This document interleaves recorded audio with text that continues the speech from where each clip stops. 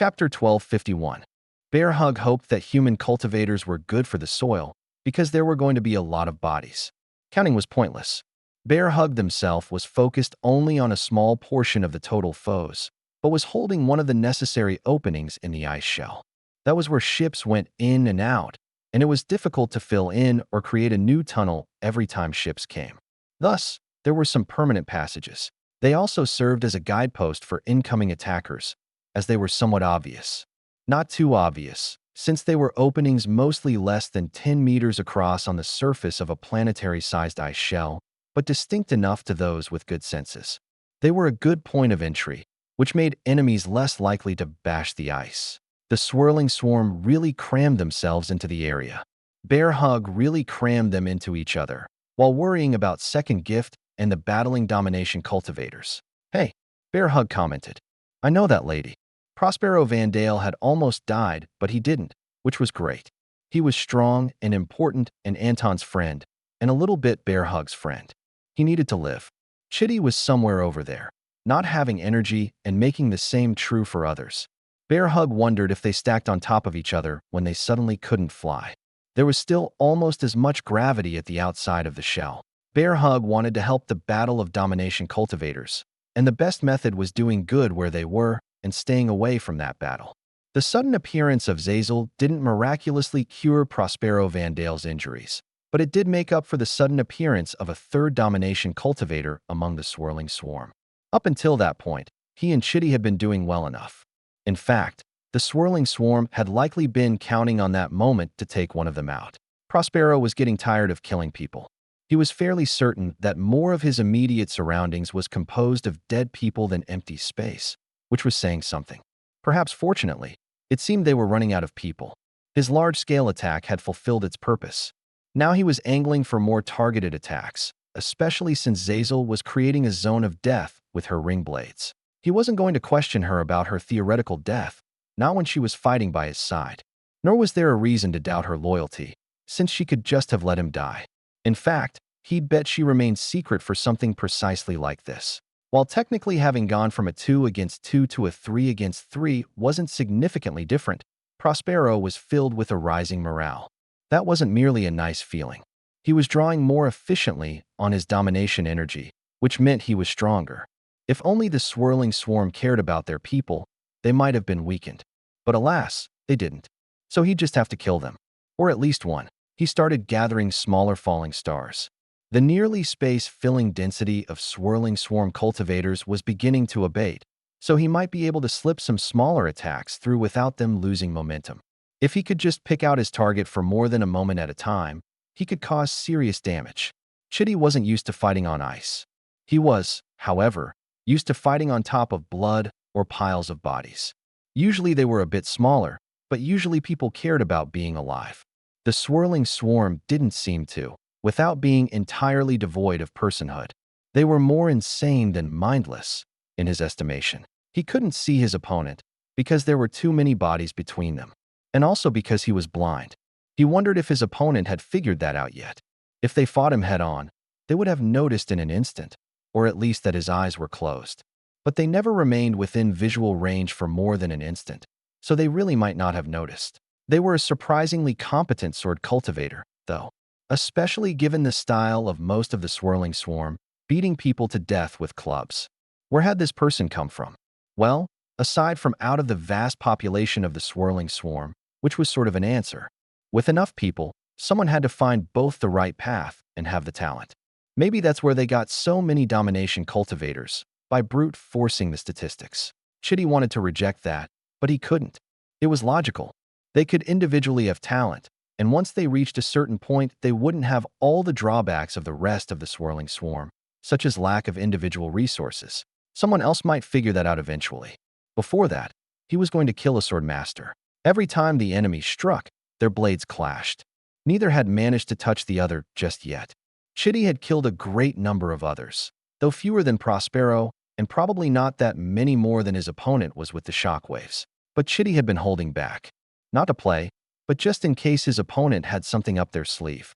He wasn't moving more slowly, but he only responded to his opponent once they were out of the mass of the swarm. But he could counterattack far sooner, since he was tracking their energy everywhere. It was distinct, even among the masses around them. Even if it was meant to blend in, there were two reasons. First was the way the energy moved. The swirling swarm members worshipped this individual. Masses of devotion were something that caused a significant energy flow, and Chitty needed to be able to account for such things, or his negation would do nothing. Second, of course, was that there were precisely two notable swords within 100 kilometers. His and his opponent's.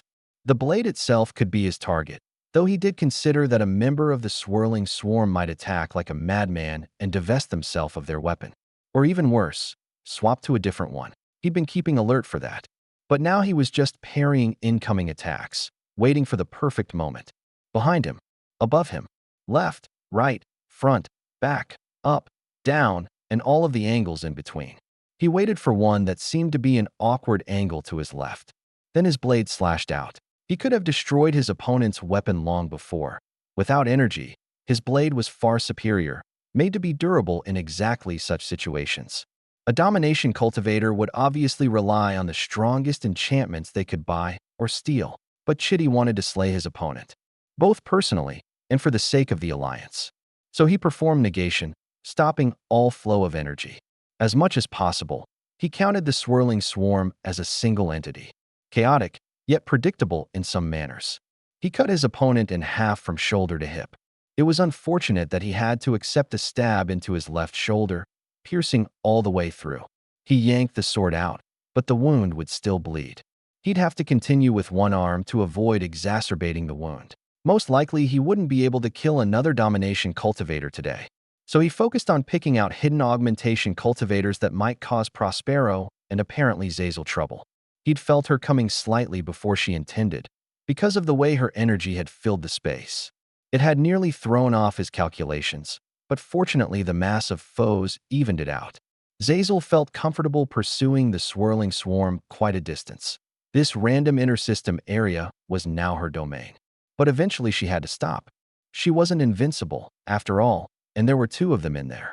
At least they'd chase them off. If they'd been in territory that belonged more to enemies, Zazel might have been slightly stronger. Or if she'd had longer to integrate herself with it. Slipping into unwatched spaces had its own peculiarities. Part of the reason she chased so far was to put off the inevitable conversations. Prospero was a reasonable fellow, but she wanted to prepare her words. So she took a leisurely trip back towards the planet.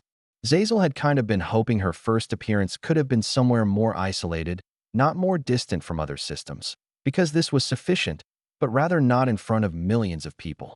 If she could have killed a powerful foe and the only ones remaining could keep quiet, she might have managed it a second or third time. It was an unlikely hope, but a hope nonetheless.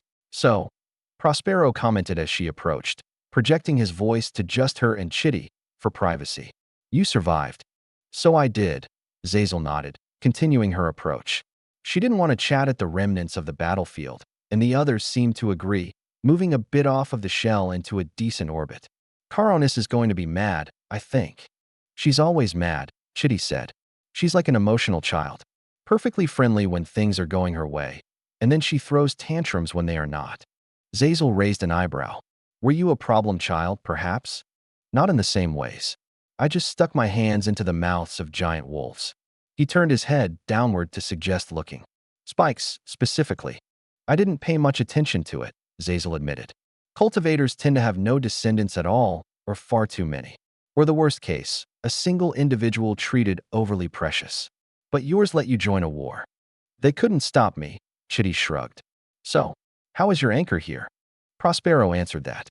"It's mobile, right?" "Something like that," Zazel said. "You're crazy. I'm not the one who tried to capture a temporal instant as my anchor."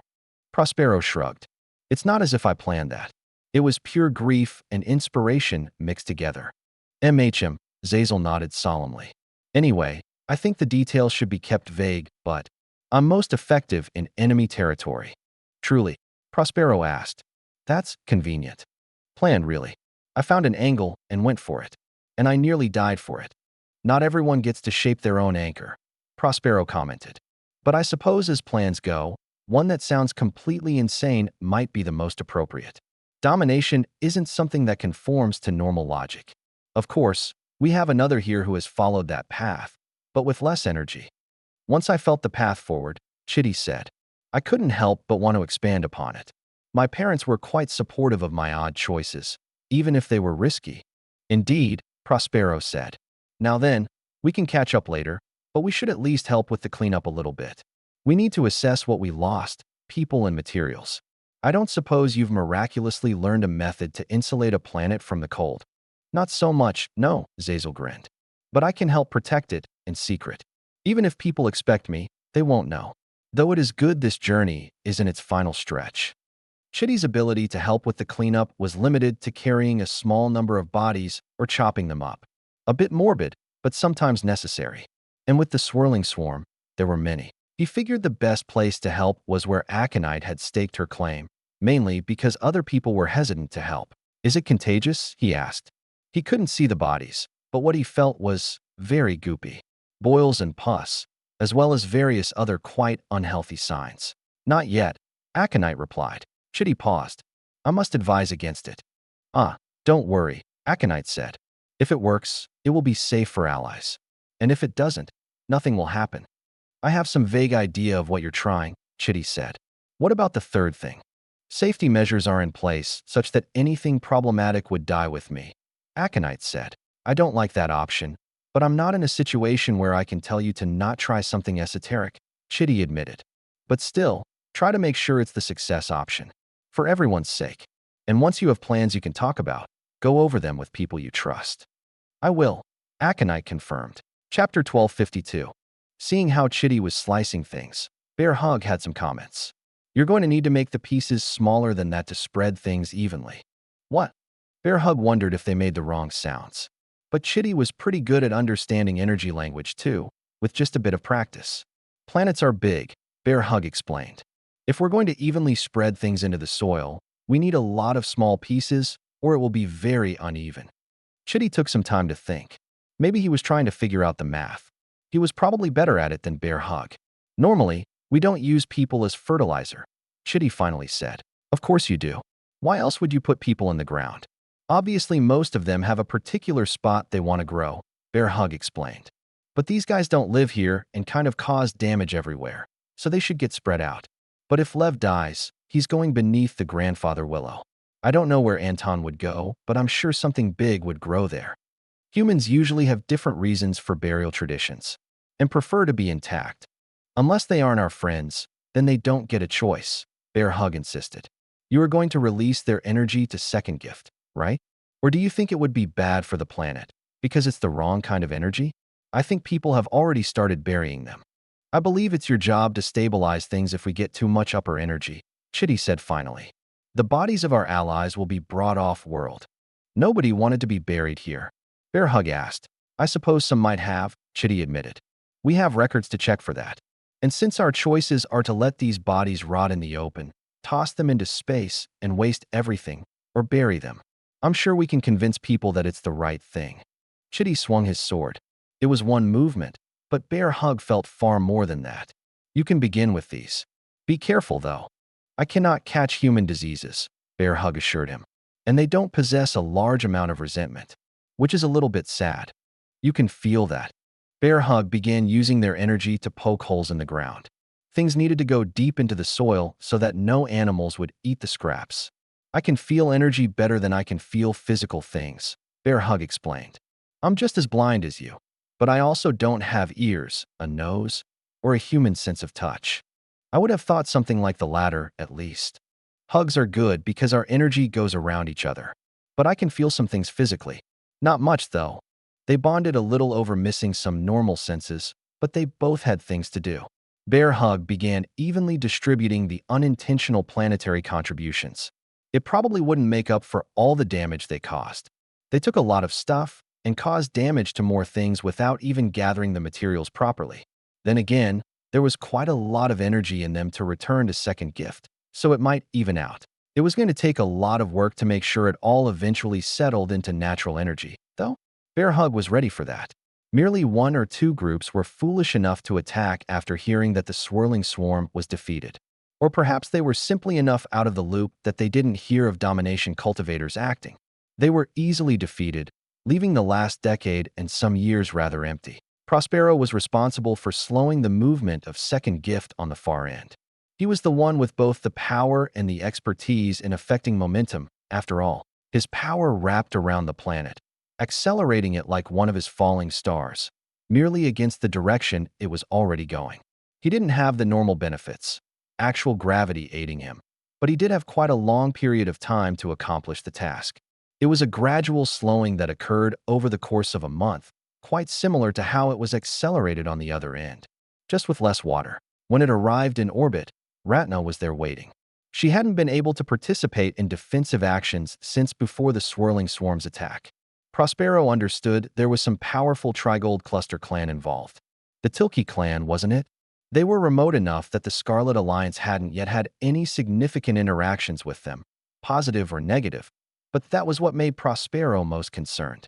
They were going out of their natural territories to cause trouble, just like the swirling swarm. Ratna did engage in a grand speech, giving everyone heartfelt thanks for their efforts. She told them that rewards would be prepared for all, and that they should rest. Prospero was absolutely going to, though he suspected that at least one individual wouldn't. Or perhaps it would be a multividual. Bear Hug was quite set on maintaining the value of Second Gift as a planet of natural energy, despite the difficulty. Ultimately, however, they had succeeded, no matter what happened from then on. Second Gift would be a great source of ongoing value if it could be maintained as it was, but nobody had expected that. At this point, however, Prospero imagined Bear Hug would be successful somehow. Most of the others were already linking up with ships prepared to return them to where they needed to go, whether the main core of the Scarlet Alliance or elsewhere in the Veiled Brilliance territory. Then there were those responsible for the shell. Launching the unnecessary parts into space was relatively easy, as such things went. The stone pillars raised by spikes would be returned to the mass of the planet, but most of the water forming the icy shell was extra, not using the planet's native oceans. Adding it would greatly unbalance everything. Either way, it was clear Bear Hug intended to stay. Perhaps there would be even more of them, as other bodies no longer needed to absorb sunlight. Some of those had already moved on, as Bear Hug focused on other roles. Either way, given some ideas they had, it was convenient. They intended to make use of Bear Hug, in a manner they were certain their ally would approve of. Bear Hug in the lower realms was far more relaxed now, and not just because they had to be to balance out with the upper realms. While Second Gift still needed some maintenance, the worst-case scenario was that the remaining life would slowly become imbued with ascension energy. That would make them less valuable, but that was likely to occur over generations. Anton had come to find Bear Hug and mentioned a really interesting idea. So you just want me to go to places with a lot of people and occasionally get messages from someone there and tell someone else in a different place I am? Pretty much, yeah, Anton said. Though there are other requests, too. Okay, but why? Don't you have communication thingies? They take longer for the signals to reach, Anton explained. Which is why we have the other request. Some people want to study you. Study me for what? And how? They want to figure out how you are connected to your other parts, Anton explained. Bear Hug nodded. Oh, that's easy. It's because they're me, you know. Anton stroked his chin. How should I explain this? Most people wouldn't be the same person if they were in multiple places. Only one part would survive. Or, they would be connected by a strand of energy. But you don't have anything around you, Anton gestured. At least, not in conventional space. There's no thing, Bear Hug said. I'm just in multiple places. It works because I am. I guess that's not really helpful, is it?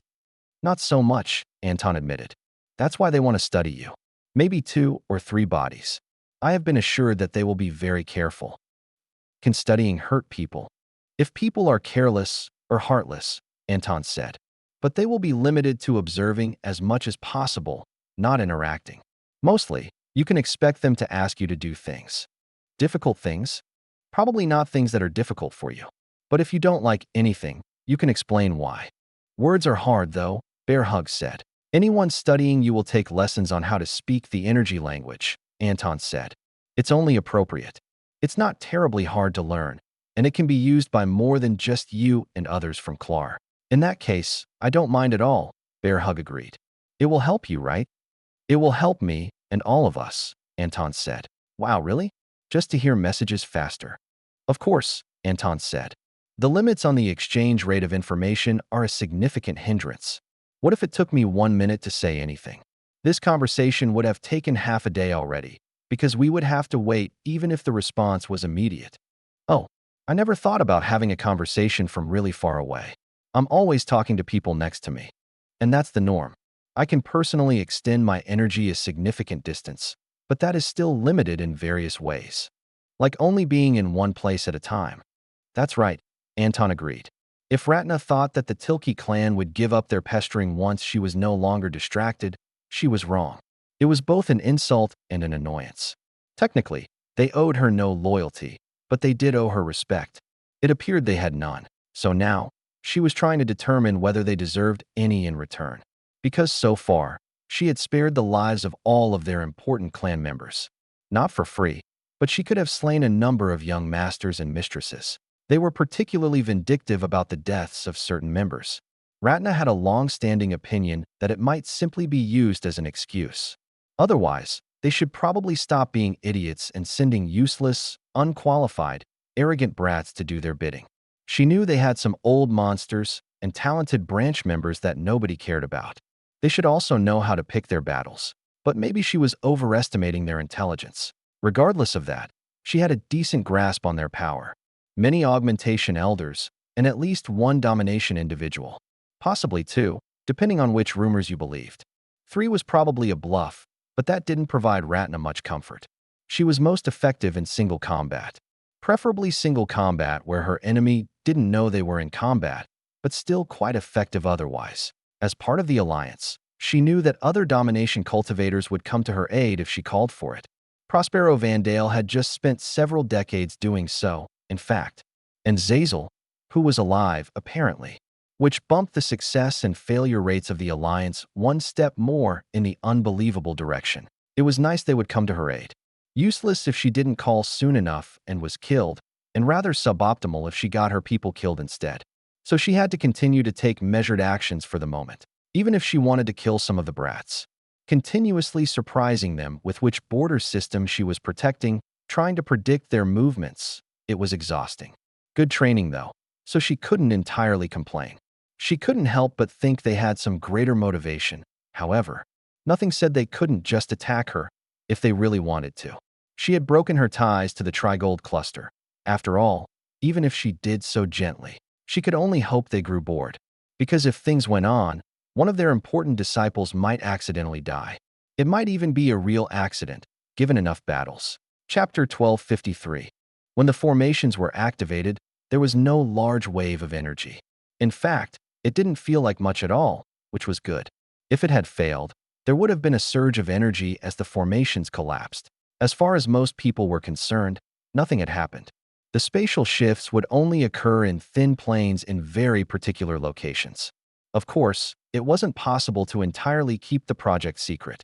Aside from all the people working on it, if the shipping industry hadn't been ready for massive changes, they could screw up the economy that kept the Scarlet Alliance going so strongly.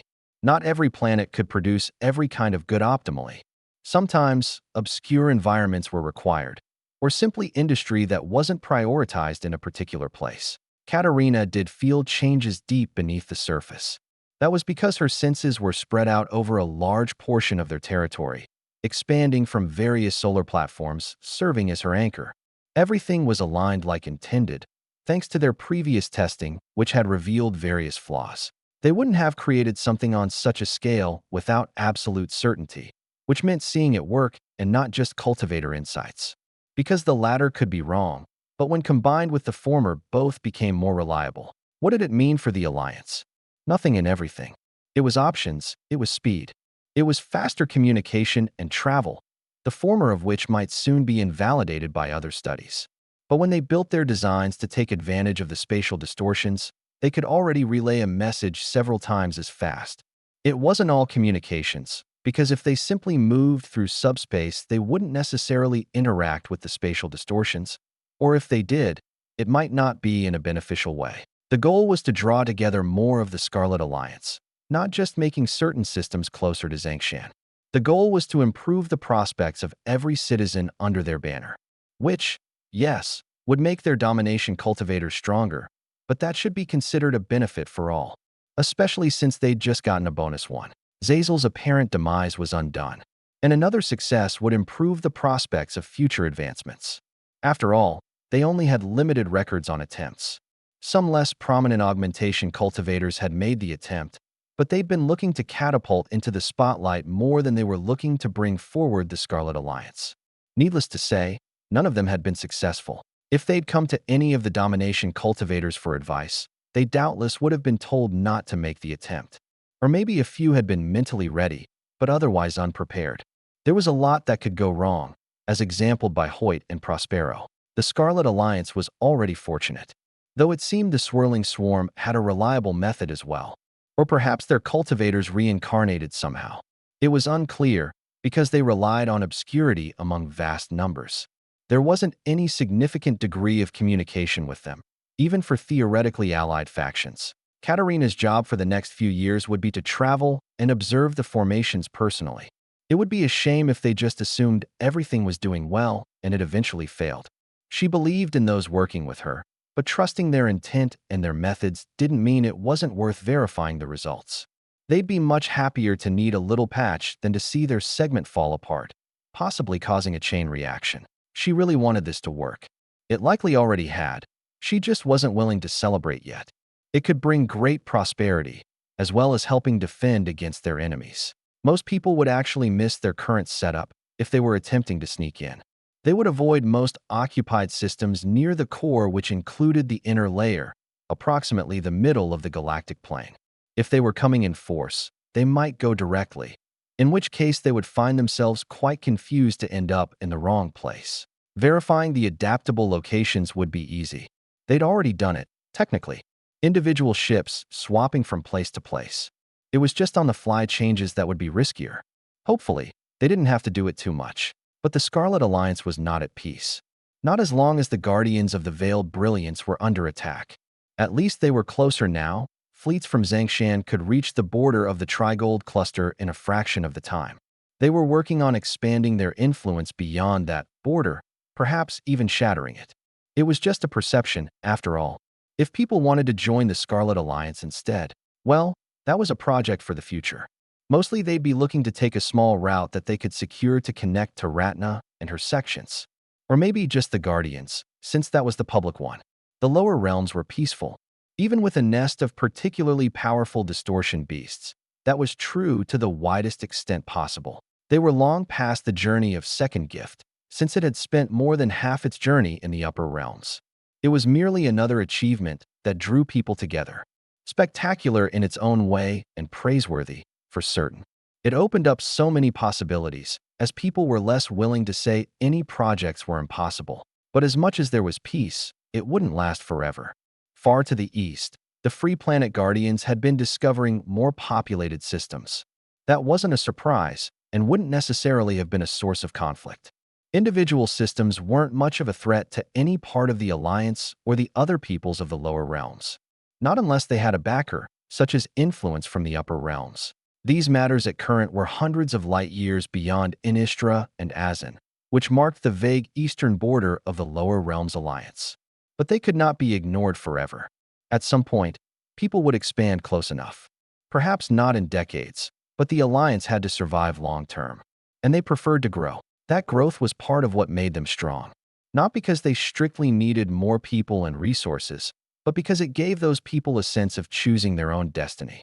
Some preferred to live in well-established areas, while others wanted to settle a frontier. Some did so multiple times throughout their lengthy lives. To the west, the unified sector was no longer isolated. The alliance had extended a trail of systems at first, but now they were a bulky arm. The same with the direction to the east. Once a narrow trade route, now one could go 5 or 10 systems across and stay within their territory. Towards the border and south deeper into the lower realms were also growing, slowly spreading outward. Anton personally thought it was great. There was no rush to expand, but instead people did so as they found reason. The only true requirement was that they build up wherever they established a colony. It had to become better. The few exceptions were certain mining operations on asteroids, though even then a particular system was meant to improve in natural energy when people of the Alliance established themselves.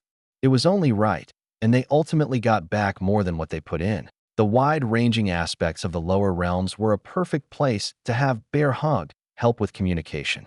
They had already settled into their role in various places, though mainly Bear Hug liked the people. A spatial distortion network like the upper realms was not currently planned, though they were always looking for ways to improve travel and communication speed. The differences in energy simply made that sort of network impractical, though perhaps some of the bright minds in the lower realms could come up with a reasonable alternative. That would take time, however, maybe a few generations to come up with some new geniuses, mixing with those who were experienced to spark new ideas. The Eastern systems weren't any real concern at the moment, as removed as they were. But Anton's thoughts couldn't help but go back to them, and to a particular dead planet near the border, because a name he hadn't heard in an age had once again come to his ears. The Tilke clan. Currently, they were a problem in the upper realms. But like most of the Trigold cluster and Exalted Quadrant, they had a habit of sticking their grubby fingers into the lower realms. Occasionally, they had gotten pinched for their efforts, and the Tilke clan was the sort to break open a cookie jar and say nobody could have it if they were briefly denied. Anton had only speculation about where else they might have influence in the lower realms, but if any was found, he would love to deal with it, because they had destroyed a planet for the sake of a single individual, one who had knowingly gone into a battlefield to kill and steal. They were the worst sort of cultivators, petty and terrible, while still possessing concerning strength. He had hoped that they were out of reach. In a way, they were. It would be quite a journey for them to reach most of the lower realms alliance. That single border planet had probably been a test, one that had ultimately failed, after which they shoved a planet out of the habitable zone just because they could. It was nearly the opposite of the alliance. Bear Hug had literally taken a planet that had no sapient life and protected it with all they had. And when that wasn't enough, all that a great number of others had. Why had they done it?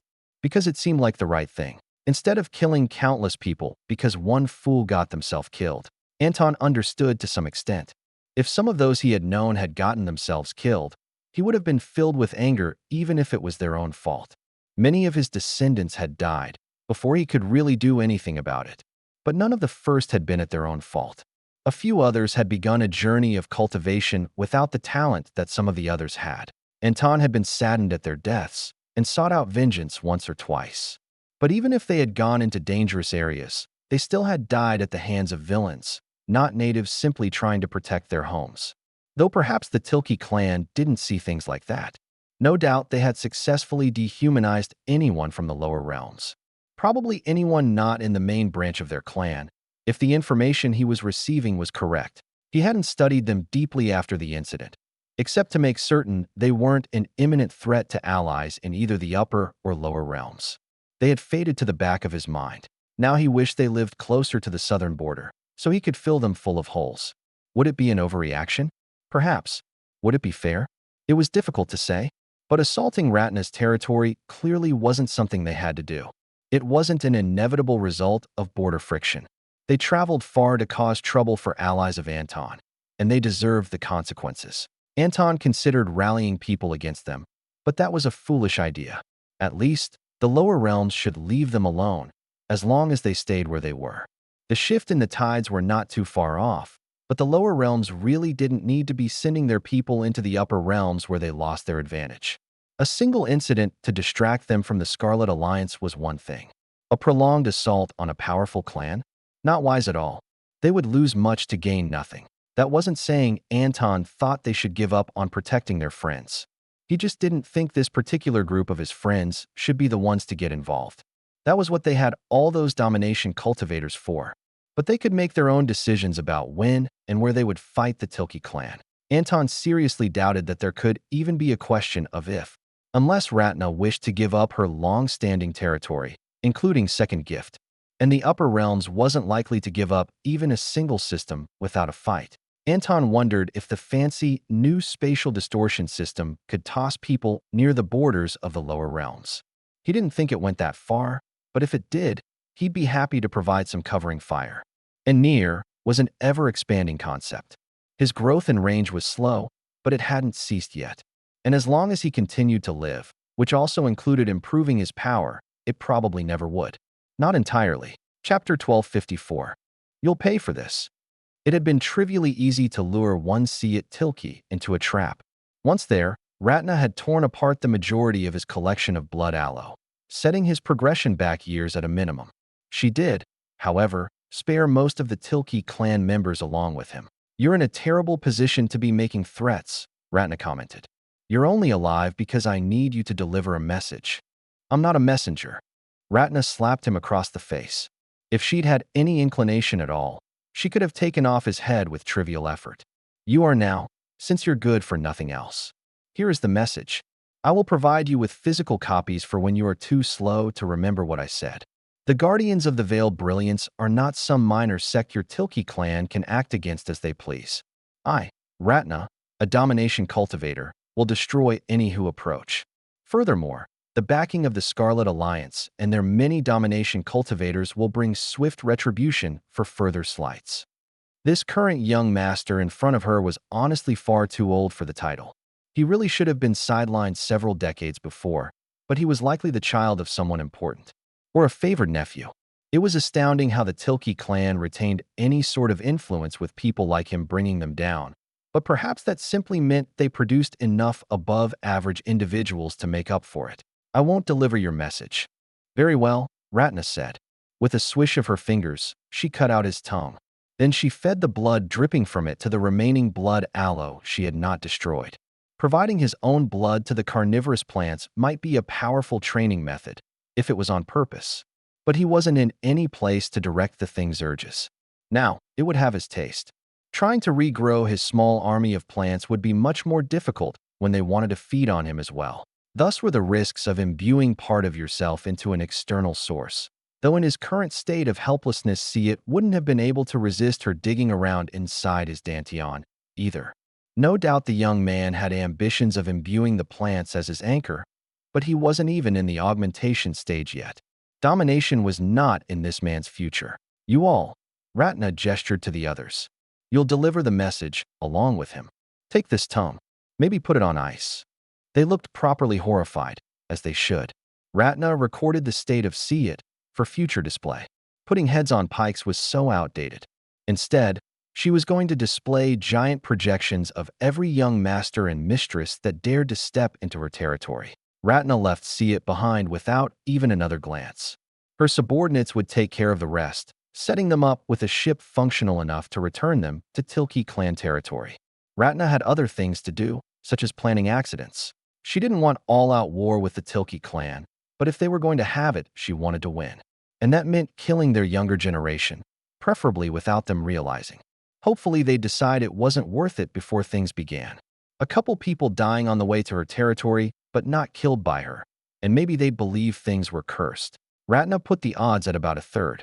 2/3 chance they'd blame it on her and start a war anyway, since that seemed to be their intentions to begin with. So along with sudden explosions in subspace, she also had to plan their defenses. Taking a look at the historical directness of the Tilki clan, she might be able to concentrate her forces in key areas while still leaving some protection elsewhere. That was only possible because she was increasing the proportion of cultivators under her control while still maintaining quality. Just like the Scarlet Alliance, or the rest of the Scarlet Alliance. She'd seen how effective they were and begun the transformation some centuries ago, but it was only after she'd officially joined that she was given a comprehensive guide. And it really was complete, covering every aspect of life. Ratna had thought it was a special honor for important guests to receive soap imbued with energy, with every linen in her quarters imbued with the energy of an expert, but that was just how things were done. At best, she'd receive the higher end as an emissary, but the basic principles stood. Everyone did every task they did with the utmost care, cultivating their crafts and labor just as traditional cultivators trained for war. And the Alliance fully supported developing new techniques. So the overall quality of Ratna's disciples was rising, allowing her to defend a wider area. But she would really prefer to have some spatial distortions. Plans were underway, but unless the Tilki clan decided to take a nap until after the shift in the tides in the coming centuries, she'd have to deal with things as they were. Ratna was quite glad she had prepared for the retaliation before even killing any important Tilki clan members. She thought they might retaliate for harming Siet, even though they could easily grow back a tongue that hadn't even been severed through any supernatural means. or reattach the other one. Scouts warned of an incoming fleet, and Ratna stood to block its approach to her territory. This seems a bit much for a diplomatic missions. I must take it that you don't intend to withdraw to your own territory. How could we? Said the man at the front. An elder of the Tilki clan. Nuri, based on her intel. She was quite glad for display screens, because she couldn't be bothered to memorize so many thousands of names of important clan members. All the actually important ones, of course, but not him. With one of our young masters dead by your own hand. Ratna frowned. I sent back see it to you in good health. Trust me, it was harder not to kill your brats, but I put in the effort. Not see it. Sirkin, killed on to approach to your territories from among the wandering stone to the north. His ship, drained of energy. All the cultivators dead of exposure, trapped between systems. You may have thought your plot would never be discovered, but we are not so easily fooled. Assuming it was true, which Nuri at least believed, it sounded to Ratna like they had some sort of breakdown of their power stores aboard the ship, and none had the skill to move the ship. But if she wanted people to actually disappear, she would have chucked them into a star, or at least a gas giant. I swear that neither myself, my people, nor anyone in my alliance touched this Sirkin or his ship. If there was some villain, perhaps it was those whose territory he was passing through. A sparkle of intelligence flashed behind Nuri's eyes. They shall see retribution as well, for allowing your assassins into their territory. I see. You and what army? Why, the army's behind me, of course. Ratna released her aura. Such disrespect. I don't know how any of you think you can come here after my declaration and live. I am. Domination. Why you wouldn't dare? Our own domination cultivators will overwhelm you. What makes you think you'll be alive to see it? In the moment that he processed her words, Ratna had slipped behind light itself, and ultimately behind him. His head came off easily enough. There was little point in slicing just partly through. She was surprised to find some inorganic additions. Cybernetics. Had the Tilki clan developed their own technology along that track? Or was this from the Scarlet Alliance, or others? Nuri was just important enough to be added to the projections. His arrival was a sign that the Tilki clan wasn't letting up no matter what. So there was no reason to hold back. What were they going to do? Kill her twice? If they could do that, she was ready to fight back in the brief moment of life, however it existed. And she would have allies. The question was, who else might they convince to fight alongside them? Because if it was just a question of domination cultivators, the Scarlet Alliance could send her one or two, and the Tilki clan would be in a bad state. She needed to get them to go to war with the Wandering Stone first.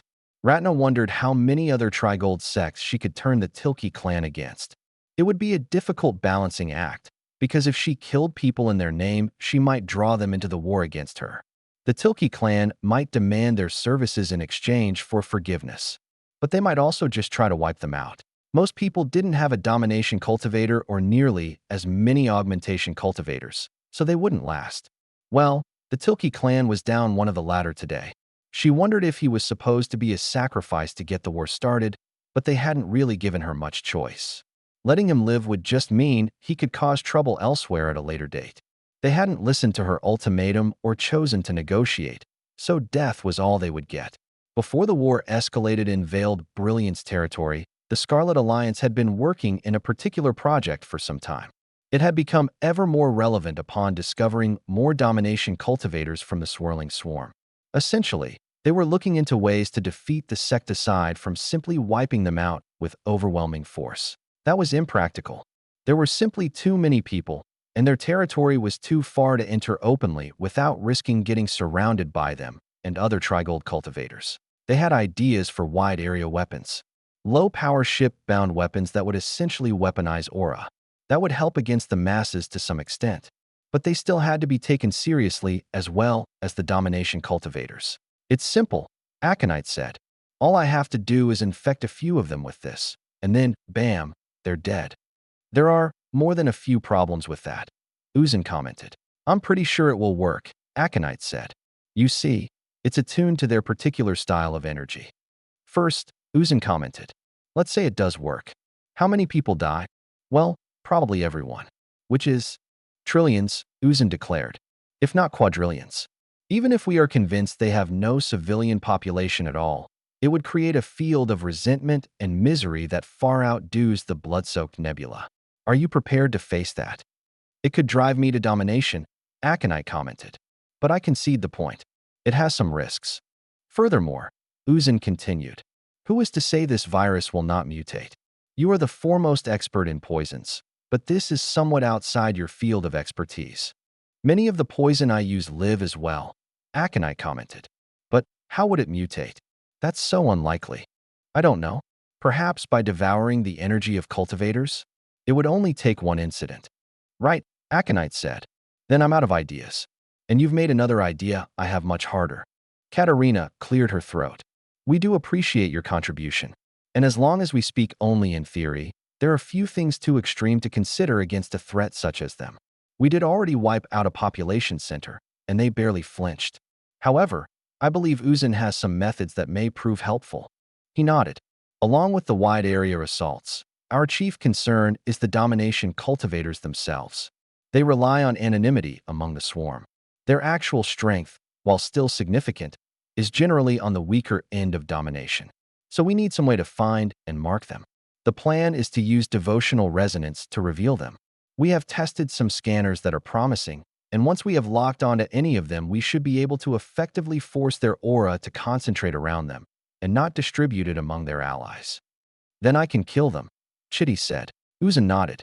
And then Chitty can kill them. Or a battle fleet. Or our other domination cultivators. That is the easy part.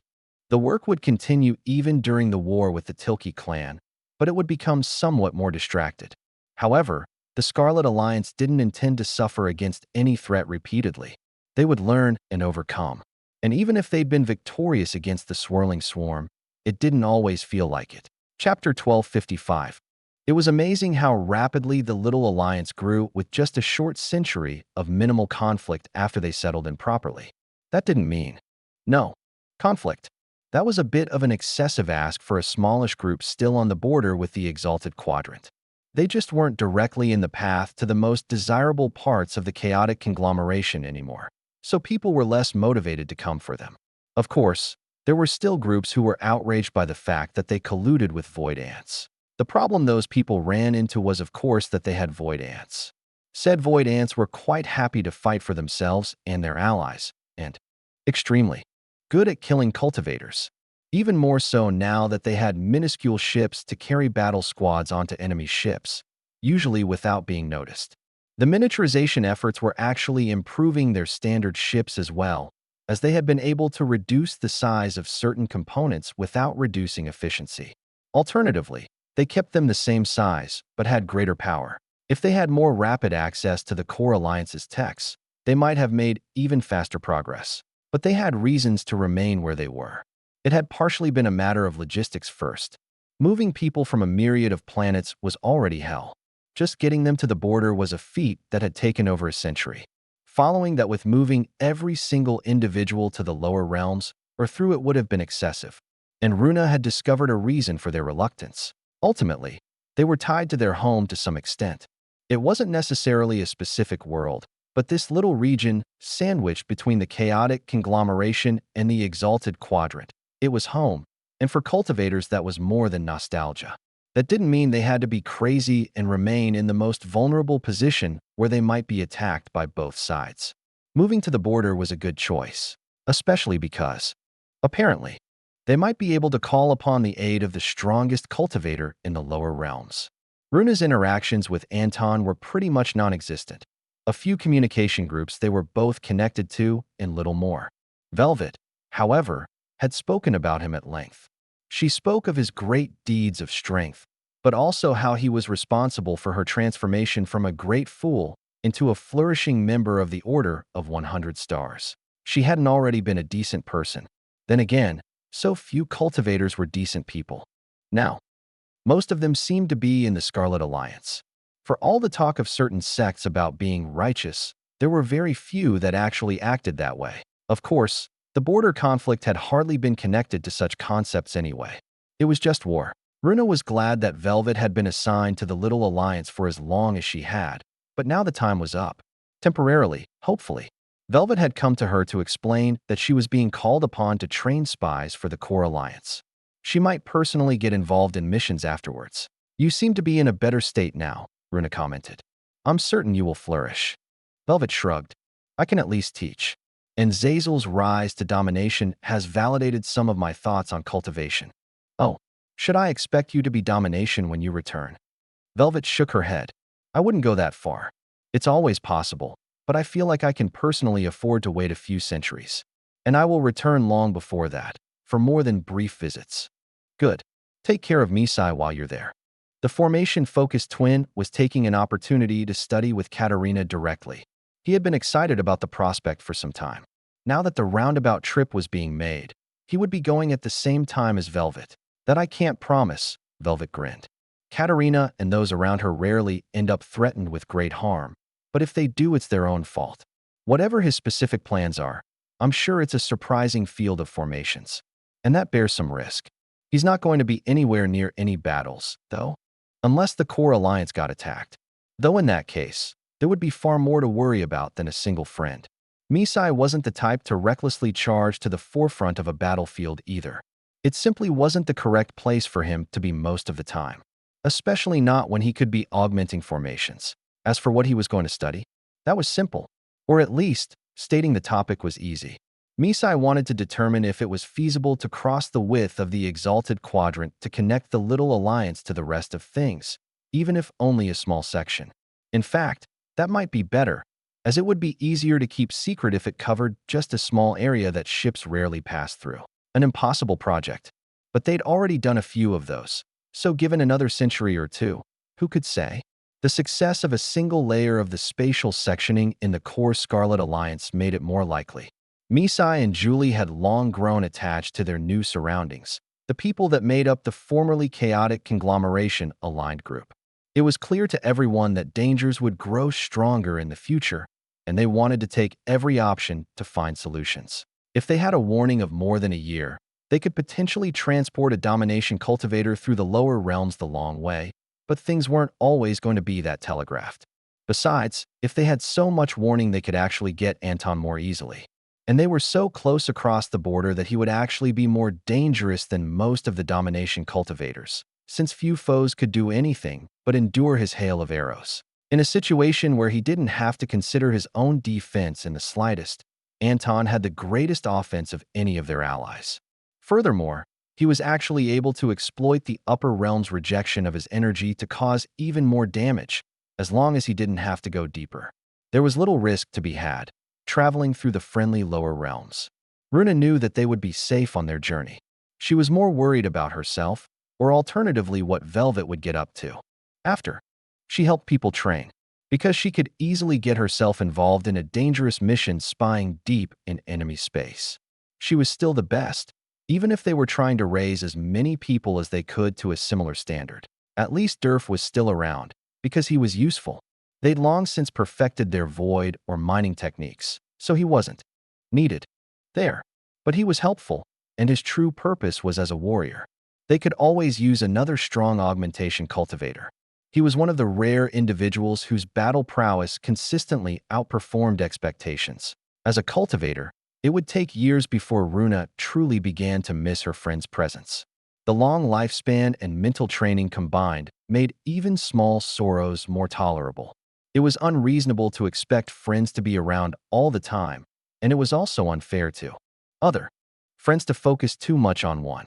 Aside from Durf, the twins had grown close to her. She'd also managed to connect with other leaders of their little alliance, like Tessuat, and of course some of the Void Ants, like Crossed Antennae. What Runa hadn't been expecting was to get an exchange trip, probably launched about the same time from the other direction.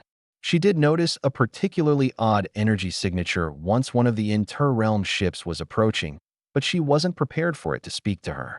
At first, there was just a burst of energy swirling around her, nothing more than a gentle breeze, but reaching a good few hundred kilometers from the starport. Then, she heard words. Hi. The voice was fake. Synthesized, maybe, but Runa hadn't heard a synthesized voice that was so inhuman except when they were first testing out miniaturized tech for the Void Ants. Everything else had been far more advanced than that upon their first connection to it. I'm Bear Hug. Oh, hello, Runa replied. She knew of Bear Hug. She just hadn't anticipated their arrival. Weren't people supposed to be warned about these sorts of things? There were protocols to follow, especially about talking to important people. Actually, that was quite refreshing. Without any introductions, Bear Hug had just immediately reached out and spoken to her. It was kind of audacious, but also charming. It's weird how passing through the lower realms feels even though I'm also there, Bear Hug commented. All right, I imagined so. It was like I had to do the opposite of the thing with Second Gift. Do you know Second Gift? I think it's a pretty cool planet. I can get you pictures if you want. Oh wait, those will take a long time to show up. I can describe it if you want. I don't think I need that, Runa said. May I ask why you are here? You may. It took her a few moments to realize. Why are you here? Oh, I can't say that from here. It's secret. She supposed she'd better go hear the secret up close then. How about we meet in a sealed room? I love seals. Both kinds. This would be more obvious if you spoke a non-sound language. Normally, Runa wouldn't have ascribed the word adorable to a plant, or a plant-like creature. Sometimes there were small and vaguely cute plants, she supposed, but Bear Hug was not small. Their mannerisms, however, were very interesting to see. Human affectations causing them to form a humanoid shape until they didn't feel like it and collapsed into a puddle, which always stayed well contained. Velvet says hi. Runa blinked. Oh, is that the secret? Did you pass each other on the way? I don't know, Bear Hug admitted. I mean, it's not the secret. Let me ask about the other thing. A few moments. She says we must have, though our routes could have been pretty far apart. I see. Runa tilted her head. Did you mean you were remembering? That. Bear Hug made a thinking form. It was very useful. She could read subtle human body language, but without the normal features, the exaggerated motions were a great replacement. I definitely don't. Because I don't remember it. I was just talking to Velvet. Oh, this is the secret part. I know she's a spy master, Runa said. But not everything she does is secret. Really? Bear Hug tilted their whole body to the side, nearly upside down. I guess that makes sense, because people aren't supposed to tell me secrets. Don't tell me secrets, okay? Okay. But you can talk to me about this secret, because I already know it. Which secret do you mean? The one where I'm talking to you. And Velvet. Oh, right. I have a message for you. Bear Hug used a fairly normal-looking tablet, rather slowly, and soon Runa received a notification of her own. She supposed it wasn't rude to look at it, given the circumstances. It was fairly short, but explained a lot of things. Oh, Runa said. Velvet had referenced something like this, but she hadn't thought it meant this. You're talking to Velvet. Right now. We're standing next to each other silently. But we could. I think maybe that's what you meant, though. Right, Runa agreed. She was aware of Bear Hug and their language not natively being spoken. She actually thought she was observing it in front of her right now, with certain movements of energy. Tell Velvet hi for me as well. Okay, I did that. Bear Hug paused for a moment. Oh no, I think I'm a recursion now. I heard those are bad. Am I going to stop existing? What? Runa asked. She said to say hi to you again. And then you'll say to do it again. And dash. I'm sure it's just for fun. We would stop eventually. Oh, okay. Bear Hug looked around, quite obviously extending their energy far distances. This is a nice planet. Do you have any good lakes you can recommend? I do, Runa said. Somehow, she was already less lonely. Even if she couldn't hear Velvet's voice or see her face, knowing that she still was, for certain, was somehow big. And Bear Hug was funny. Julie appeared outside the room, nearly screeching to a stop as she zoomed up. Her knock was rather perfunctory. Hi. I'm here to study entangled cultivation particles. Bear Hug looked around. You mean me? Seems like it. Oh, my name is Bear Hug. I'm already being studied, though.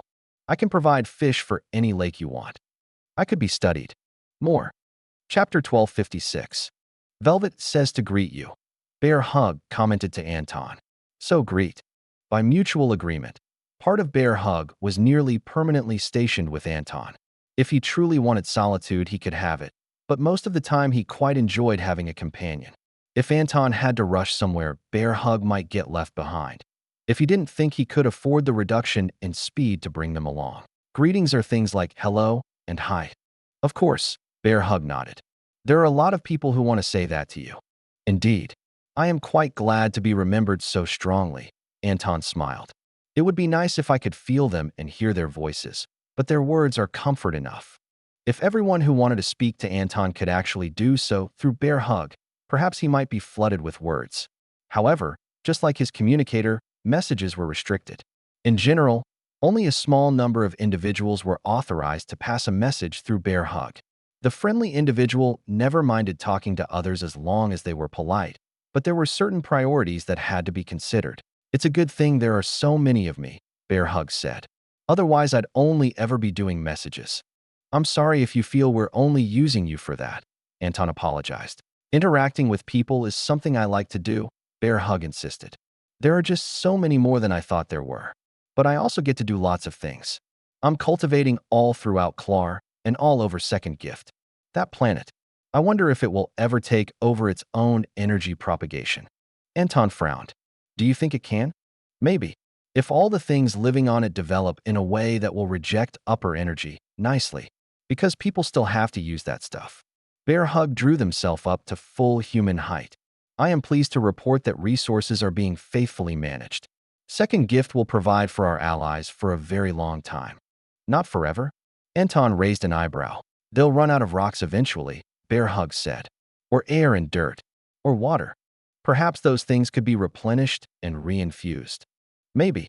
But before we have to find out, it will probably be one of those long periods of time. A millennium? Anton suggested.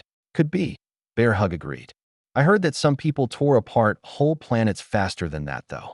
Anton nodded as he thought about the imbued fragments and broad-eyed harvesters. Yes, they were quite irresponsible and wasteful. Hopefully they are gone for good. I have so many things I want to tell you. Should I? Aside from messages, you can say whatever you want, if you feel like it or think it's important. Assuming I'm not busy with something else, obviously. Bear Hug nodded seriously. I know how conversation works. Even if there are only like 5.5 people in Klar that bother with much conversation. There were probably far more than that. Bear Hug was more biased towards their earlier friends. That said, the number of sapient individuals in the system was still quite small. They had been able to observe a few instances of new individuals, but there was no clear and reliable method yet. Seeds produced by the various inhabitants didn't inherently make another person. More reliable was intentionally caring for a particular seed for a long time, though that might just be because it would be imbued with more of the local energy. Plants weren't the only sapient individuals in Klar. There were some animals and a few spacefaring individuals that might vaguely fall in the same category, but they were similarly rare. The system was quite unique and would probably be full of people if not for various restrictions in place. It was no longer limited to just Anton and a couple others, but it was practically nothing compared to the number of people that might wish to go there. But if humans moved in and completely took over, they would doubtless cause a complete transformation of the system, especially the eradication of certain dangers. But at the moment at least, those were an important part of the balanced ecosystem. Durf was looking at a plant in front of him. So, you're a plant and you can speak. Nope. Durf frowned. That sure sounded like talking. It's just sounds. I can't speak. Also, I'm not a plant, if you ask people who apparently know things about plants. But you're green. That's what I said. But it was only fake sounds. Durf nodded sagely. But the sounds are real. Yeah, but normally I just speak like Dash. Bear Hug demonstrated the energy language. Like this and this. Durf gestured broadly. He might have said something about his armor, his waist, or his hammer. Kind of, Bear Hug said. Anyway, I'm Bear Hug. Durf looked the mass of green, technically not plant, where I should go. Your energy is wobbling weirdly. Well, some people get afraid when I wrap myself around them. You could just ask, Durf pointed out. Can I do that? You can ask and you can do it. Durf held his arms out wide. Bear Hug leapt forward. Aha, I get it. Bear Hug. You didn't look like a large animal. It is nice to meet you. Why are you visiting? I think I live here now. I want to meet people, and also I have secret stuff. Durf just nodded. I understand the secret stuff. The funny thing is, even with the secret stuff, I'm not supposed to know secret stuff. Same here, Durf agreed. But it's nice when people just tell us instead of only hiding things. At first, I thought people didn't trust me, but it's more than they don't trust others. And Durf knocked on his helmet. Even though I have this, it doesn't protect everything in there. Maybe get a bigger helmet? People can read my brain. Maybe. Same with others. But some people have better defenses, are more mobile, or are less prone to freely talking about things. Maybe it's good I don't have a brain, Bear Hug commented. How does that work? I don't really know. Is that bad? I don't know how having a brain works, Durf admitted. Except vaguely. So it's probably fine to not know how not having one works. Bear Hug nodded in agreement. The most important thing is just that we do work. Otherwise we wouldn't be. Well, we wouldn't be. At all. Words are weird. Maybe you can teach me that energy twisting thing, Durf said. Does that make words less weird? It's so much better. Bear Hug bounced up and down. It's all about getting in tune with yourself and the people around you. And also just making obvious shapes and movements. So, a weird man walked up to Bear Hug. Do you want to go on a ship where nobody has ever been before? Bear Hug hadn't even been introduced to this weird man. But he was here. Oh, he had a name tag. Alan Cato. Nobody has been there. That's right. There could be all sorts of amazing thing to see. But no people. Even better. No thanks, weird guy. But your abilities would be of great use dash. Someone cleared their throat. His name tag read assistant to blah blah blah. There were too many letters and reading was hard. I believe this individual is in the compound for a different reason, not to be recruited for our expedition. But they would be perfect. Changing our plans now would waste years of effort. It's fine as long as we end up better. Why don't you go along? The assistant waved. I'll convince him eventually. Bear Hug did.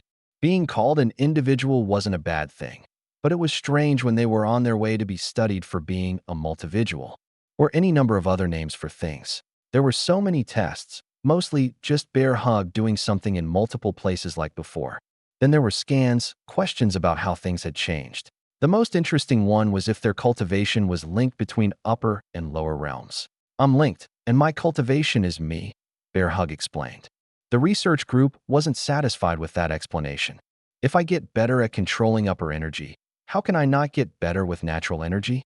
Some people asked about Bear Hug's naming of the energy types, but it only made sense to use the local name for the energies. And currently, they were local to places that had those names for the dominant energy. No, it wasn't some sort of deeper insight. It was just convenient. Lower energy sounded bad, and ascension energy felt a bit more limited in scope. Asked if it was possible to draw upper energy into the lower realms, Bear Hug considered for a while. Not like Anton. I can pass it through, but I don't steal it. I think he said something about it coming from one of him that never existed, but this one comes from a me that does exist. And it doesn't work well. It's easier to transmit energy that belongs between parts of me. They asked if all of Bear Hug shared one source of energy. Then, not exactly. Without energy I die. Or maybe if I die, my energy goes away. It's no fun. But my energy isn't connected to other places. Asked to demonstrate, Bear Hug had one body drain some energy and try to draw from another body. Distance didn't matter. It was slower unless the energy was directly handed off. Also much more difficult. If I prepare ahead of time, I can kind of do it. Like storing sunlight. But then it goes somewhere else instead of being used by me naturally. There was a lot of confusion about Bear Hug not having a dantian to store energy, but they had only ever been one way. In short, it would have been weirder to function like a human. Just like before, they didn't immediately find the answers they wanted. They threw around a lot of fancy words for how they thought that maybe they could make messages faster. That was the main point, right? Humans had a lot more complicated messages than just hello friend, so it made sense that they'd want that. Even the things they were saying now were hard. But when they were speaking directly to Bear Hug, they did use the energy language. At least, a few of them knew how to speak it and did all of the communication that needed to be more clear. For example, if they told Bear Hug to sit somewhere, they could tell Bear Hug to sit in an exact spot instead of on top of a round thing. They could shape the bounding dimensions, which was very useful when it turned into a laser cylinder. It would have been quite painful to be in the way of some of the things. Elsewhere, Bear Hug was also being studied by Julie. She wasn't using a lab, or rather she had a lab that came with her as Bear Hug hung out near a lake. There were a wider variety of fish there now, and Bear Hug's job was to make sure that they didn't become unbalanced by eating all of one kind. That would be awful. Do you feel that one? Julie asked. Nope. Should I? I don't know yet, Julie admitted. Just tell me if anything feels bad. Next one. Do I say no every time? That would be convenient, to get an affirmative answer. Next one. Oh, I felt that. Bear Hug gestured. That's just the machine powering up, I think.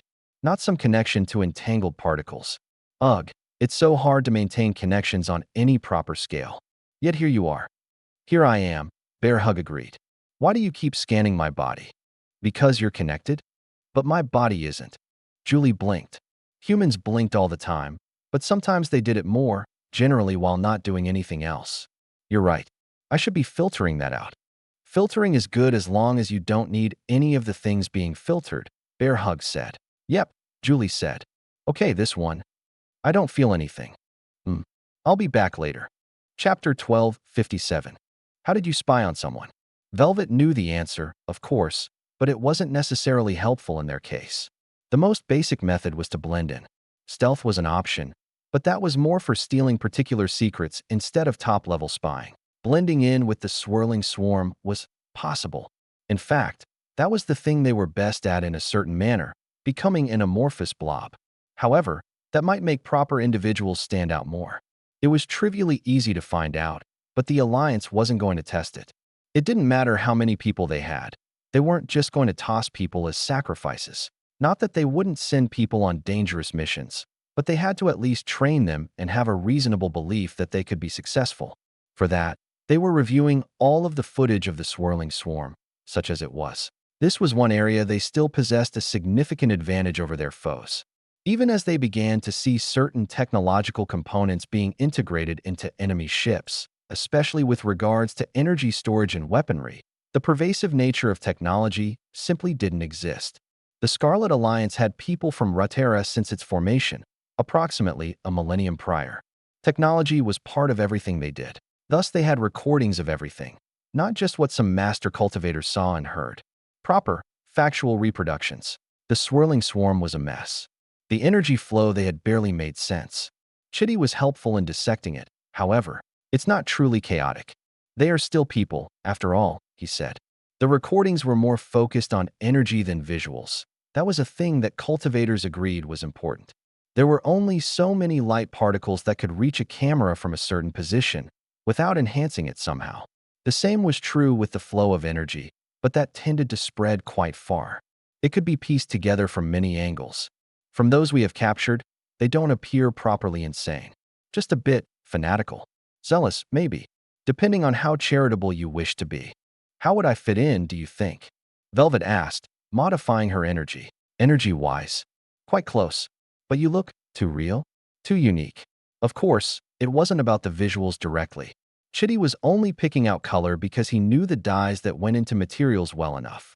It was about style. They have a uniform clothing style and posture. I think that will need to be adopted to fit in. And I suspect they don't ask many questions. Velvet nodded. Given what we know of their territory when we visited, I imagine any spies will be at risk of harm even if they are seen as part of them. Right? Chitty agreed. The swirling swarm didn't slaughter their own people wantonly, but battle was still common. The chances of any individual spy being drawn into trouble would only increase as time went on. I think, Katerina commented, that once we get beyond the surface level, it should be fine, as long as we don't run into any domination cultivators. Of course, since that is the topic of greatest interest, I think passive information gathering will be required. Listening and feeling, not asking questions. Unless and until they could fit it in with the expected pattern of behavior. That was technically true elsewhere, but more variety was expected, and thus it was generally easier to blend in.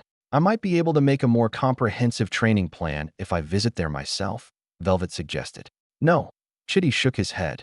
He didn't even need to consult others on that. While you can indeed hide your energy among the best, in a way that makes you the most obvious to precisely the wrong sorts. Someone who is weak placed among them wouldn't be noticed as missing anything, but strong like you. Velvet nodded.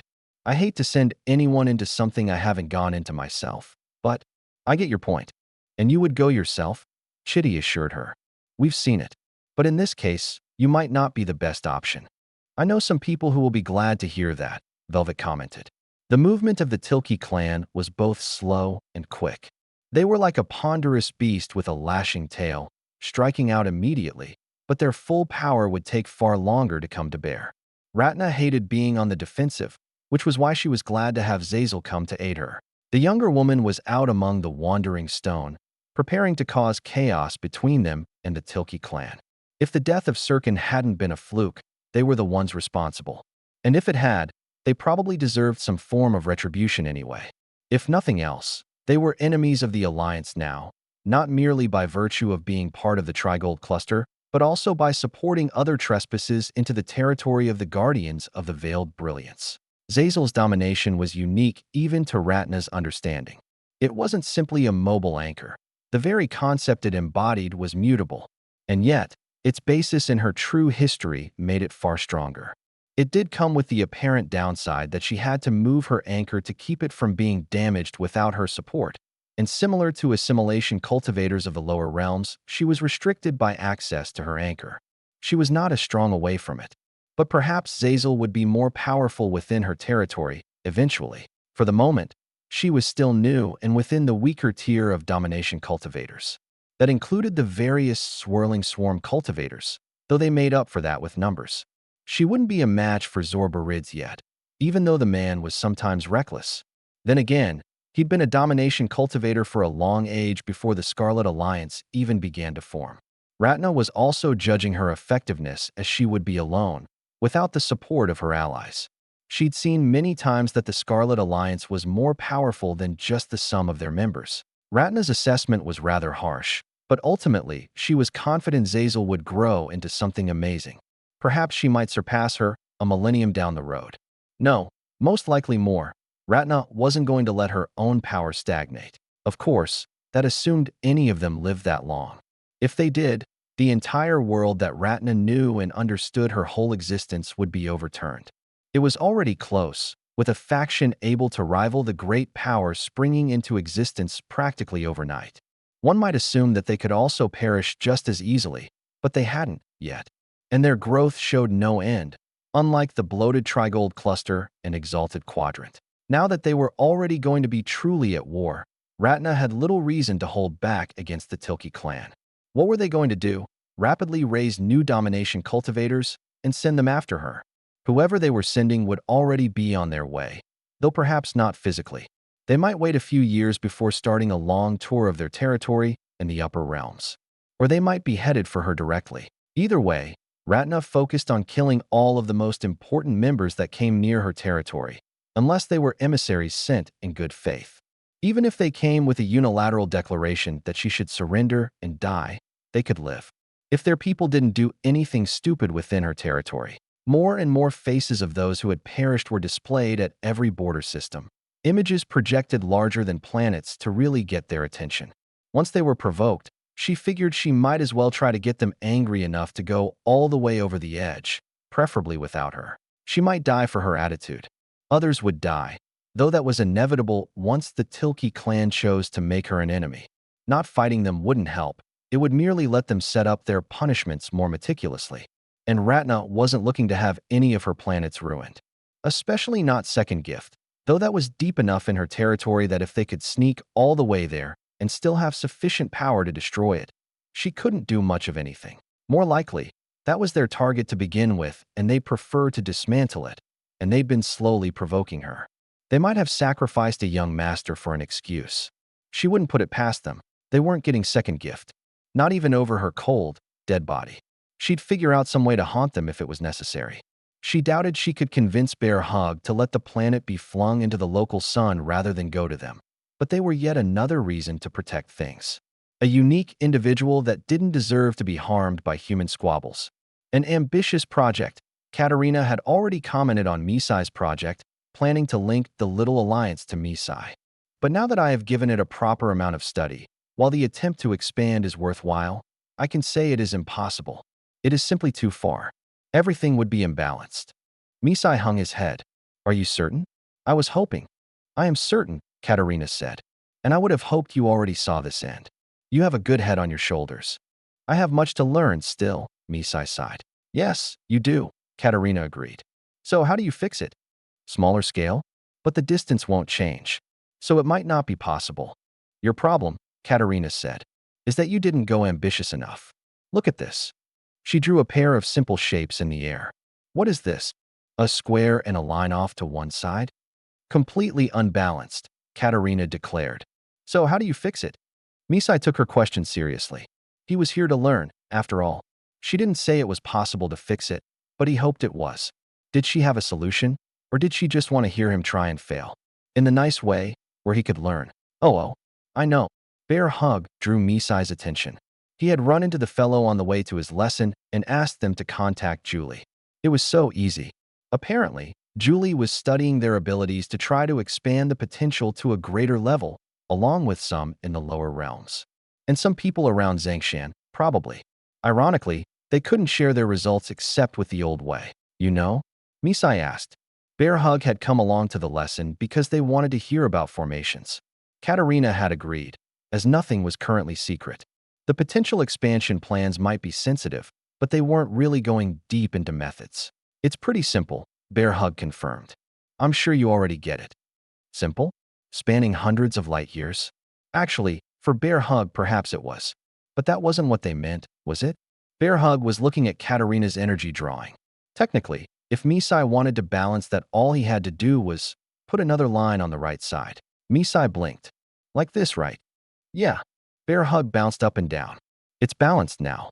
We don't control any of this territory, Misai mentioned. Ah, darn. I guess my solution doesn't work. But Misai was focused on the task. If we expand into Veiled Brilliance territory, no, that's not enough. Too close. It would still be unbalanced, right? He looked to Katerina for confirmation. That's right, she agreed. Too ambitious. Or not ambitious enough. But the distant Shadow Sect is even further from us. Including some combination of both, the weight of spatial distortions might match up. I think. That's the hard part, Katerina agreed. Maybe it's impossible. But it's less impossible than simply adding a single side onto the project. I'd like to try to figure it out, Misai said. Good. Even if it ultimately fails, it will be a useful exercise. Chapter 1258. Zazel found herself alone in enemy territory, a frequent occurrence as of late. That was her own fault, she supposed, but she didn't intend things to be like that forever. She did not mind the years of solitude she'd suffered immediately upon her ascent to domination, while it had been a complete secret. Now that it was not, she planned to figure out the optimal way to bring others with her. If it was simply guiding a ship, that would be sufficient. Only rarely did a domination cultivator have to move at speeds only they could manage. Long periods of solitude were a bit mentally draining, but that was not the main reason. Against her current opponents, Zazel found herself nearly invincible, but nearly was not good enough. Should she find herself trapped with an unexpected number of augmentation cultivators, she could die. As unlikely as it was, that had been the main tactics their own alliance used against Zorbarids, so it couldn't be claimed that it would never work. It would be shameful to fall to arrogance of her own. So she would gather an elite squad when she had the opportunity. For the moment, however, she was rending apart ships and slaying the elders of the Tilke clan as efficiently as possible whenever they stepped into her domain. There were a number of routes they could take, infinite, if they weren't interested in efficiency and sense. However, practically there were set highways connecting inhabited systems with very little deviation. The Tilke clan's territory was significant, so it was expected that they would be using all of them. Thus it was that Zazel appeared along various routes for seemingly random lengths of time. Some. Actually, random, aided by a computer such that she would not become too predictable. She didn't want to one day run into 2 domination cultivators. If she was lucky, she could run. The next step up from that was death, but that wasn't the worst option. In the worst case, she was captured and interrogated. They wouldn't be concerned with her continued existence afterwards, so various soul-searching methods might garner various bits of information. Things like that weren't always accurate, but Zazel held far too many secrets. Even slightly increasing the chances of the Tilke clan producing domination cultivators would be terrible, and of course, she would still end up dead. So the only survival option was to flee. Standing alongside Ratna, they might strike a balance, but that was not a guarantee. It would be better to have further support if they could manage.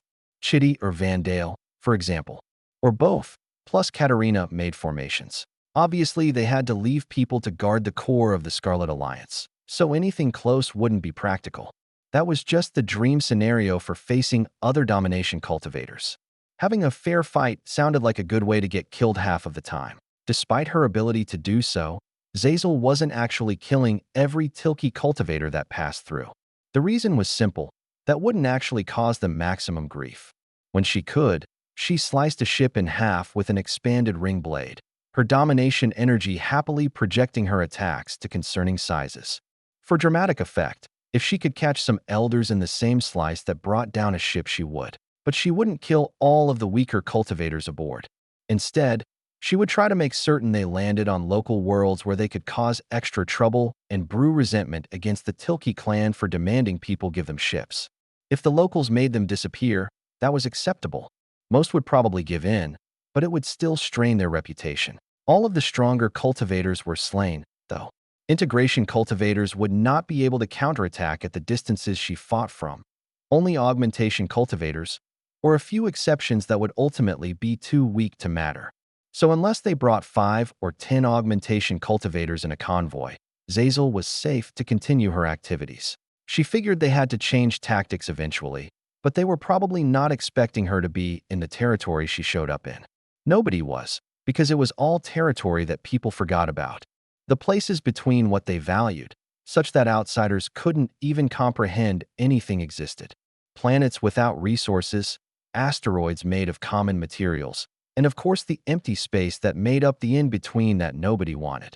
Even if her existence was known, people shouldn't understand that she had a mobile anchor yet. That was generally not how they worked, and so far it wasn't actually that much of a boon. It didn't grant enough additional power yet, maybe it never would, but Zazel couldn't comprehend another anchor that would fit her as well. So she just had to deal with it. She would continue to grow stronger over time. Until then, she would remain cautious while still advancing the causes of the Scarlet Alliance. The attack on Veiled Brilliance territory accelerated. Ratna was no longer able to patrol most of her border, instead standing as a bulwark against the greatest concentration of foes. In a way, they used that against her, gathering enough to be a threat to her and focusing elsewhere. But if they were truly serious, they had to bring their domination cultivators, and they had not yet been spotted. Then again, if they were on the same battlefield as Ratna, it might very well be the final day of the war, or it could merely be the first stage of a decades-long entanglement. She had to remember that domination cultivators getting killed on the battlefield was far from the norm. Usually, they were able to retreat if they felt they were in danger. That was practical both for themselves and for their faction as a whole. It wasn't merely self-serving, since a lost domination cultivator could demote a faction an entire tier, or more, if they were overly reliant on a single individual. Without any intent to disparage her disciples, the Veiled Brilliance itself would be of little import without her.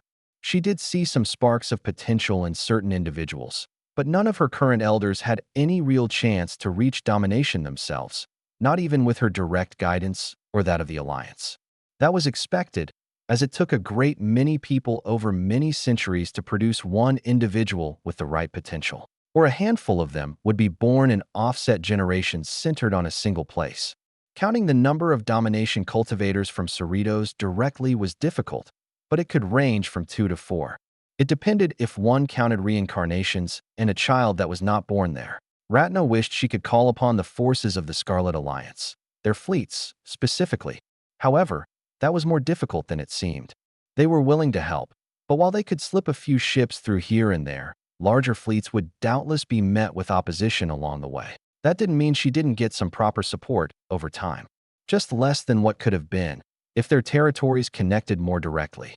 For example, a single ship could carry multiple augmentation cultivators. The Scarlet Alliance wasn't quite overflowing with them, but they had enough to spare. Then there were the Confluence cultivators. Or at least, that was what they were in the lower realms. Not all of them were from the former numerological compact. It was more of a philosophy, an advancement path that was not quite divergent according to upper realm structures, but focused on different things. They tied themselves and others to a single vessel, bolstering their abilities far more than wielding a divine weapon ever could. There was simply more space for enchantments, and the way they wielded their energy in concert formed the whole group into something akin to a single powerhouse. If they had an augmentation cultivator as the base, they were even more impressive, but that was far more rare, simply because of timing. Uzan had naturally fallen into the more balanced version where the entire crew was not bound together so tightly. so his case was more akin to wielding a powerful weapon and armor combined.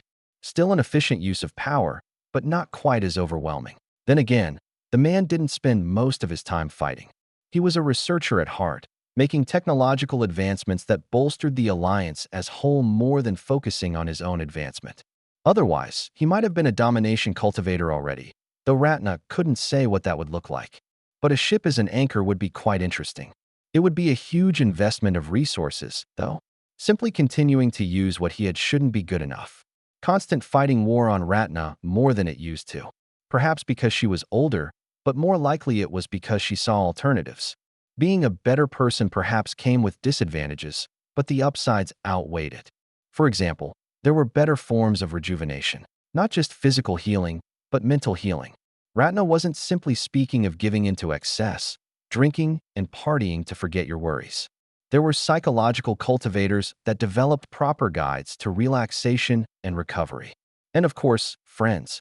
Then whatever Bear Hug was. Durf says to ask you if he should come fight alongside you, Bear Hug said. So should he do that? I think it may be better for him to remain with his companions. If he were to make himself known on the battlefield, it might not be best. Am I supposed to say the pause? Ratna gave a more well-thought-out version of the message. Bear Hug wasn't yet a friend. It would take longer than a few years for that to happen. She was also more interested in befriending proper peers, though she had few. An entertaining and pleasant companion wasn't bad, though. One who reminded her of the good things in the world. Durf said that maybe his friends here will need him. Bear Hug finally replied. I'm also supposed to tell you that the herb crops on Second Gift are looking very good this season. People will have a lot of training medicines available. Overloading the body with too many empowered medicines could result in toxicity build-up, but when the whole point was to expel upper energy and replace it with lower energy for the purposes of temporary training, it was actually only a mild effect. More than simply allowing cultivators who had only ever lived in the upper realms to train with lower energy. However, Second Gift provided unique opportunities. Ratna didn't have access to the lower realms like the others. The pure tech ships were slower and would eventually be discovered in the many intervening systems outside of friendly control. She did, however, have access to one planet. Bear Hug was doing an excellent job of maintaining that status. The planet did most of the work on its own, but it would slowly unravel without them. Some sects would pay a steep price to construct a room out of timbers imbued with natural energy for their disciples to meditate in. Ratna could just send people to that planet. Not too many of them, because they would disrupt the flow of things. But with that and exports, she had great confidence for her growing younger generation. Assuming her sects didn't get wiped out in this war, she would fight with all she had to prevent that. She was not interested in abandoning her people just to survive. Besides, that would also result in abandoning her anchor. It wasn't something that could easily be moved. She wouldn't say it was impossible, because she'd recently witnessed an entire planet being taken over 100 light years. But certainly not practical, as long as she didn't abandon it. However, it was safe. Attacking her directly would be a more feasible method to kill her, since she hadn't flaunted it like Zor. Chapter 1259. Nothing that the lower realms made was meant to fly hundreds of light years without refueling. No, as far as Alan Cato was aware, that was also true in the upper realms. It was possible their projection of the theoretical path of interception was incorrect, but it had been checked numerous times. The distortion beast nest was on a path towards something. Whatever the plans were had been set in motion long before. Centuries at least, possibly far longer. It was impossible to say how long it took to infuse insights into distortion beasts, because the lower realms didn't have any ethical ideas of how they would accomplish it. Thus, they were left with mere speculation about what might have been done. So to safely send people, they had to plan to go double the maximum projected distance through an area that practically had no energy, because it had no stars. Outside of the galactic plane, after a certain distance, there was practically nothing. It was a difficult challenge, and they'd painstakingly tested a number of designs just to see if they could function at all. They needed to maintain a high subspace coefficient to arrive at the destination in a reasonable time. Those aboard needed either supplies for the duration, or more energy to sustain themselves. At some point, there had been developments into scaling things down as far as possible to the void ant level. However, It became obvious after some time that any instruments needed to record whatever was happening at the destination would likely be insufficient. So they had to compromise with a ship manned by 4 humans. They'd considered Acrisians as well, as they were potentially more compact, but they often required more energy usage for simple tasks, which they couldn't afford long-term. That was one of many reasons that Bear Hug ultimately was not included. They were not necessarily able to draw upon energy while so far away from the rest of himself, not in any realm. It would only be certain at a point it was nearly too late. Given the length of the project, they actually considered bonding a new assimilation cultivator to the ship, but a cultivation-based connection like that wouldn't produce energy from nowhere. So they focused on people with the technical skills to keep the ship running if everything went horribly. And they also had a bunch of void ants. Because they were tiny, and if everything else went horribly, they might manage to control the rest of the ship somehow. Alan Cato was now seeing off the small craft, along with his apprentice. He almost wished to go himself, but he knew he wasn't suited. What do you think of our chances of success? I am quite certain we've covered all foreseeable issues to the best of our ability, his apprentice answered. That doesn't really answer anything. In that case, in front of the crew, I'll only say that it's near 100%. Oh yes, probably best to keep their morale up and all that. It wasn't long before it was out of his hands, possibly for good, though hopefully only until they got back. The launch took place from a specially made base at the closest point they could reasonably manage on an edge system. Now they just had to wait a few years and hope that there weren't too many unanticipated issues. Optimally, there would be precisely nothing in the path except the one thing they were looking for. The starless sailor's journey was uneventful for a time. Ivan found himself with little to do, as the ship's replenishment systems required very little oversight. He was responsible for making certain the plants were growing properly. They were part of the energy recapture systems as well as a food source. They couldn't afford to lose much of anything where they were going, even a scrap of heat. He found himself becoming quite familiar with the rest of the crew, given the limited space. They had, of course, spent time together back in the lower realms, but they weren't forced to live with each other constantly. Not for more than a few days at a time. Avram, the combat specialist, they had a decent chance of running into trouble, and Avram carried with him a variety of energy-powered as well as projectile weapons, as well as some melee varieties. Valentin was responsible if the software glitched. He could potentially bypass certain pieces of functionality with his tech cultivation, and was responsible for determining if there were errors to begin with. Though so far, they'd done nothing but fly in a straight line, if they ignored the distant pull of the galaxy itself and the curvature of space. Though perhaps the latter still counted as a straight line, depending on the application. Next was Yetter, responsible for mechanical upkeep. They really hoped that nothing broke down, but there were spare parts, and she could use her cultivation to repair things as well, if necessary. But the replacement parts would be the first priority, as any usage of energy was limited. Then there was Depart's home. The Void and Queen had taken on a rather morose name. But since she was bred for this specific task, something quite normal for Void ants if not for humans, it fit. Her responsibilities were to make certain the Void ants were settled in. They would be feeding primarily on solid matter, minimizing their energy intake. Since there were only a couple hundred of them anyway, they wouldn't drain the stores much unless they were trying to. They played a lot of card games with physical cards, obsessively checked their various stations, and spent as much time as possible in regular old non-cultivation-related meditation. They wouldn't easily go crazy from just a year or two of isolation, but it was better to angle away from any possibility of it. So far, Ivan was bored. That was great. Too bad that they hadn't found any signals or interesting energy so far, but that was to be expected.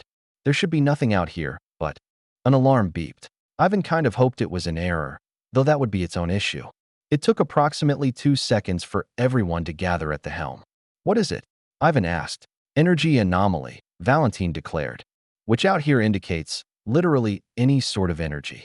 Looking at the screen, Ivan watched as additional information came in. There was an indicated direction, as well as an addition of spatial anomalies. The conclusion was likely run through a few times to be checked, but the result was somewhat anticipated. Distortion beasts. Maybe a whole nest. Well, damn, Yetta said. Can we avoid them? All of them were capable of the basic piloting tasks. There was literally nothing to run into. so they just needed basic operational skills that everyone grew up with. Adding a diversion to the route was pretty easy, but Valentine was the one who did it. That could have been it. A moment of tension in the middle of a long journey. But as an hour passed by, Ivan jumped slightly when he felt a pinch. Depart's home had learned how to nip people's energy without consuming any of it. There wasn't much other way for her to get people's attention. Once she saw that he had focused on her, she sighed. It is drawing closer even with the route change. The energy is increasing in intensity. Ivan relayed the information. The ship's scanners said much the same, though so far the distortion beasts were out of their own passive sensory range. Should we seek them out? Valentine asked. Normally I would have already sent my energy, but I think it will be fine, Avram commented. If they are coming to us, we actually don't have to worry about conserving energy. Unless there's another battle. Or a few. Ivan pointed out. Not at all. The main thing we have to worry about is irreparable damage, Avram explained. Because energy? We can get from them. Unless we don't survive. That's not reassuring, Valentine commented. What are our chances? Yetta asked. I can't say just yet, Avram admitted. The scans indicate they are integration class powers. As an assimilation cultivator myself, that should be a match. But I haven't felt them directly, so he shrugged. Though he did begin extending his sensory energy, and the others couldn't resist. I'll need to fend them off as far away as possible. Do you think it is wise to maintain our subspace speed? They can attack us anyway, right? Yetta said, I suppose it depends on how well you can fight like this. And the rest of us, but I think your range will be far superior. And I could take all of you with my hands tied behind my back, Avram said. No offense, but none of you are specialized in the right way. Avram held up the first of his collection, a rifle, though it most likely didn't have any actual rifling as a beam weapon. Anyway, I am confident fighting distortion beasts on any layer of reality. That is one reason I was chosen. If we don't have to drop out and back in, we should be far better off. I feel them now, Ivan commented. There are more than a handful. Individually, they didn't feel that strong, but he suspected there were quite a few more. How do they survive out here? Yetta asked. Hibernation. Ivan at least knew the answer to that one. They do it between systems in normal space, isolating their energy in a tight bubble. It only makes sense they would do the same here. I wonder if they are drawn by the beacon. Do they have insights? Depart's home had an answer there. Their energy feels very standard. So at least, they practice no elemental techniques. I would have to taste it directly to say for certain. She climbed onto Avram's arm. You will take me out with you. I can fight if they get close. If I get detached from the ship, trace the path as spare energy allows, and if I have deviated from the trajectory, leave me to die. That's a bit excessive, isn't it? Ivan asked. Finding a single void ant in the emptiness of energyless space is an unenviable task, especially if I fall onto a different layer of reality. It would be selfish of me to request that you all perish looking for me. How likely is this to happen? Valentine asked. That would depend on what I have to engage and how. Hopefully, we will not need to test it. When I was a kid, Avram said, I wanted to be Anton. Doesn't everyone? Yetta asked. Maybe not void ants. All I'm saying is that you might notice I don't use a bow. The reason for that is, my arms are puny. Though Avram said that, the description was quite off. His arms were visibly muscular, and all cultivators tempered their bodies. He had access to advanced techniques, if he truly needed them. I'm not inspired, Ivan said. When do I start being inspired? Avram was positioned at their single airlock. There were methods for cultivators to attack from inside ships, but they were all more energy-intensive in various ways. I'm just saying, that was the biggest thing holding me back. Oh, and I didn't like farming. The distortion beasts were still a significant distance away, even if that distance was dwindling rapidly. But Avram couldn't afford to waste time talking. He had to begin shooting. Avram couldn't call himself an archer, but he was a pretty good sniper. Once he locked onto an enemy with his senses, he could hit them with great accuracy on different layers of space. He was also equipped with some older Ruteran techniques that were based around energy efficiency. Now that he could feel the beasts, they were strong. But his biggest concern was how to make sure enough of their bits ended up near the ship so they could harvest the energy. But of course, confidence meant nothing if he couldn't accomplish anything. So he'd have to prove that to himself again, as he did every battle. Chapter 1260. Targeting a vital point on a distortion beast was a tricky proposition. Fortunately, Avram was trained for that particular eventuality. It would have been rather odd to go on a mission brought about by odd distortion beasts and not have the combat specialist be prepared to fight some. The key was actually quite simple. Whatever they were defending was probably important. That meant things they were trying to keep on other layers of reality, or anything with a large concentration of energy that wasn't trying to obliterate people. Avram aimed down his scope, focusing on his right eye.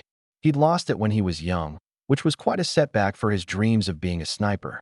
Energy senses couldn't always make up for bodily ones. Of course, losing an eye wasn't the end of things. It was possible to regrow them in the right conditions, or to replace them with something else. That was what Avram had opted for, an artificial eye that could now see into other layers of reality. That wasn't truly possible, but it could provide a vague mesh for different layers, scanning through them rapidly to provide a useful enough picture for Avram. Distortion beasts weren't known for being particularly fast. Against cultivators, it might have far less utility. He shot either a heart or a liver. It was difficult to say, because he wouldn't have called what came out blood. Fortunately, it was far enough away that he wouldn't have to experience whatever foul miasma the creature survived upon. Avram picked out shapes that might become threats, even at a distance. Distortion beasts didn't merely swallow things. They could launch spines or lakefuls of acid, or occasionally just balls of untamed energy out of things that might best be called biological cannons. No two were exactly the same, but there were commonalities to be had. Those most likely to be a danger were taken out first, even as the rest of them continued towards the starless sailor. Mark their locations, Ivan suggested to Valentine. We might need to double back and salvage a few of them. Got it, the system operator confirmed. Yetta didn't have anything to say. She was just prepared to defend the ship if they got too close. Her job was to keep the starless sailor in the best condition it could be. It never being damaged in the first place was optimal. Meanwhile, Depart's home sat nearly weightlessly on Avram's arm as his beam weapon channeled his energy repeatedly towards the oncoming threats. Perhaps she wouldn't be needed, though there was no guarantee this would be the only such encounter on their journey. When the last foe fell, Avram lowered his weapon, letting out a long breath. For the most part, the lower realms were peaceful. He'd experienced real combat a few times, but always with the knowledge that help was nearby. Here, they were on their own. If someone got hurt, they had to heal themselves. If the ship was damaged, they had to make use of their limited materials or improvise a repair somehow. A few minutes later, they were moving among the remains of the distortion beasts. They were spread out over a vast distance, and their ship had to change heading and drop out of subspace to reach some of it. A significant expenditure of energy, but they intended to come out ahead. There had been some recent strides in converting ascension energy, like that within these particular distortion beasts, into natural energy usable by those in the lower realms. They would make use of that to some extent, but they also had systems that could convert matter into energy with a reasonable measure of efficiency. If nothing else, distortion beasts had mass. Avram began to replenish his personal energy as well as he could. Ivan was responsible for collecting viable bits of distortion beast to supplement their food and energy production systems. Fortunately, Depart's home was with him to help pick out the most energy-dense bits. She could also draw energy out to the surface, where it was buried deep within. The void ants feasted on the energy. They were not concerned that it was ascension energy, as they did not cultivate a single type. Indeed, it was seen as a delicacy for those who were used to natural energy. Void ants seemed to prosper in the upper realms, though at the moment they currently lived in the Little Alliance and nowhere else. Technically, that was the closest friendly territory now, but they weren't even particularly close to the upper realms. By certain perspectives, they were above the area. Thus, the theory that individuals from the upper realms were involved with this plot, whatever the intention was. Hopefully, they could confirm some of those details on this mission. Learning new information about distortion beasts would be good, but heading off future trouble was most important. If anyone was making more distortion beasts with cultivator insights, it could turn into a significant problem. Ivan was quite glad that the grinder he had turned the non-specific organic mass he was harvesting into something resembling dirt. It looked and smelled like dirt, contained relevant nutrients, and wouldn't melt the walls of the ship. He did his best to select for materials that didn't have any of that, and the rest was filtered out. They were going to need some energy repairs on some of this stuff. However, at least Yetta would have work and energy to replenish what she spent. They should ultimately come out near to maximum storage. They could even go slightly over starting capacity if they were willing to give up a bit of headroom. Things were already pretty cramped. The crew of the Starless Sailor had started gambling truly irresponsible amounts of their future pay.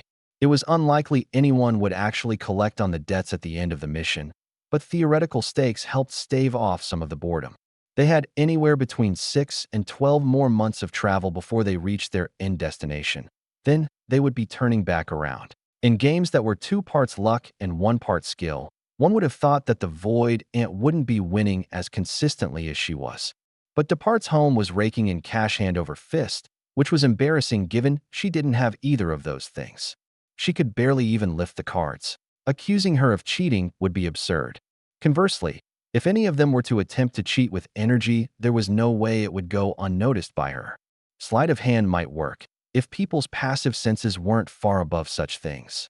Ultimately, however, nobody was going to cheat. They only had 4 other companions for the foreseeable portions of their lives, and they'd all been selected for compatibility. At least if they were going to cheat, it would be in more interesting ways. There was a loud whir, a clunk, and some banging. Sounds like you. Valentine gestured to Yetter. She sighed. I hope that wasn't important. Their parts were built to the highest standards of the Alliance. That didn't mean they wouldn't suffer wear and tear after over a year of continuous usage. Furthermore, they couldn't be enchanted for durability as that required at least a low-level ambient energy to function. But they were in a zone that could be considered dead and empty. As long as you didn't listen to Valentine about the sensors and how there were technically energy levels the ship could sense and technically small bits of matter in the areas they were passing through. A screw had bounced loose into a fan, and now both were mangled. Yetter had to commandeer the others to help take over the functions of a segment of the ship as she replaced them, placing the broken pieces into a relatively small cabinet of junk that she hadn't repaired yet. It wasn't that she was lazy, but to maximize energy efficiency, she worked slowly. If they came across another source of energy, she would get them all done at once. So far, the estimations hadn't been too far off. They had sufficient spare parts as long as nothing was maliciously damaged, and they rarely came across anything at all. If distortion beasts did appear, they would be sensed from far enough away that Avram could deal with them again. But despite the Alliance's attempts to be generous with the available parts, they might have underestimated the issues. Certain parts wore down faster than others, beyond what was expected. Perhaps it was the enclosed system, or some side effect of moving through an energy-negative area. The engine was surprisingly robust. Without that, they'd be trapped, so it kind of had to be. But maintaining a constant spatial distortion for months at a time caused strain in ways that Yetter had never seen before. No doubt a million studies would be done on their mission once they made it back. If they made it back. The crew was still positive about things, but they knew that there was a significant chance that they would die. There were just too many unknowns, ending with their destination, both in distance and danger level. The chances that there was actually nothing were much smaller than them running into something they weren't equipped to handle, and the closer they drew to it, the more aware they were of the possibility. As each day passed by, they wondered if they'd missed something. Perhaps they'd flown right over a cloaked facility a month back. Perhaps their calculations were off by 0.1%, and they just went through entirely the wrong region of space. Maybe their assumptions were wrong and the path of the nest had followed a strange curve by chance. Then everyone jumped up as their ship suddenly dropped out of subspace and began decelerating, nearly knocking them into the walls. The initial dampeners on the vessel were less than robust. That took more energy than they could spare. Did someone net us? Avram grabbed his nearest weapon, extending his energy senses. Valentine scrambled for the computer as at least half a dozen alarms beeped. Emergency subspace departure. Rapid approach of unknown energy signatures. Damn it, shouldn't we keep moving to avoid them? His eyes quickly took in the readouts, making use of one of many different information absorption techniques. It took some energy, but it was worth it. Oh, we were about to run into them. No signs that we've been noticed yet. Avram quickly restrained his energy. He shouldn't have drawn more attention than their ship in motion, but he couldn't be certain. Soon enough, the Starless Sailor had locked into a matching velocity with what they could only assume was their target. Now the crew was discussing how to approach things, whether to literally approach or try to scan from where they were. Passive readings were being logged at the moment, all of which filled Valentine with worry. And yet, This was what they were here for. There are 3 nests in the region, he commented. It appears they are constrained somehow. There's just some unusual energy interference that I can't quite place coming from the facility itself. Rather than a ship, it was more like a free floating space station. Probably only a few kilometers across, though their sensors weren't able to determine exactly at their current distance without using active energy. Depart's home got everyone's attention by wrangling some of the local energy. There is something there that should not be. Aside from a facility that can't be getting power from anywhere, but definitely has it? Ivan asked. Sorry, say what you noticed. I haven't tasted it personally. Just recordings, Depart's home explained. And I don't know this particular one. However, there is a hidden point of powerful energy within the facility. Domination energy. Is there a domination cultivator there? Yetta asked worriedly. Is this an anchor? Avram asked, having gathered several more weapons and looking suspiciously in the direction of the station. I cannot say, Depart's home admitted. But I believe an anchor would have a stronger signature. It does not appear to be hiding much, except out to the threshold where our systems suddenly reacted. Valentine sighed. Well, the good news is we were perfectly on target. We'll have to congratulate everyone who worked to make that happen when we get back. Now what do we do about this? Chapter 1261. The Starless Sailor crew looked out on the facility in front of them. It was about what one would expect of something in the middle of space, vaguely spherical, which extended to the area it controlled with its formations, the distortion beast nests placed carefully around it. As for the creatures themselves, the ship's sensors were picking out quite a few. Fortunately, without any signs of cultivation insights. The infiltration should be initiated by myself, Depart's home suggested. We void ants may go unnoticed. Or, Valentine countered. They might have anti-void ant formations set up. Unlikely, Depart's home countered. How would we even get here? The construction must have begun before public knowledge of our connections existed. If not before the birth of the great queen herself. Does it have artificial gravity? She signed another question. I don't believe so, Valentine confirmed, flipping through various readouts. Then I should go and make an initial assessment. Human infiltration might be impossible.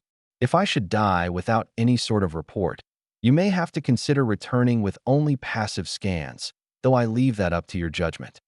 Nobody could think of a good reason to stop Depart's home. They had a strong level of caution about the whole facility, but there wasn't anything particularly related to that interaction. The humans were left on the ship to make what assessments they could from a distance. I can't be certain, Avram admitted, but I don't sense a great amount of combat capability. The total energy here is, well, effectively just the output of that odd core of domination energy. Should we risk using thrusters to circle around? Valentine asked. Yetta shook her head. Not until Depart's home returns, or doesn't. Ivan nodded. She's going in without a communicator. Possible energy fluctuations. This place is so isolated that anything could be noted, including us, though hopefully we haven't already been marked. I remain ready, Yetta emphasized. Keep alert for evasive maneuvers. Depart's home had a small vessel that she could have used to approach, but it was large enough to be picked out. The layers of energy indicating formations got stronger further inward, so she risked going about halfway. Even with methods to capture air, void ants couldn't simply breathe in space endlessly. At best, they could sustain themselves by devouring energy, which would be too obvious, unless the cultivators aboard had grown soft. How many troubles could they face out here that were not closer to planet-sized than ant-sized? Not all distortion beasts actually reached that scale, but none were smaller than a city. Though theoretically, they had to be smaller at some point in their development. It had been theorized that they might reproduce through a form of mitosis, splitting off a full-size distortion beast. Or perhaps they constructed them as a group with unnatural energy manipulation. But Depart's home wasn't a specialist. She was just ready to rip out the energy of her enemies if it should come down to that. She carefully worked with her company of void ants to impart themselves sufficient momentum to reach the vessel without running out of air and without crashing into it and shattering their carapaces. It was relatively easy to put too much power into movement in a vacuum. The second layer of formations, after the outermost formations that concealed energy from the outside world, likely had little sensory purpose. Depart's home thought it was actually connected to the docile stare of the distortion beasts. Even so, She carefully maneuvered her company to catch and twist the energy, slipping through as if it was a loose mesh of threads. That would be far less disruptive than any form of cutting. They had targeted what looked like an external hatch. They would be coming upon a very important scenario. How was the station sealed? Obviously, the Alliance would have made it physically airtight. Traditional cultivators might have gone for a more energy-based approach. The constant usage would be concerning, but it could probably be balanced fairly cheaply. They weren't as careless as Depart's home would have liked. The chosen hatch was well sealed, so she sent out groups of void ants to search for any flaws.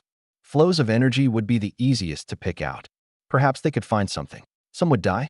Humans found such things concerning, but most of the void ants were not people. Even if they were, for a task such as this it would be worthwhile. The small crew was not chosen because the Lower Realms Alliance could not afford to lose more people, but because it was judged to be efficient for the chances of success. They could have created a ship 100 times as large that had more redundant systems, but it would have been much more obvious. Judging that whatever they were looking for was to be kept secret, stealth had been preferred over total combat prowess, or even other forms of potential mission success. One squad returned in a short time. They had to communicate more directly, with no starlight to allow physical sign and a lack of atmosphere to transmit pheromones properly. However, they would at least be able to lay trails for others to follow. Waiting for the others to return would be a waste. They could make their own judgment. A close entrance, sort of. The squad had found a section of enchanted wood used as a sealant. The base material was flimsy, as they had demonstrated by tearing out a small chunk. The enchantments no doubt would have made it firm enough to keep the seal, but the void ants didn't have to tolerate that. Depart's home hurried towards her destination, finding the sealed area and tearing it apart with her larger jaws. Many void ants needed to fit through, and mainly her. It would still be a very small hole by human standards. She braced for depressurization as she felt her mandibles pierce into open space. However, she had been right about at least one enchantment. They hadn't entirely trusted the physical mechanics, opting to keep the air inside via formation. What opulent use of energy in a land without stars. She admired the ambition and hated the implementation. It was convenient, though. She pushed her way through, and her brethren poured in around her. A typical human interior, though slightly unfamiliar in that she was used to lower realm styles. This had no traces of Ruderan influence, and no internal seals. Oh, sure, doors were closed. That would keep out people, but they swung open above the floor, which meant there was room for pretty much any void ant to slip. Larger queens would not have, but Depart's home was not a larger queen. She was precisely her own size, and specifically chose not to grow too large as she was raised for this mission. She would complete it, and if she returned alive, it would be a bonus. Whatever information was held here had to be collected. However, she waited until she was certain all her people had entered or perished. 90% was good, and perhaps some of the others had found an alternate entrance. Then she gave instructions to search the entire station, avoiding secured areas. By void ant interpretations, of course.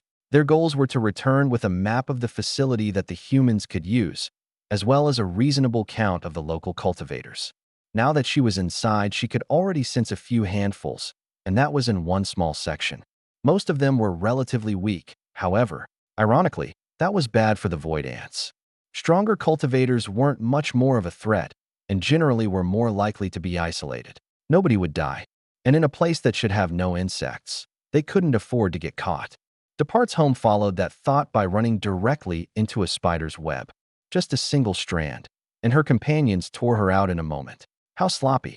Such a massive feat of construction, but clearly their protocols were subpar. How did they even survive? Oh yes, through excess. They had more energy than they should, which was really nothing at all, and enough to sustain something resembling a normal town. Just in space, and without gravity. Not that gravity mattered much to void ants, because they would be crawling on walls most of the time anyway, or floors or ceilings. The things the humans wanted to be somewhere were bolted down. Among other waste was a waste of space. She found a lounge with high ceilings where they could have put an inverted version of the space below. It might have even been a positive stylistic choice. She slowly made her way closer to the core and almost broke her own instructions. But she held herself back from entering a more secure area.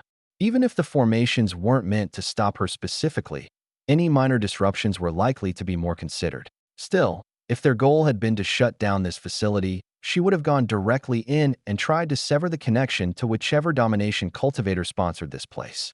She hadn't tasted the real flavor, but now that she was deeper in the station, she could place it by the approximations that had been made. Rammel, of the Disciples of the Beyond. Perhaps it should not be surprising that the sect related to distortion beasts was in fact doing something highly suspicious with them. That man needed to get bitten by void ants. He'd avoided it last time. Hopefully, fearsome mandibles would be there to follow through on the next opportunity. Crossed antennae might manage as well, but she wasn't said to pride herself on her combat prowess. Depart's home hadn't actually met either. Just the Great Queen, who could obviously kill any cultivator if she wanted. She just had to be there with them. Void ants gathered with their reports. Food stores had been spotted, should they be necessary. Food production was done here as well, though inefficiently. Various plants in an artificial growing room far inferior to what the Starless Sailor had. A flawless extraction brought the void ants back to report. The destruction of the facility would no doubt cause endless misery to the sect, Avram said. But we also need to know what this was for. Aside from vaguely manipulating distortion beasts, the good news was that some of the void ants had stumbled across a library of some sort. The bad news was that they could only skim the texts, and not with a special reading technique. They remembered a few sentences each, which weren't enough to make a clear determination. All of the cultivators aboard did have some infiltration training. They hadn't known they would run into this exact situation, but they expected to want to hide wherever they ended up. Chances of encountering unfriendly individuals had been estimated at near 100% if there were to be any encounters at all. We'll have to activate the spatial storage on the way back, Yetter commented.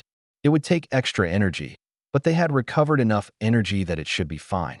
They had been planning to return with a half-full ship, after all. We can't sort through everything all at once. If we can grab it all, Ivan commented. They might also have more sealed records near the core. The total number of cultivators aboard.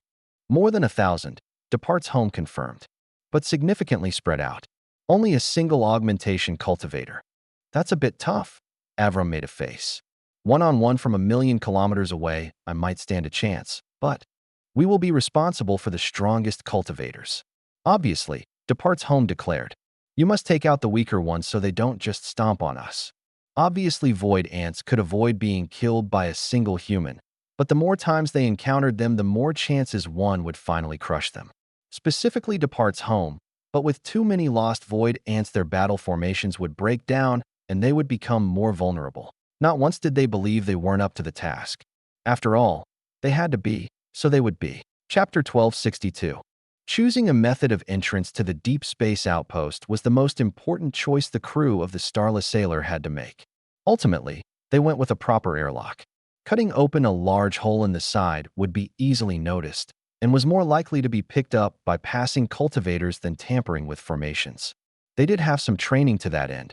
They had expected to face other humans after all. They would also be relying on formation bypassing pieces of mixed tech.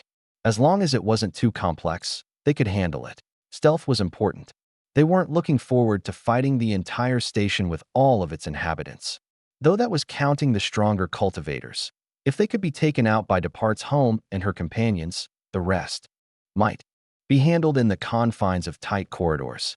They wouldn't easily be able to sustain their energy usage, however. The upper energy in the area was not optimal for them. They weren't going to split up. The void ants had already accomplished the main reason for that. At most, they might temporarily part where two nearby rooms had objectives. They had several rooms they wanted to hit along the way to the center, as well as ideas how they were sealed, or partially sealed. Yetter easily dismantled the mechanisms on the outer airlock as Depart's home helped hold onto strands of the sensing formations. The facility didn't seem built to resist intrusion to any great degree, which made sense if nobody even knew it existed. Void ants scouted ahead, as the construction of the station made it somewhat difficult to feel energy. Even with their stealth training, if they came too close to others, the crew would be noticed. Fortunately, whoever had constructed it had been excessive in its construction, and it was relatively sparsely populated. Alternatively, individual cultivators died. It was a risk to kill them, but when it was get caught later or get caught immediately, the choice was obvious. Ivan used his energy to clean up the blood as they stuffed a body into a freeze. He was used to manipulating the water replenishment systems, so even if he didn't do a perfect job, it was far better than people walking down a hall and seeing blood all over the walls. They couldn't take more than a few moments, though. Remaining idle would be worse than any other risks. Activating the enchantments on some storage bags, they began to gather documents. The facility didn't use computers, so the traditional cultivator thing was to use writing.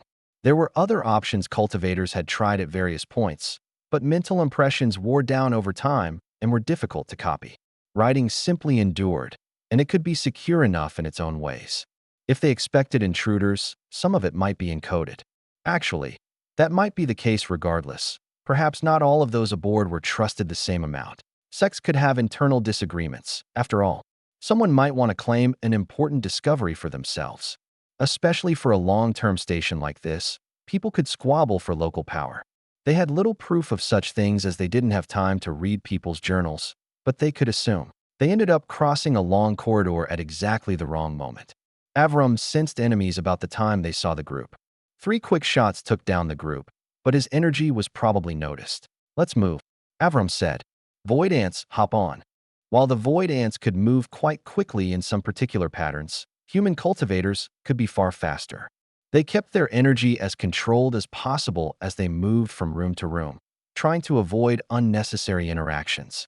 Sensory energy moved around the whole station, but there were many floors and they weren't immediately locked on by the searching augmentation cultivator, but it was clear they had been noticed. Now the plan was to leave with what they had. Surviving and confirming what they'd found was more important than discovering the deepest secrets. They only hoped their ship could avoid detection for long enough. Then the augmentation cultivator locked onto them. Through kilometers of winding corridors she ran, not able to accelerate to as high of speeds as she would when free, but opening doors ahead of her with her energy. Other enemies began to chase them down, having been made aware of their location. Valentine departs home signed after she grabbed his attention. "Carry me that way. We will sever any sensory energy." The full details of the plan weren't exactly clear, but they only had 10 or 20 seconds before the woman arrived.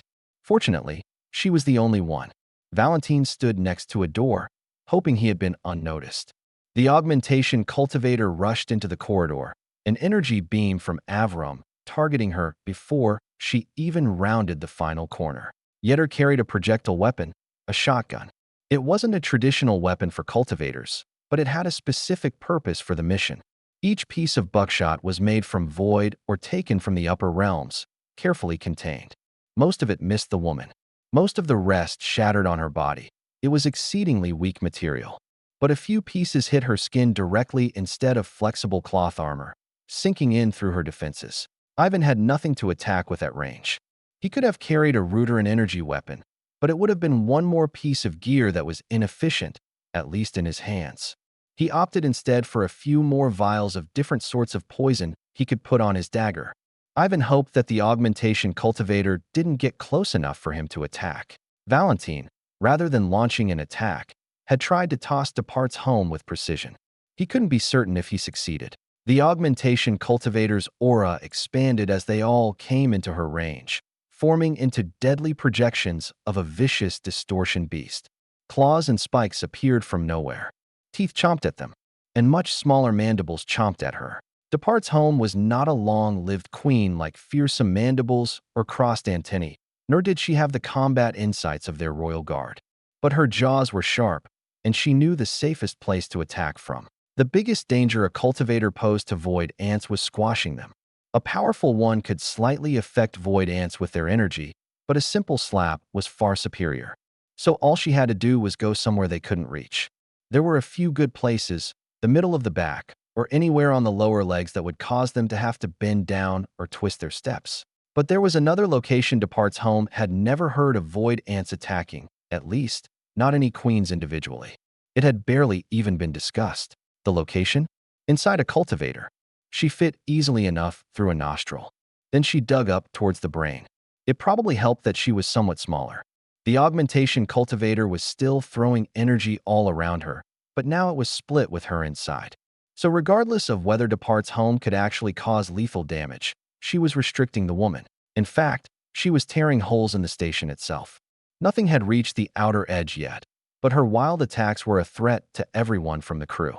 Even a little bit to Depart's home, who got a mandible bent when the woman accidentally squeezed a shard of bone against her. Avram took advantage of the woman's split energy, targeting her hands, face, and anything vulnerable. She made quick movements to avoid his attacks as Yetter shot another shell. Each cost as much as a small city. But they weren't paying for them. Valentine came from behind, striking with a kick. He trusted his companions to not hit him with. 2. Much collateral damage, and the woman herself was cover enough. He couldn't just sit out the fight. At the same time as he attacked, Ivan slashed at the woman, forcing the poison on his blade past her energy as much as he could. A little bit of Western Creeper muted the effects of energy on it, though he probably got less than half a drop on her, and not in an optimal location. Preferably it would be in her eyes or in a cut. Still, it would seep through her pores. The wild attacks of the woman kept away other cultivators, so they were able to focus on survival. Then the remaining void ants suddenly found purchase, the woman not realizing they had been on her for several moments. Her energy suddenly shut down, torn in all directions by hundreds of tiny ants, and a good portion from the inside of her body. Avram blasted her torso when her energy dropped. Then again, as her enchanted armor partially resisted his shot. He stopped when he could see the floor. "Where's Depart's home?" Yetta asked Valentine. "Hopefully on her face somewhere," he said. "Void ants, can you find Dash?" A group of them yanked her out at that very moment, covered in blood. It didn't actually take a lot to cover her, but it was still a pretty gruesome image. "I don't think I can hold out against the remaining 900-something foes," Avram warned. "We need to go." With that, he began shooting at seemingly random locations, but he was targeting to the best of his ability any energy storage locations. The crew pushed their way through some of the nice rifts in the structure of the space station that the augmentation cultivator had torn towards the exit, just in time. There wasn't a massive explosion, but there was a surge of domination energy. It didn't appear to be perfectly controlled, but it still rushed after them. Void ants blocked the way with their best effort, creating a sort of wall. It partially worked, at the cost of many lives. They would be honored later. The humans grabbed all of the void ants that could hold onto a formation as Yetter tore apart the outer material. Fusing metal together to repair it and pulling it apart were practically the same thing from her perspective. If she didn't care about how it looked, the latter was easier. Obviously, they weren't being subtle anymore, so she didn't hold back. "You guys sense that?" Ivan said, gesturing to 3 specific points. "The distortion beast nests. The formations are weakening," Yetter grimaced. "Let's get out of here before the distortion beasts think we're food," Valentine suggested. They were all quite glad that the station had very few external defenses. They couldn't precisely hide their flight to their ship. Avram shot the few turrets he could spot, which mostly weren't manned yet. Cultivators were rushing towards them directly. Their ship took a few hits as it flew towards them. Its airlock opened to scoop them up. Automated systems like that were almost an afterthought, but Valentine reached out to direct it from a distance. The ship rapidly accelerated, and without powerful inertial dampeners, all of those aboard had to spend their own energy to not be crushed. Fortunately for the void ants, they had exoskeletons that mostly held together. Their ship was no longer at 100% power, probably less than 80 and in need of repairs, but when they bypassed the former distance that the hiding formations were at, they could still vaguely sense the station. Things were breaking down, but they couldn't stay to see if it stabilized or if the distortion beasts tore it apart. They sent a single report that they couldn't be completely certain would reach the destination. Just text, because they hadn't compiled information from their looted documents and they had little energy to spare. No ships chased them into the void. Aside from void ants, they weren't even dead, though they were going to need to use most of the stash of medical supplies they had available and perhaps some energy. Augmentation cultivators were no joke, especially when they had an energy advantage. Depart's home would be receiving very tiny medical treatment for her own wounds. Chapter 1263. Of the word that could have come to Ratna, the news was far from the worst, but it came at a very inopportune time. She had just received reports that the Tilki clan domination cultivators appeared to finally be making a move, which was actually the worst news that she could anticipate in the near future.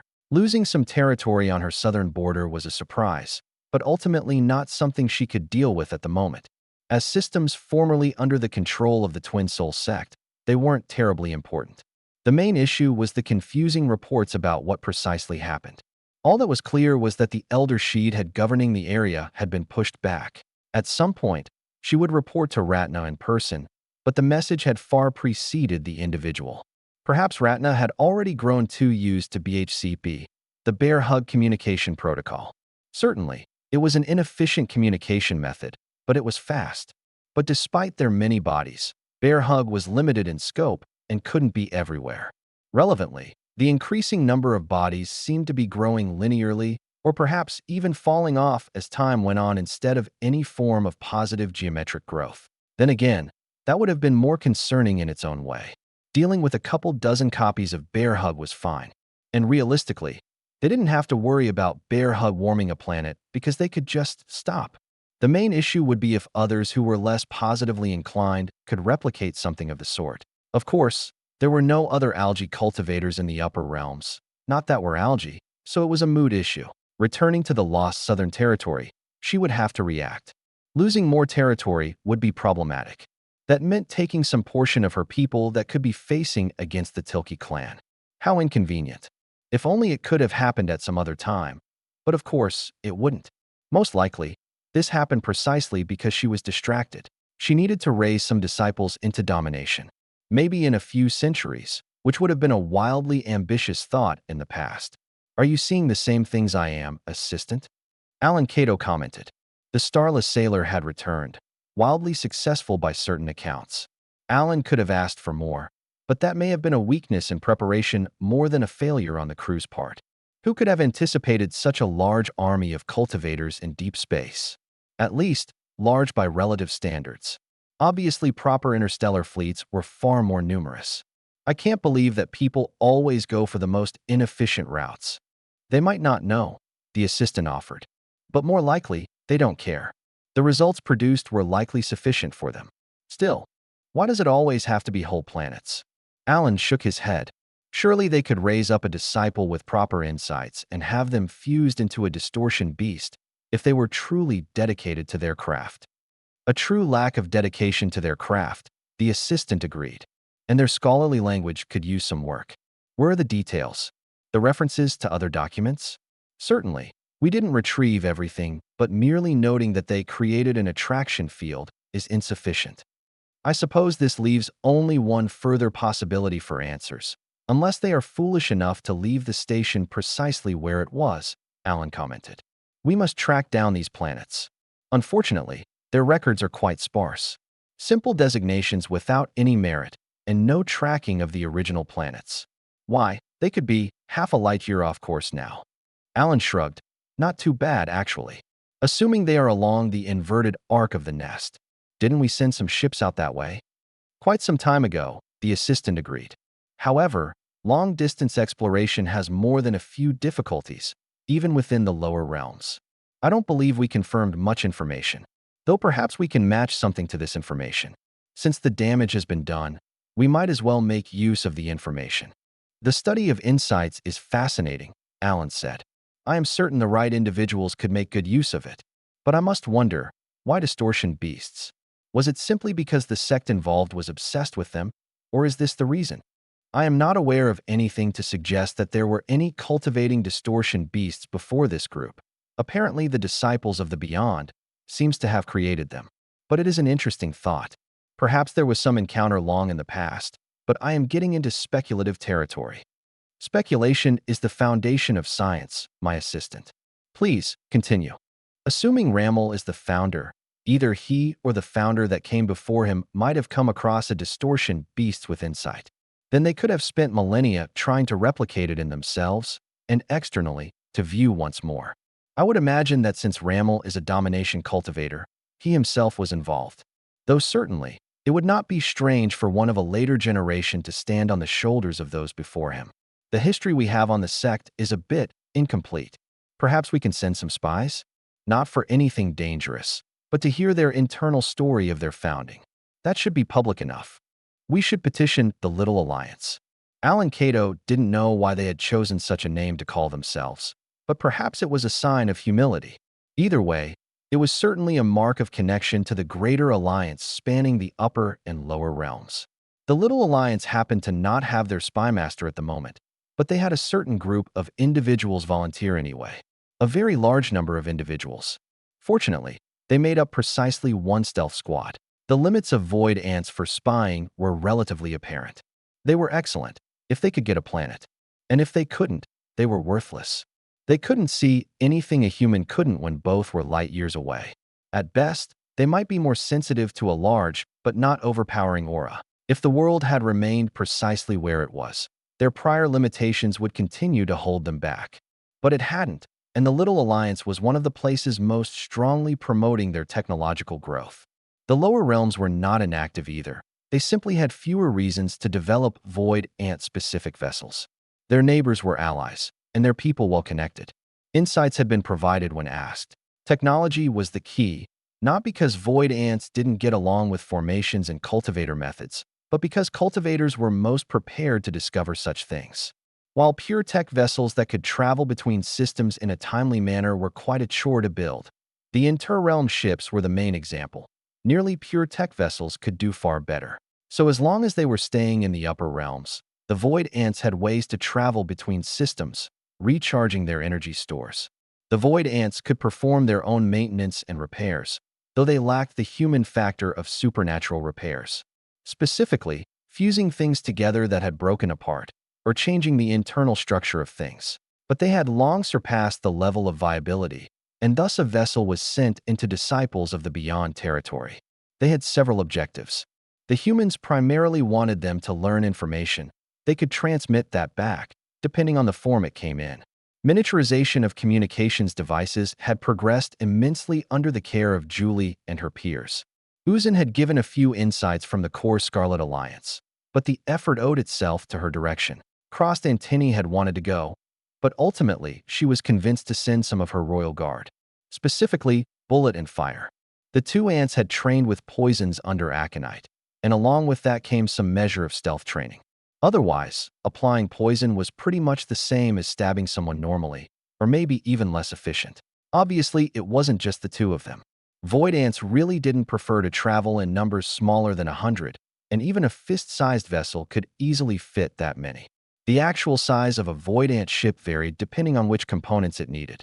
This merely needed transportation, communication, and stealth capabilities. Few void ant ships had any sorts of external weapons, aside from themselves.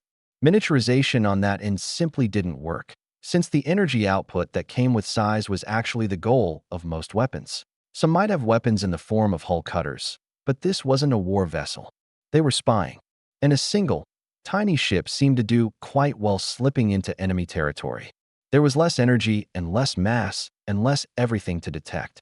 They were well prepared for their primary objective. Their secondary objective was simple enough. The humans hadn't expressly authorized it, but there was a general policy that if an enemy domination cultivator could be killed, they should be. So if they happened to come across Rammel, he would get to test 100 different types of poison. I think he would be further in, Fire signed. This planet is too far out to be safe from attack. They have a big fancy core sect for a reason. Yes, I agree, Bullet nodded. But we must first confirm the information we are here for. Would not the assassination be more important? Bullet agreed. It would vastly change the political landscape, but we must retain our trust with the humans, especially those of the Little Alliance. Thus the reason we have that objective as the primary. Would the humans not appreciate a dead enemy? Fire prodded. I am certain you already know, Bullet said. They would, but they will not appreciate the following war. The Great Queen has calculated that they would be positively inclined overall, especially if the conflict appears inevitable, as this one does. But you know Tessuat. He has recently come to see the positive aspects of our kind. He would also prefer Rammel to be dead. Yes, everyone wants Rammel dead, so we will do both, if possible. And while we are here completely unnoticed, we can try to learn about his true whereabouts and accomplish our primary objective. The mission would have been hell if they had been sent down to a random point on the planet and asked to learn the origins of the sect. Could they speak to humans? No, they could not. Even if they spoke Void Ant Sign, which they would not, being revealed would get them killed rather directly. They could wander around and hope someone left out a book titled Founding of the Disciples of the Beyond, the first sect head, and why it is Ramel because of these reasons. But they had options with a ship. They could just directly fly to a library. Now, they did have to take some care flying into a populated city. People could just randomly look at them. However, the risk was worth it. They could negate or even redirect any sensory energy that came their way. The latter was more subtle, as a cultivator whose senses were directly severed would only be more suspicious. Aside from a library, they would accept a sect lecture hall. Unless the information truly was secret, it should be relayed to millions of individuals every day. It was merely a matter of ending up in those places. Lecture halls were a greater risk, too many eyes. Especially now that they knew void ants were alive and well. They also happened to find a library first. It would take some doing to discern the organization schema, but they could cover a wide area in a short time. After an initial pass, they would secure a source of food. There was only so much that fit in a void ant vessel, since the goal was being compact. However, they weren't picky. In the worst case, they could feed solely off of ambient energy, but it was still better to have physical food. Humans would not notice a few crumbs missing, and the two royal guards could discern if there was anything untoward with what they gathered. Chapter 1264. Bit by bit, fire and bullets scanned the food that had been gathered by their fellows, making certain it was fit for consumption. Some of it would have been sickening to the surrounding humans, but it was not poisoned, merely out of date, and kept in poor confinement. It was surprising how many people didn't have refrigeration on a developed world. Oh, all the cultivators had it, but the commoners didn't have access to formations that would do the same. Even though everything was in the dominion of the disciples of the beyond, not everyone was a disciple. After all, they had to have servants. It was kind of pathetic. People weren't going hungry, at least not in the heart of the city, but they weren't really treated well. If Ramel knew how much devotion he was losing, how much growth, he would probably try to figure out how to squeeze it out without being a decent person. Neither royal guard was confident that his behavior would change after such a long life being awful. He could have made things good millennia ago. He was in absolute control of the territory. After scrounging food scraps and checking on the maintenance of their ship, which was simply sitting in a small hole in a disused field, the void ants continued their mission, scouring the area for the information they sought. Tiny cameras scanned normal-sized documents. Those void ants who could read quickly skimmed documents to determine some level of relevancy. The primary information they sought was easily found in the library. There was an entire section devoted to it. In the end, the story? Ramel was a great hero with no flaws who founded the Disciples of the Beyond after he fought his way off of a planet being devoured by distortion beasts. A perfectly reasonable origin, given what he had become. It was, however, unclear if it was true. They couldn't find any records of the early sect, either lists of elders or much of anything. Such documents were likely thousands of years old, but there was no reason copies couldn't be publicly available. It was as if everyone was uncurious about their origins. Perhaps they were, quite deliberately. The void ants didn't give up, visiting a number of different locations, even going into sealed areas. However, they got similar results. They also picked out various shipping routes and such that the little alliance might use to cause chaos if, or when, they went to war, as well as anything else they could, such as approximate numbers of disciples in different stages. It wasn't that the information was secret. It was fairly clear that they simply didn't know. Did it matter if they had 5 or 10,000 body-tempering cultivators in a certain city? A few hundred life transformation cultivators here, or there wouldn't matter, would it? They probably had augmentation cultivators on some of their planets. That was the sort of thing that seemed like it would do well to be actively hidden, but that wasn't the feeling the void ants got after several weeks of infiltration. This planet simply had no idea. The public forums certainly didn't have any information on where Ramel currently was. Obviously, the main sect grounds was the assumption, but nothing more. So they packed up and moved on to the next planet and the next. Each time, they transmitted pertinent information back to the Alliance, though they had to limit it to something close to what a personal communicator could manage. The planet Uter was their final destination, but there was no reason they couldn't have a little fun before then. Fun, of course, was directly tied to sabotaging the enemies of the Alliance. It wasn't like they had void ant enrichment complexes available. Besides, Most of the time, they preferred solving practical puzzles. Real conundrums. Like, for example, how to sneakily kill an augmentation cultivator in their own territory. A simple but straightforward and practical puzzle. Objective number 2 was killing Rammel. As that might be difficult, a reasonable sub-objective was weakening the disciples of the Beyond as much as possible, and that meant starting at the top. It wasn't actually a difficult puzzle. Bullet and Fire had the latest product straight from Aconite, things meant specifically to kill augmentation cultivators without too much fuss. The downside? They had 3 doses between the two of them that weren't reserved for Rammel. Everything else would require directly assaulting their target or hoping they didn't scan their food or surroundings for poison. And if it was one thing cultivators did well, it was paranoia. They just weren't ready for void ants. Obviously, they knew they were a threat, but they forgot how tiny they were. It was impractical to patrol every square centimeter of their territory constantly to catch spies they didn't even think could get to them. During a war, with Alliance ships in the sky, they would be vigilant.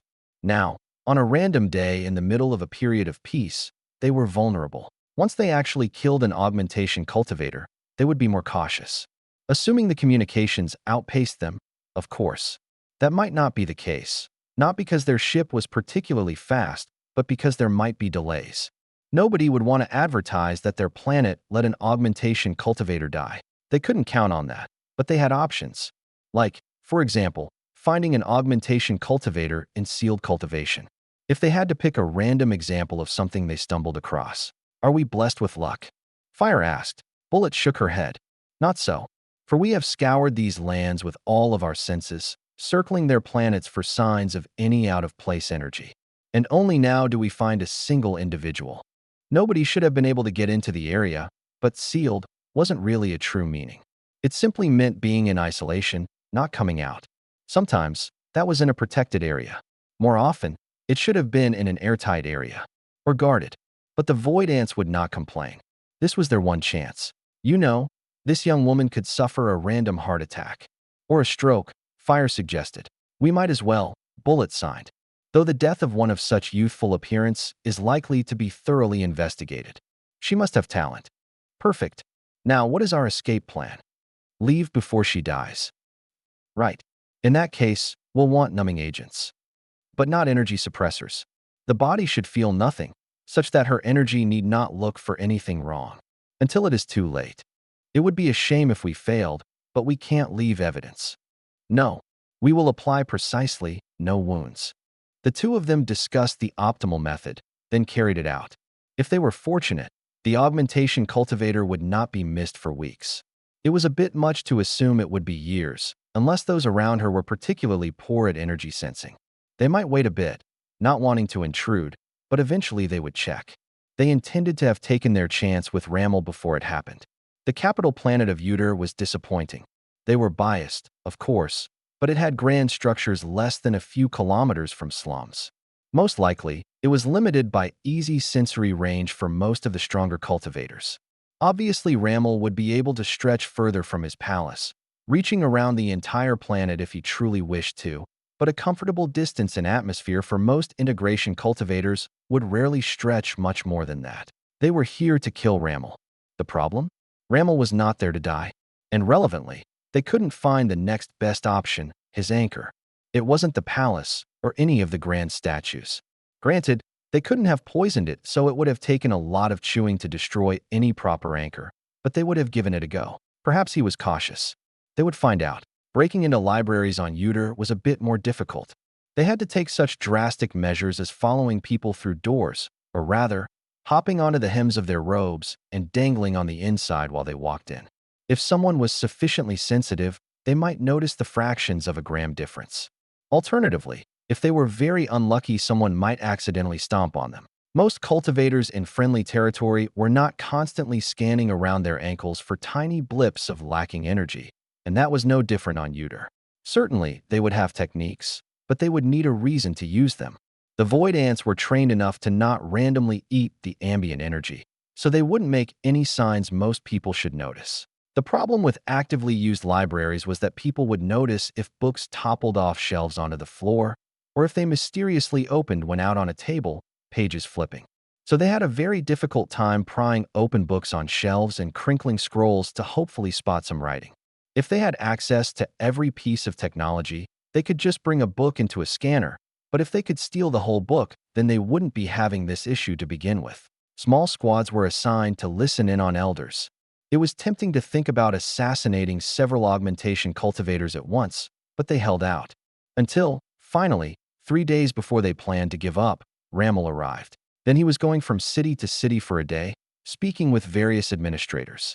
They never managed to get close, not willing to fly within several kilometers of the man. He might notice their ship even if it had no energy signature. Thus, they had to walk, and that took long enough. He was usually off again. It would be convenient if he went asleep. But he didn't. Nor did he truly have to, at his level. Poisoning his food? He didn't order any. He was constantly surrounded by people, which wouldn't technically stop them. But they never got within 10 meters. The oppressive aura of a domination cultivator affected even the stronger void ants to some extent, and they couldn't be certain they wouldn't be spotted. In the midst of battle, when he was distracted, it would be one thing. But here in his seat of power, the moment had to be soon, or never. And they chose never. Crossed antennae will be so disappointed, Fire commented. Of course not, Bullet countered. She will understand. We have much information to return with, including detailed assessments of our primary objective to peruse. We must not lose that. What if you leave, and I stay behind? Fire offered. She would not like you to sacrifice your life for this. I might not die. So you would remain in hiding after successfully assassination a domination cultivator until when? Centuries from now, when we gain control of this system. It might not take that long. It might never happen. And centuries would be short. However, if you are confident in your chances of success, I won't stop you. But you must succeed. It's just a shame. We came all the way here. Nothing stops us from returning in a year or a decade. And on our way out, we might as well poison a few augmentation cultivators. What a delight. I'll get started right away. Not on Uter. They can't know we made it all the way here. They think their planetary barrier means something. With hundreds of ships constantly going in and out, how could it? Every guest appears to be invited. For the most secure planet they have, everyone who sets foot here is assumed to belong. That is the way of things, Bullet nodded sagely. Now let's go before I let you convince me to be foolish. Oh, would that work? I believe you are responsible enough to want the same thing as me. You are playing. Now let us report back before the war begins. That might be years. It very well might be. Or we may find patterns that say otherwise. Chapter 1265. The assault on the Little Alliance came quickly, but was actually predicted via data the Void Ants returned with.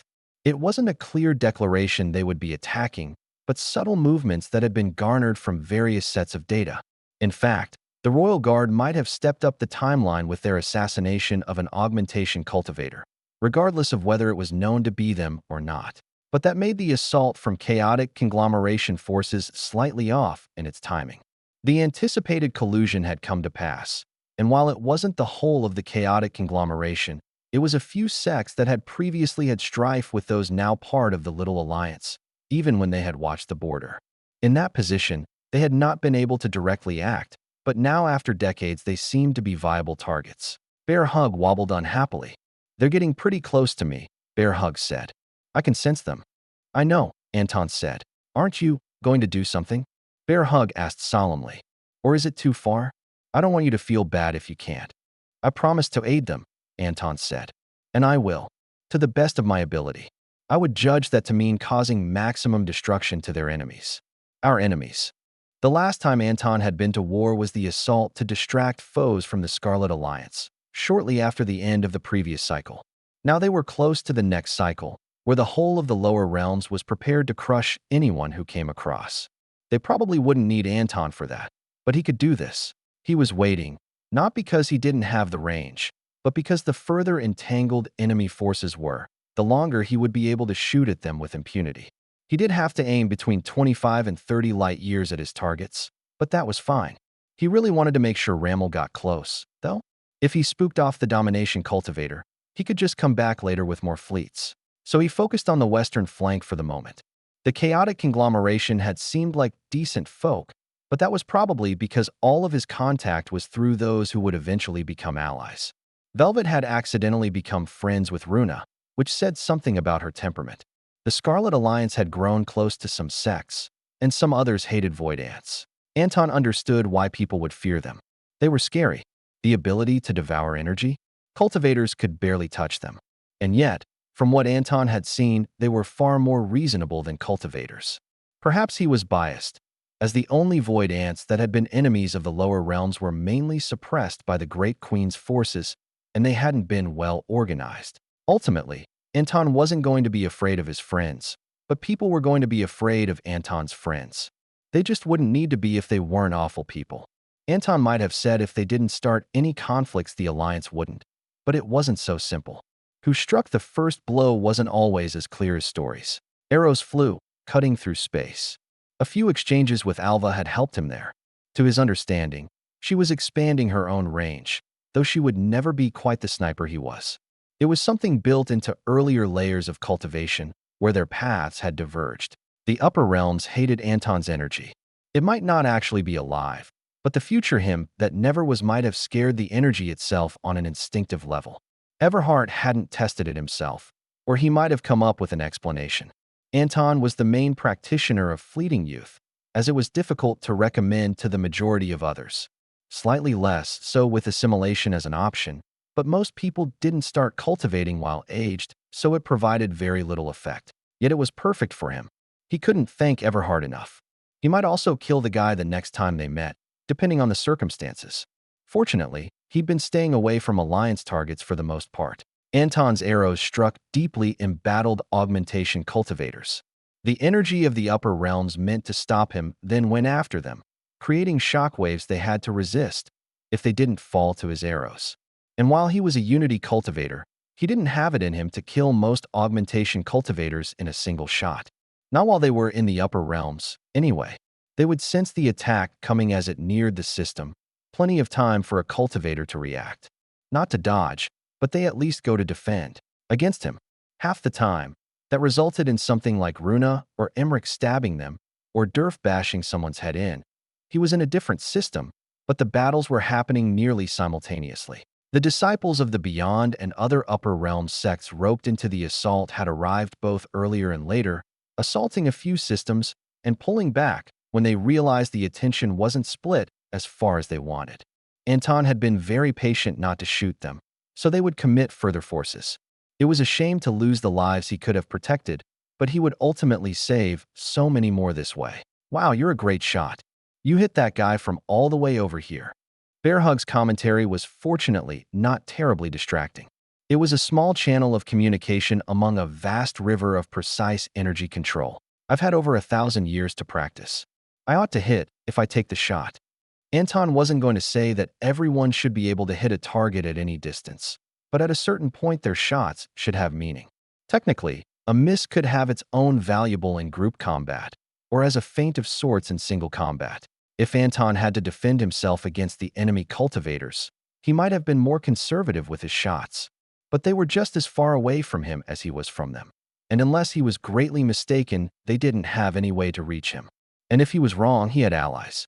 Devon was sadly busy elsewhere, but Naima was around and had promised to take any hits meant for him. Anton thought she just wanted to fight people from the upper realms no matter how. Thanda would have been a great guard, but regrettably, she wasn't there to protect Anton. He could use her company. Then again, he expected those in the Little Alliance to appreciate her company more. Technically, she was weaker in the upper realms. Practically, she was still a major force to be reckoned with, as she could impart unbelievable amounts of energy into her arrows. Whether individual cultivators or ships, if they got hit, they would likely die. And her ability to pin people into a position where they had to make the choice of how to get hit, despite barely being able to redirect her arrows, was fantastic. Probably his best student. Not his cutest, though. Anton could feel Rammel approaching. He tried not to make his own sensory energy obvious, and was avoiding the entire system with his attacks. Anton might be able to take him out now, but it wasn't that easy to kill domination cultivators. Just because he had done it before didn't mean he was going to assume he could do it whenever he felt like. Julie wished her brother were around, or a few more augmentation cultivators. Tessuat was a great ally to have, but he wasn't much for conversation or technical insight. If he reached domination, he would probably be terrifying, like a Timothy that was more retributively focused. Not that another Timothy exactly as he was wouldn't be sufficient. Julie herself wasn't that confident about reaching domination. Even Uzun hadn't, and he was the first tech ascender. Julie herself had adopted tech after reaching integration, so while it wasn't new, it was a bit harder to develop her path. Not that she could complain, because augmentation had been outside of her wildest dreams as a child. A great many people reached integration, but few went beyond. The readouts in front of her weren't promising. Quantifying the absolute energy of a domination cultivator was an exercise in futility and depression, but they certainly tried. She shut it off, so she didn't think about how many times Rammel could completely overpower her defenses and turn her to dust. It was a lot. And the Great Queen was in another system, having taken a gamble on Rammel's path. All they had here were a whole ton of void ants, and Tessuat, and her, and a few other augmentation cultivators that were hopefully going to be good enough. Plus, a promise of long-distance fire support. That one she had the most trouble with, because even though there were documented instances, it still sounded fake to say Anton could help. Rammel approached, but Julie didn't see him. Just a horrifying monster that stretched across half a system. That couldn't all be real, right? Well, as real as projections were. Surely some of those limbs had to be fake. An illusion, rather than solidified energy. A million people were scanning to find out, and that wasn't even an exaggeration. Some people had no combat prowess to contribute, but they could operate certain pieces of tech. Active effort by competent cultivators made any merged tech better. Hopefully, they would find some weaknesses. Julie steadied herself with the thought that at least Rammel was being supported by thousands of his disciples, instead of just acting alone. Yes, that meant he was more dangerous, but it meant he wasn't this dangerous alone. In the circumstances, it was a comfort. That was close enough, though. She felt others ramping up attacks, and flicked a single switch on the orbital cannon she was manning. She opened fire, tearing through one of a great number of tentacles. There were more in subspace, as well as weird spikes of bone and wings and horrible flesh, and, well, it was a distortion beast. None of it made sense, even if it should have to. It was a fake one, but that was no comfort when it could still kill her, as it was doing to many ships. Her sensory array nearly exploded when a giant wave of energy cut through the top third of the projection, detonating a vast amount of energy on the way. It didn't make it all the way before fading out, but it caused a visible setback to Rammel. He didn't seem to have a limit to his energy. Like all domination cultivators, it was difficult to discern their actual capacity until they were practically empty.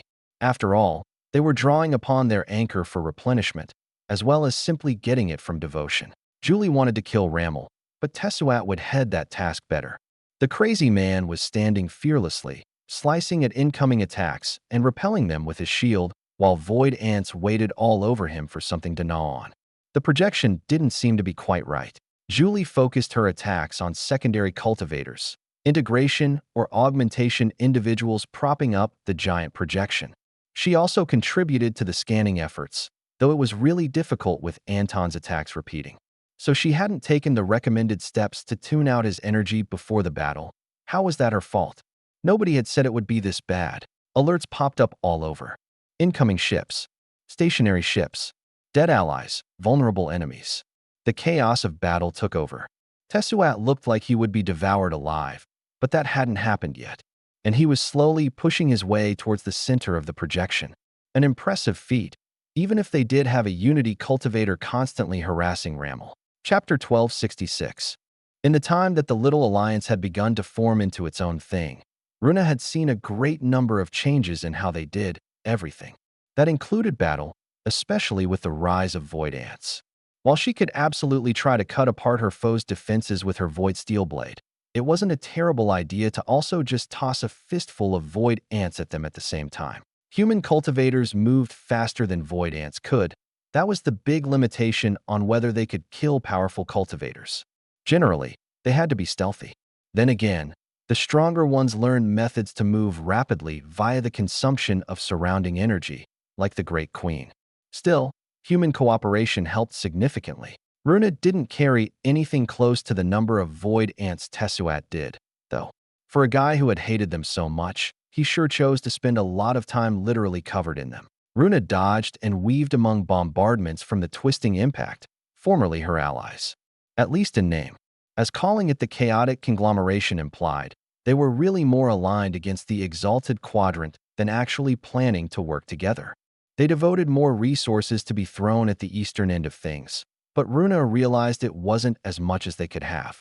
Nobody was trying to win, just to keep people away from the real sex. Or maybe that was her pessimism speaking, and the fact that some of those people were trying to kill her with blunt force.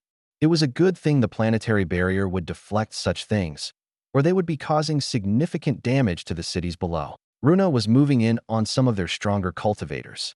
She circled around behind, not because she didn't think that they would be able to keep track of her, but for a simpler reason. They were less likely to carelessly fling attacks towards their own ships. That was where she released her package of void ants, moving along a set trajectory as fast as she could fling them without harming them. That movement was disguised with another attack. She continued to curve around, drawing attacks away from them. She also severed some of their connections to their own projectiles, not that there was much for them to hit off into the void of space. It was all to keep them distracted, though she wasn't against killing enemies when she got the chance. She slashed with a void blade, using a more conventional blade to follow up before her foe reasserted his defenses. An arrow flew right past her ear. For no reason at all. There were literally an infinite number of other trajectories Anton could have chosen. But she didn't mind too much because each of his strikes made a change to the battlefield, either killing someone, wounding a stronger cultivator, or stopping people from joining their allies. And usually, they exploded. That was, theoretically, a weakness. Somehow, he made that into a boon instead. He couldn't arrive in person, and he couldn't reach much further than their systems bunched up against the border of the realms. But he could certainly cause real damage. There was a reason they chose the spot they did. It was just so much more to see it in action. Most likely, they could have defended against this attack without him, and many of the others, but all of the Little Alliance was under assault, including some of the Eastern systems. Rammel would be showing his face soon, if he hadn't already. BHCP didn't currently cover that area. It was a good thing that nobody expected Anton to do everything, because he really couldn't. Covering people in the Western systems alone would have been enough of a task, juggling a huge number of individual combat points. Attacking a domination cultivator at the same time? That was difficult. Rammel couldn't even counterattack. Anton wouldn't guarantee that for everyone, as tracing something back to him through his own energy might be possible, but Rammel wasn't the right type. However, it still took much of Anton's focus, otherwise his attacks just wouldn't matter. As a domination cultivator, Rammel was a nearly endless font of power. Anton was drawing from his own stars, of course, but the recovery rate of Rammel seemed to be higher. That appearance might be all the problem, because Anton couldn't tell if they were winning. Rammel also wasn't winning. Tesuat was surviving inside the projection, taking out supporting cultivators. Anton was more focused on them as well, since they were permanent damage that could be caused to the disciples of the beyond. If an opportunity arose to kill Rammel, Anton would do his best, but he wasn't having any luck. He was absolutely going to drive the man off. And if he retreated even for a short time, then he wouldn't be in sync with the Western attackers. There was no way they would stay coordinated long term, though fear was a pretty good motivator, and people were afraid of the void ants. As they should be, which was the real reason they should stay away. Julie had already given everything she had, and the battle wasn't over. Now she was just directing whatever energy could get to her cannon. Her personal growth hadn't been a significant factor in her life recently. She was growing stronger. Her passion for tech was a good core for augmentation. However, a bit more focus would have been good. She was too weak. Normally, she saw how she was surrounded by those who were far greater, and it didn't matter. Now, she was experiencing how far things could go once more. Rammel had learned from his previous encounter, and was far more cautious about the void ants. He was even standing up to everything they had plus Anton. He was taking things more seriously, and Julie had thought it would be like before, or easier. They wouldn't let him win, though. In the worst case, they could force him to remain too long. The Great Queen and the Defenders the next system over would be a great boon to their power, but there would be too many sacrifices. Julie loved machines. Tech was so interesting, but it could always be rebuilt, and sometimes even better. People couldn't. She could dismantle the limiters on her cannon. That would cause it to explode uselessly, but she could. They were there for a reason, though. but she might be able to create some sort of meaningful sacrifice, hopefully not involving any more lives. What did they need? They needed Rammel to be dead. Okay, she couldn't do that. What were the alternatives? She just needed to convince Rammel that he could be killed. So it was only a question of how much power she could call upon without disrupting any other battlefield plans. She hadn't expected to do so much comms work in the middle of a heated battle, but here she was. She had a plan. A simple one, but quite spectacular in presentation. It was a bit late to do the most visually impressive version, and the enemy likely wouldn't let themselves be flanked easily, but she began to have people maneuver into position. Then they were all going to focus on a single point. Not a target, like Rammel, but a single small point just in front of him.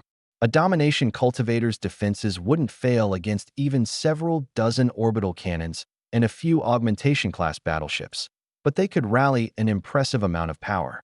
They just had to avoid getting near Tesuat, but he wasn't close enough to Rammel to be in peril just yet. All right, everyone. Firing in 3, 2, 1.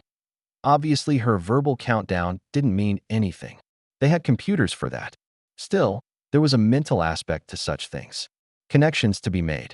Dozens of beam weapons fired at various angles, piercing through the projected distortion beasts with their maximum power or slightly beyond.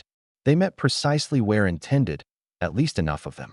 Some people forgot to factor for spatial distortions. A brilliant flash lit the battlefield, one the Little Alliance was prepared for. The explosion was something Rammel was not prepared for. He hesitated a moment after it happened, and the cannons began to charge up once more. Then he left. Just like that. He swept along most of his subordinates with him, heading back towards their waiting long-distance vessels. As for why those hadn't been targeted, it wasn't that simple. And, technically, they had. Hopefully it worked. Boarding Team 002 landed on the biggest, most luxurious ship the Disciples of the Beyond had brought with them. It was a complete non-factor in the battle. It wasn't actually any faster than the individual cultivators aboard, except at long distances. In short, it couldn't fight and couldn't help them escape, just ease their path if they had already done so. There had also been a planet-sized projection of a many-faceted distortion beast in the way, so it had been difficult to target. But that was fine for Boarding Team 002. Even before scans had begun, they were circling around. They knew they would pick a target eventually. A tiny ship carried them, powered by nearly pure tech. It contained miniaturized stealth systems and everything the team of Void Ants might need to reach their destination. Then they received the incoming transmissions and picked their target. The Void Ants had a goal, and it happened to perfectly align with what the humans wanted. They would even know it was part of the plan this time, at least some of them. Only the higher-ups, just in case people were captured. The landing was more of an impact with the hull, but Boarding Team 002 didn't care to differentiate. There was no time to match velocities, and they needed to break through regardless. Yes, some of them died in the impact, but it was an acceptable number of losses. The ship was nearly done with its mission. All it had to do was tear open a small gap in the hull for them to crawl through, while keeping itself steady. That was where the genius of its construction came in. It would blend in with the defensive formations, becoming part of them given time. Otherwise, people were more likely to suspect. The squad leaders directed their own people as they scoured the ship. It was quite sizable, but they crawled through passages meant for air. Ironically, those were copied from Alliance designs. Normally, cultivators just refreshed their own air or had a central point. But it was more comfortable and left a lot more room for Void Ants to crawl through. They would have fit under doors anyway, or clawed their way through metal walls if they had to. This was serious business. The team that found their goal wasn't completely certain, but they scattered to compare with the other squads, leaving half-certainty directed pheromone trails throughout the ship. It had taken half the battle to reach the vessel. They weren't done exploring it until well after the battle. Currently, they were outside Little Alliance territory. Even Anton had stopped assaulting the fleeing vessels, which was to the advantage of Boarding Team 002. He could have blown up the ship without killing Rammel. When he went to lay his head down, half of the squads were already in his room. He used a Void Ant sensing technique that was common in the Exalted Quadrant, then relaxed. This was why constant innovation was important. Obviously, the Void Ants wouldn't let themselves be picked out so easily. Their own ability to manage techniques was pretty much null. However, they did have tiny concealment suits that replicated a small level of energy responsiveness. enough to hide their shape while still just appearing to be stuff. This gear, though tiny, cost a great fortune. That was why they had to be successful. None of the other teams had made it. Perhaps they were too close to the battlefield or chose different targets. Regardless, boarding Team 002 was here. They waited with utmost patience until Rammel's breathing became steady and rhythmic. Fire and Bullet had missed their opportunity, but the Void Ants would redeem themselves. It was unfortunate that all of boarding Team 002's medals would have to be posthumous, but that was how it had to be. They would do their best, but they would have to slay every cultivator aboard and pilot the vessel back, while not alerting the rest of the fleet. Not that any of that really mattered, because Rammel was going to die. Chapter 1267. Technically, the domination cultivator Rammel was not asleep. Practically, it made no difference. He was in a state of meditation where he had some level of awareness, but boarding Team 002 simply had to manage those expectations. It was rather difficult for a number of ants to instantly kill a human. There were no ants of particularly monumental size or great combat insight among them. Some were larger, of course, as appropriate for soldiers. They climbed along the outside of his clothing, balancing on the folds so that their additional weight wouldn't be noticed. Each soldier moved to her own place, mainly positioned over the man's dantian. However, a few climbed onto the pillow, prepared to assault his scalp, as well as others that climbed onto the neck of his robe, their target to be the vital points there. As the most critical point was the void ants above his dantian, they initiated the assault. They had to work their way through enchanted clothing, but they could reach his energy just barely, tearing it out and opening the way for further carnage. The others waited for the energy fluctuations of domination energy being forcefully ripped out of the man, poised to strike. Then they too launched their attacks, some dropping from the ceiling onto his face. Rammel's reaction was instant, calling upon his energy to explode outward. However, even if he could direct it nearly instantly to any point of his body, the flow was already disrupted at its core. Normally, void ants would ignore the effects of energy. Here, domination energy sprayed chaotically, piercing as many holes in the ship's hull as it killed void ants. But certainly, all of those directly struck perished. Instead of a perfect pulse of energy, however, Rammel only managed a wild mess. The void ants twisted his own energy within his body, digging as deep as they could. Some bit at his jugular. Some attacked his ears. Others went for his eyes, nose, or mouth.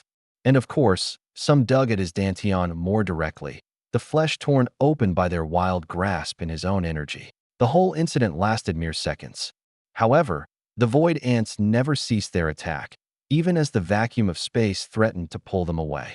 Nor did they bother fighting against the other cultivators rushing into the room, as they couldn't threaten them. What were they going to do? Punch their leader, or their leader's corpse?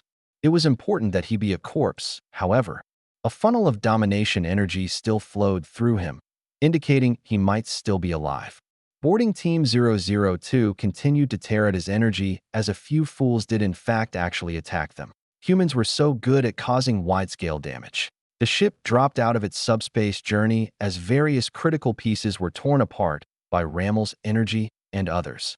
The denizens aboard weren't treated to a comfortable transition, as the formations responsible for that were quite damaged as well. A few things ended up inside other things. Some were void ants that ended up overlapping with Rammel's body, other cultivators, or the bed or walls. All of them did their best to continue chomping their mandibles, but it was difficult to say how much good it did.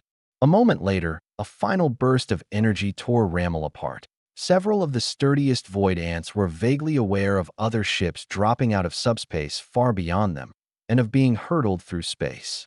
Their own ship was doubtless eviscerated in that or previous blasts, but they didn't care. The one thing they could confirm with certainty was Rammel's death.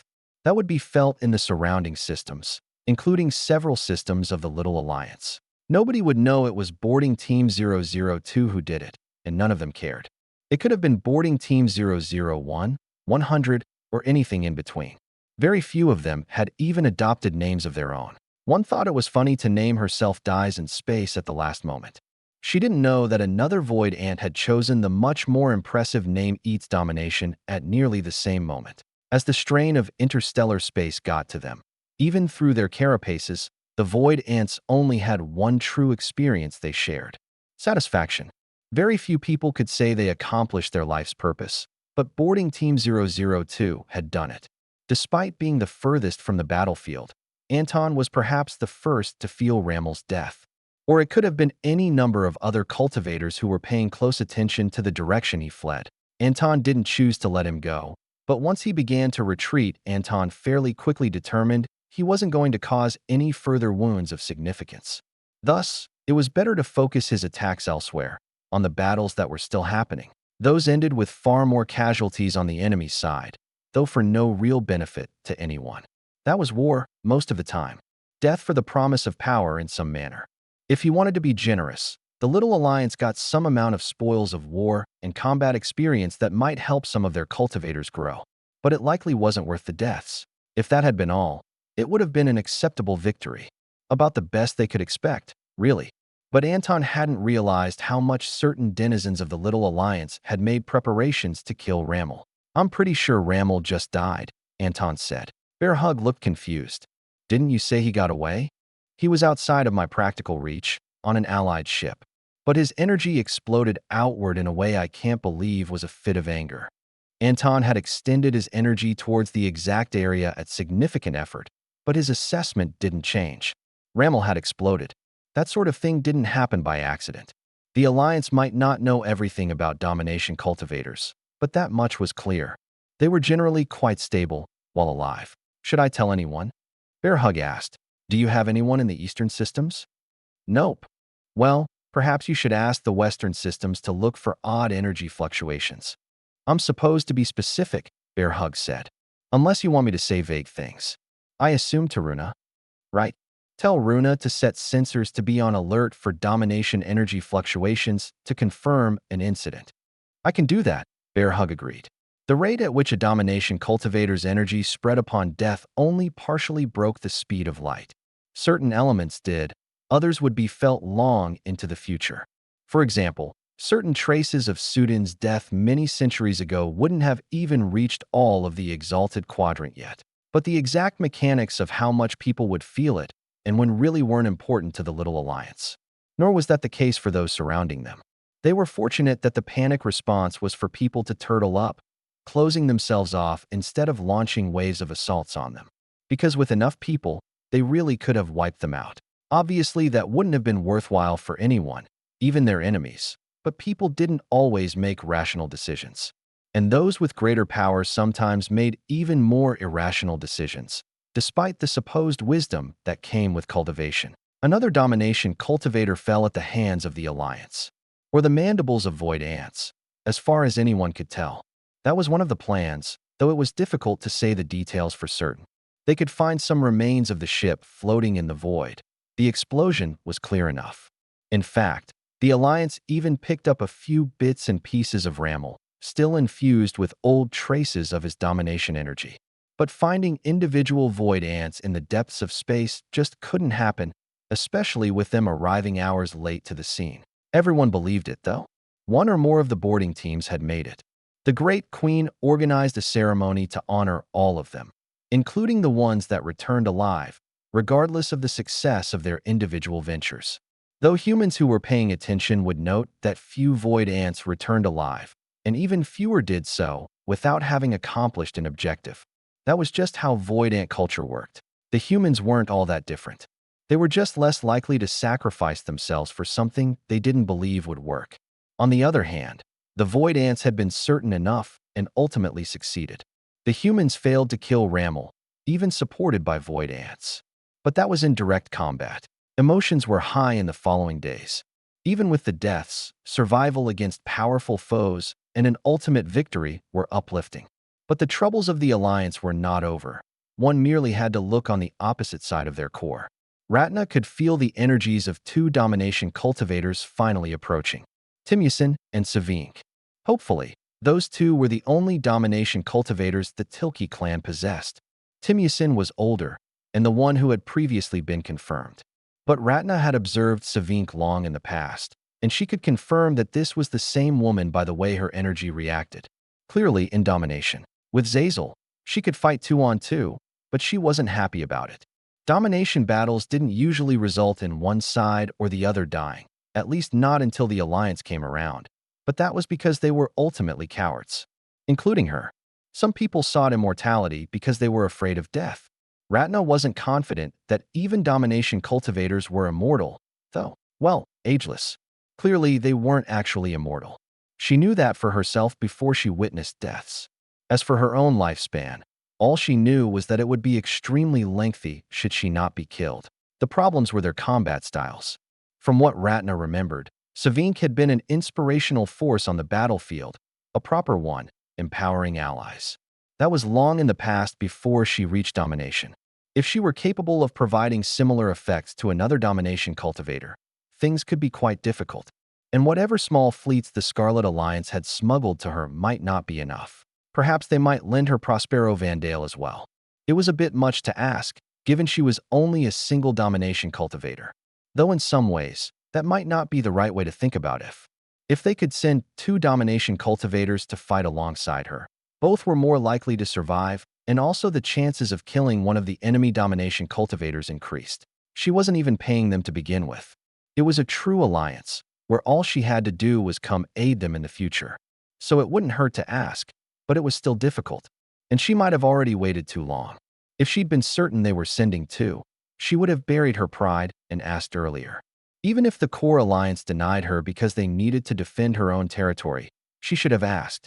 Then again, she wanted to prove herself worthy. So what if she had only a new, if talented domination cultivator by her side? With her own forces and the fleets of the alliance, she could at least hold them off. She did ask, though. It would be foolish to be stubborn about it.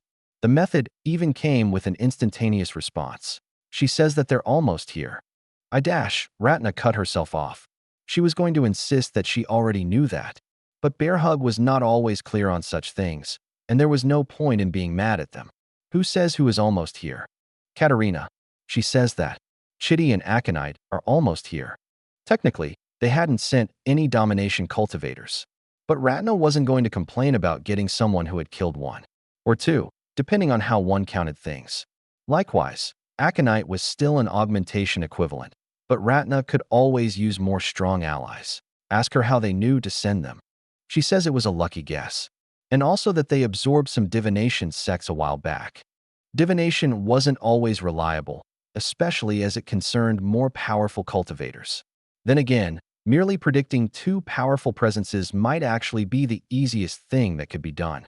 Not that Ratna was an expert.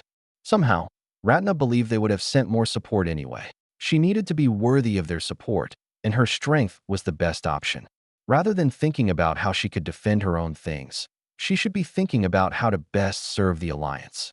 Most likely by killing at least one of these domination cultivators now, and maybe training some of her disciples up to that level later. It was strange to think about the possibility of that death so easily. Another domination cultivator's death is on the horizon, Ratna commented. What strange times we live in. Oh, how did you hear? I hadn't even told you yet. What? About Ramel dying? I was going to tell you, but you looked so busy. She was busy, and now she couldn't decide if she should be more or less afraid of dying herself. Chapter 1268. The good news about another domination cultivator defeated by the Alliance didn't particularly help Ratna now, but it was good for morale as they planned how they were going to face against the Tilke clan. There was one difficulty brought about Zazel's particular abilities that they also had to account for. Zazel could, technically, battle anywhere. However, she didn't draw from her anchor in the same way.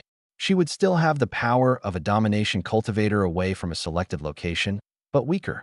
And she couldn't afford to be weaker against long-standing domination cultivators. So they either had to face them outside of Veiled Brilliance territory or deal with her being weaker. It simply had to be discussed, but there was a solution determined quickly enough. She simply wouldn't fight against the domination cultivators, and that meant not even on the same battlefield. Otherwise, they could take advantage of her reluctance to try to take her out. Of course, not using one of their own domination cultivators would be a huge blow to their combat prowess. Zazel wouldn't be inactive, though. They simply came up with an equally useful position for her. The fleets of the Tilke clan were approaching from different directions, perhaps based on starting locations or not wanting to be too predictable. It was also possible they simply wanted to increase the pressure on the sect by splitting their forces, which had been working so far. Either way, There were two larger fleets of major concern at the moment, whatever the domination cultivators had with them, and one more angling towards the eastern end of Ratna's territory. The plan was simple. Zazel would intercept the eastern fleet, not entirely on her own, but with a much smaller defensive complement than otherwise might be appropriate. That would free up more to defend other systems, and they needed everything they could get. Planetary defenses would be key against Savink and Timyasin. I'm not fighting that guy, Chitty declared, as they moved on to how they were going to deal with those two, even with the advantage of fortifications. He's not a good match for me. And Savink is? Ratna asked. Absolutely. You said her abilities revolved around enhancing others, right? They should remain somewhat similar, at least, Ratna confirmed. Obviously, cultivators didn't have to remain static. Chitty nodded. Then having her energy flow cut off, even briefly, should be debilitating. A fair point. I assume you will be coordinating with Aconite to kill her. Chitty looked at Aconite. Not this time. She will be focusing on mass warfare.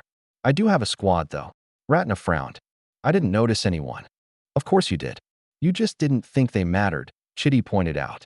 Are they your disciples? Chitty laughed. Only in spirit. They don't look like much, but that's the point. Ratna's energy roamed, taking a better look at what had come along with Chitty's vessel. I see. Make sure to share however they need us to coordinate. Mostly, Chitty said. I need people to stay away from me. For their own good, and mine. Ratna pondered. We might be able to install some energy suppression formations, if that would help. Not unless you have a Grandmaster formation specialist to control them. Besides, I doubt my quarry will move to a location of my choosing. I'm going to have to chase her. Or predict her location. Anything we need to know, Aconite? Nothing in particular, Aconite said. People shouldn't move into locations I am targeting. We'll make sure to reiterate that, Ratna nodded. Zazel, if the arrival time of my fleet ends up significantly earlier, I may join you, she said. But most likely, I'll look for other systems in need. Perhaps Bear Hug will be able to join you, in case you need to communicate. More than a few of them were on second gift. At one point, it had been half of those from the upper realms. Now it was just slightly fewer. That way we can react to any enemy surprises with great haste. It still wouldn't allow anyone to support a system they weren't in that was under attack, as it would take at least a day to arrive from an adjoining system. However, if they had some greater forewarning, they could save transmission time. Even if it was only a few hours to a day within Ratna's territory, that sort of variance could make all the difference. Zazel struck out first, waiting within a neighboring system that absolutely shouldn't have allowed the Tilke clan to wander through without objection. At the very least, they should have taken a circumspect route around the edges, but they had the sort of weight to throw around that they just disregarded all of the secure space of the minor sect in control of the system. Previously, she had dealt with some of them that were actually aiding the passage of the Tilke clan. These were more neutral, cowardly, but they wouldn't be killed simply for that. Not by her. Perhaps by the Tilke clan, once they knew that their fleet was wiped out in the system. That wasn't Zazel's problem. She stood not alone, but as the only domination cultivator on the battlefield with only a smaller contingent behind her. She was wary of the ability of sufficient augmentation cultivators to kill her, of course. She had no intention of falling like Zorbarid's. However, attacking her anchor with her in the system would be practically impossible. It didn't even have a physical form. A domination cultivator could certainly eradicate it if she left it undefended, but random individuals being pressured by her certainly could not. The battle began with Zazel bisecting the fleet. She picked what she felt was the best angle to slice through the maximum number of ships. Unfortunately, they didn't fly in perfect formation. Not that there was a reason to do so outside of what they thought was a combat zone, and there were far more reasons not to fly in predictable locations. Still, she got a good 20 or 30, carrying several hundred cultivators of varying cultivations. A large ring blade grew from her power, slicing directly through them. It was not the most efficient use of power, but Zazel would replenish it quickly, and the spectacle was more than worth it. Instant chaos broke out in their ranks as they turned to attack her, approaching at precisely the time that her allied fleets were coming in at an oblique angle. She didn't give them an opportunity to gather their wits, launching smaller attacks, though her rings remained large enough to slice apart individual ships. How dare Dash! Some random elder got her head cut off as she was about to say something. The Tilke clan chose to go to war with the Scarlet Alliance. Ratna was part of them now. Their enemies couldn't complain when they sent their own people to support. Besides, Zazel had been killing the Tilke clan members for years now as they kept trying to harass the Veiled Brilliance. If they thought she gave a single thought to their prominence, they were wrong. At most, the Scarlet Alliance had considered the consequences so that they could be prepared to fight against any sort of counterattacks. Though an intrusion into the better secured Scarlet Alliance territory would be a harsh learning experience for them, Zazel didn't go easy on any augmentation cultivators. If she couldn't kill them quickly, she made use of her speed to simply avoid them, picking out a different target. She never let herself get locked into a melee, nor was she conservative with her power.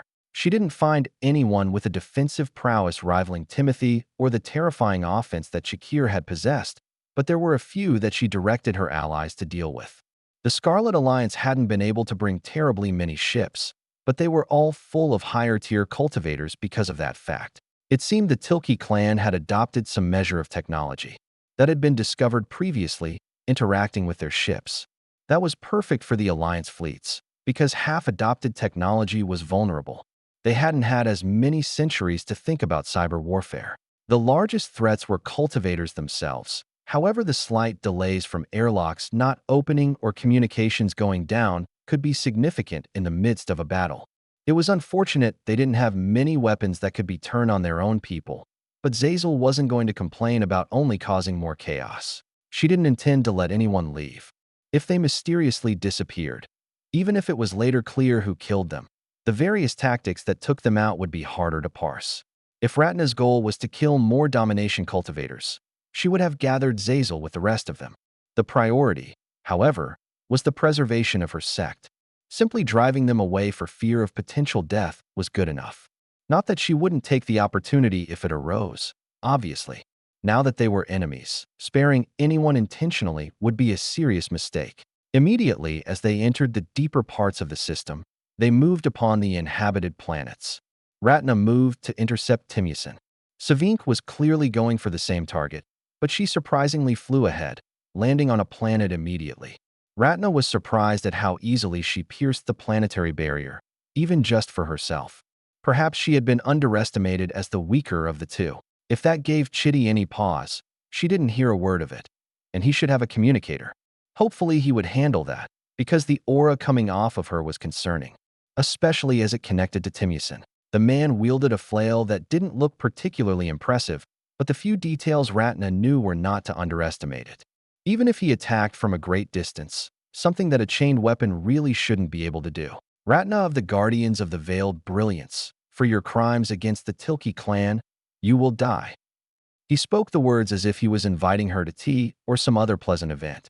Perhaps this was where he got his enjoyment in life. As he swung his flail from hundreds of kilometers away, Ratna disappeared, not to truly hide from him, but to throw off his accuracy.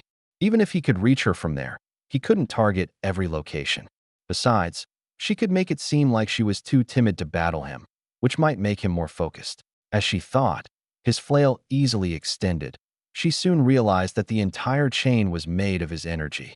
And strangely, as it circled around the general region she had been, it remained in place even as the head returned to him. That was certainly outside of the bounds she expected. Surely he had to have some limits. She didn't see any signs of it fading, though. Ratna went for his neck. She didn't expect it to kill him, and she was not surprised at the result. He simply ducked, swinging his weapon up close. As the chain pressed against her, she found she couldn't slip into the space between, but she pulled away before she was fully wrapped up. She had fought domination cultivators before. She knew how to be cautious and tease out various abilities. She did hope that Chitty would take out Savink quickly, though. Then she smiled, because she expected he actually could. Actually killing a domination cultivator was one thing. Doing it expeditiously? Not easily accomplished. Though Ratna would be watching her own neck, just so that it didn't happen to her due to carelessness. As for the rest of the battle, the system's defensive platforms were dealing with the weaker cultivators, and her own disciples and the Scarlet Alliance's augmentation cultivators were dealing with those of similar rank. Even if Ratna had her entire sect present, she wouldn't have been able to match up. Allies were good. Who would have thought this would all come about because of her fondness for a nephew? Chapter 1269. Catching up to Savink was a problem for Chitty, at least without making his reveal obvious. Fortunately, he was able to chase her along with various other ships without disrupting the combat patterns, because they needed to help head off those trying to chase after her. The moment that Chitty nearly ruined their opportunities was when the woman suddenly spread her aura over the planet. As it battered against the incoming ships, Chitty nearly countered it directly, revealing his presence. Fortunately, he trusted everyone around him to keep the ship from collapsing around him. That was a lot harder than it seemed, as despite in some ways being more powerful, he was also more vulnerable. But it wasn't an attack, at least not in the most direct sense of the word. Otherwise, a domination cultivator would easily take out any ship in their little fleet, or most of them at once, even with a few augmentation cultivators around. Chitty pressed himself against the outer edge of the ship, feeling how her aura interacted with the ship's barrier. It sought out every person, an oppressive force for her enemies and a bolstering force for allies. There was a stronger connection to Timyasin. A fellow domination cultivator couldn't be meaningfully impacted by a half-hearted effort. Interestingly, she didn't make any attempt to suppress Ratna. Perhaps there were limitations there. Chitty's job was to seek them out, which was why he was immersing himself in the flow of her energy. This was what he had to fight, not her. She likely had some weapon skills, but that didn't actually matter. After all, it wasn't Chitty's job to kill her. Chitty was worried that Savink would run off, but instead she posted up in her position, claiming a section of territory. This was actually ideal from his perspective, though probably not great for the city she landed in. It simply wasn't feasible for the defender to hold back against her, so the collateral damage rose rapidly. If the planetary barrier had been a bit more durable, she might have been stopped outside, but Chitty wouldn't have been as effective. An unfortunate trade-off. He had to make it worthwhile. He needed to save more than they had already lost. Not that it was his choice for things to end up like this to begin with. It was quite comfortable to jump out of a ship into normal atmosphere instead of the void of space. Chitty could take care of himself in space, even with his limited energy, but that was only when energy was flowing. When he activated the full might of negation, it was just him and nothing. The same was true for his foes, though. Savink picking Chitty out from among the others was inevitable. A single weaker cultivator coming for her? That stood out. But her first attacks were swings of a staff that knocked away several augmentation cultivators. Not a lethal blow, but one that would delay them while still damaging their energy stores. Meanwhile, Savink was drawing upon the power of her anchor.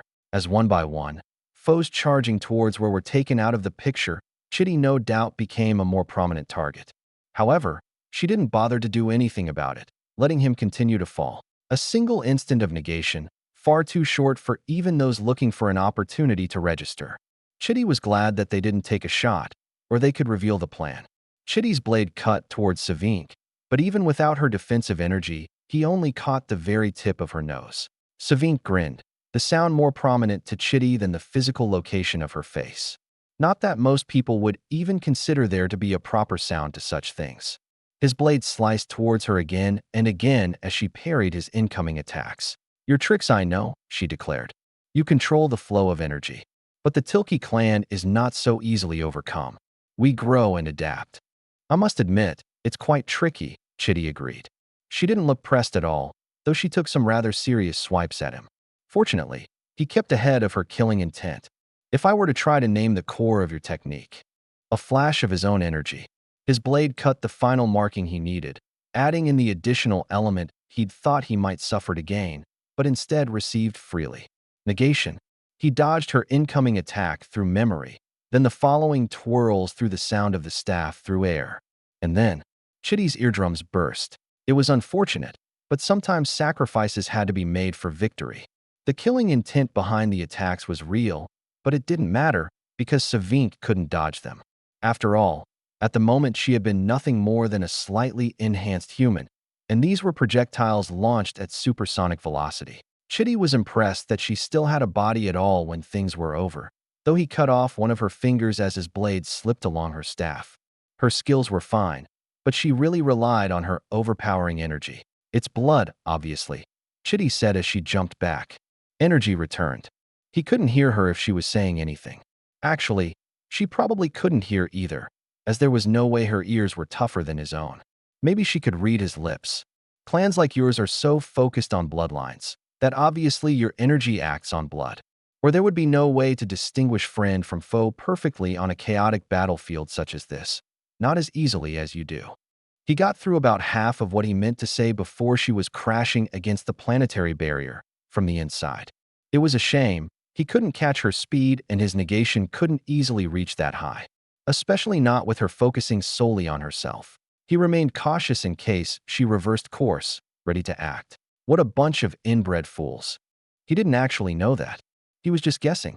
He really appreciated her letting him get that drop of blood, though, or piercing her flow of energy would have been 10 times as difficult.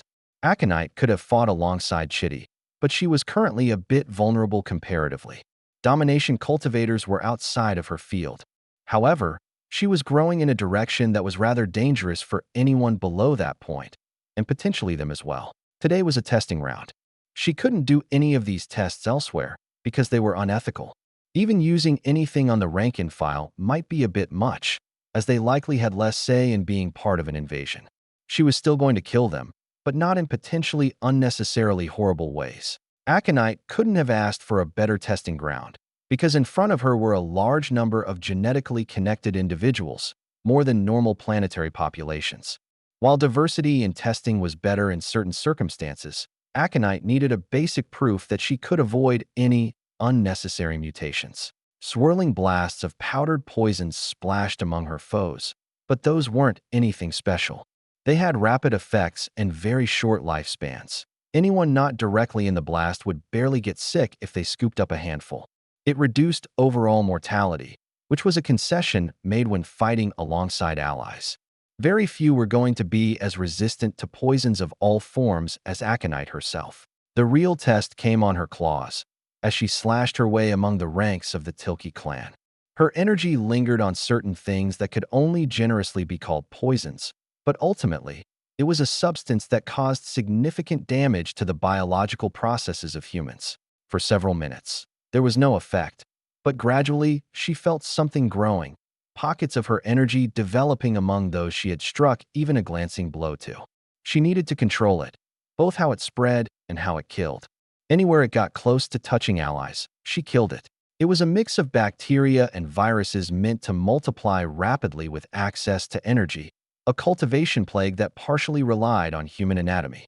More or less safe for her, and not in the way that she built an immunity. From 100 test subjects to 1,000 to 10,000 in just half an hour, and Aconite had much to consider. People were right, of course. Significant energy resulted in rapid mutation, good ones from certain perspectives. But that wasn't necessarily her perspective or those who were infected. She could fool herself and say that it would be fine if she started with benign forms, but she knew that wouldn't be the case. She needed to achieve some sort of breakthrough in understanding or perhaps completely rethink her method, though if she could get a little bit more testing. And there they went. Aconite wasn't planning to reuse any of that. So as Tilke clan cultivators began to pack up and flee, she considered letting it run its course. But they might pass through if not innocent systems. At least one's Aconite didn't want to accidentally kill with a plague. Regrettably, Aconite had to detonate the remaining cells, breaking down vital components of the spreading. Nobody suffered unduly. A short period of pain and confusion, usually before being cut down. Not that the Tilke clan didn't deserve worse, but the Scarlet Alliance had standards to uphold. Ratna was well aware how swiftly battles between cultivators could move. Sometimes, they ranged on for hours or days. Other times, the slightest tipping point led to a chain reaction, or a single blow resulted in victory. She couldn't quite manage that herself against Timusin. He had hundreds of chains lingering in the skies, blocking off her approach and catching anyone that made a move against him. It was a tangled web of madness, one in which Ratna had a partial hand in creating. She was, after all, simply distracting him. She didn't know how long Chitty might take, but she had to trust his abilities. Timusin wanted to punish Ratna for resisting, for existing.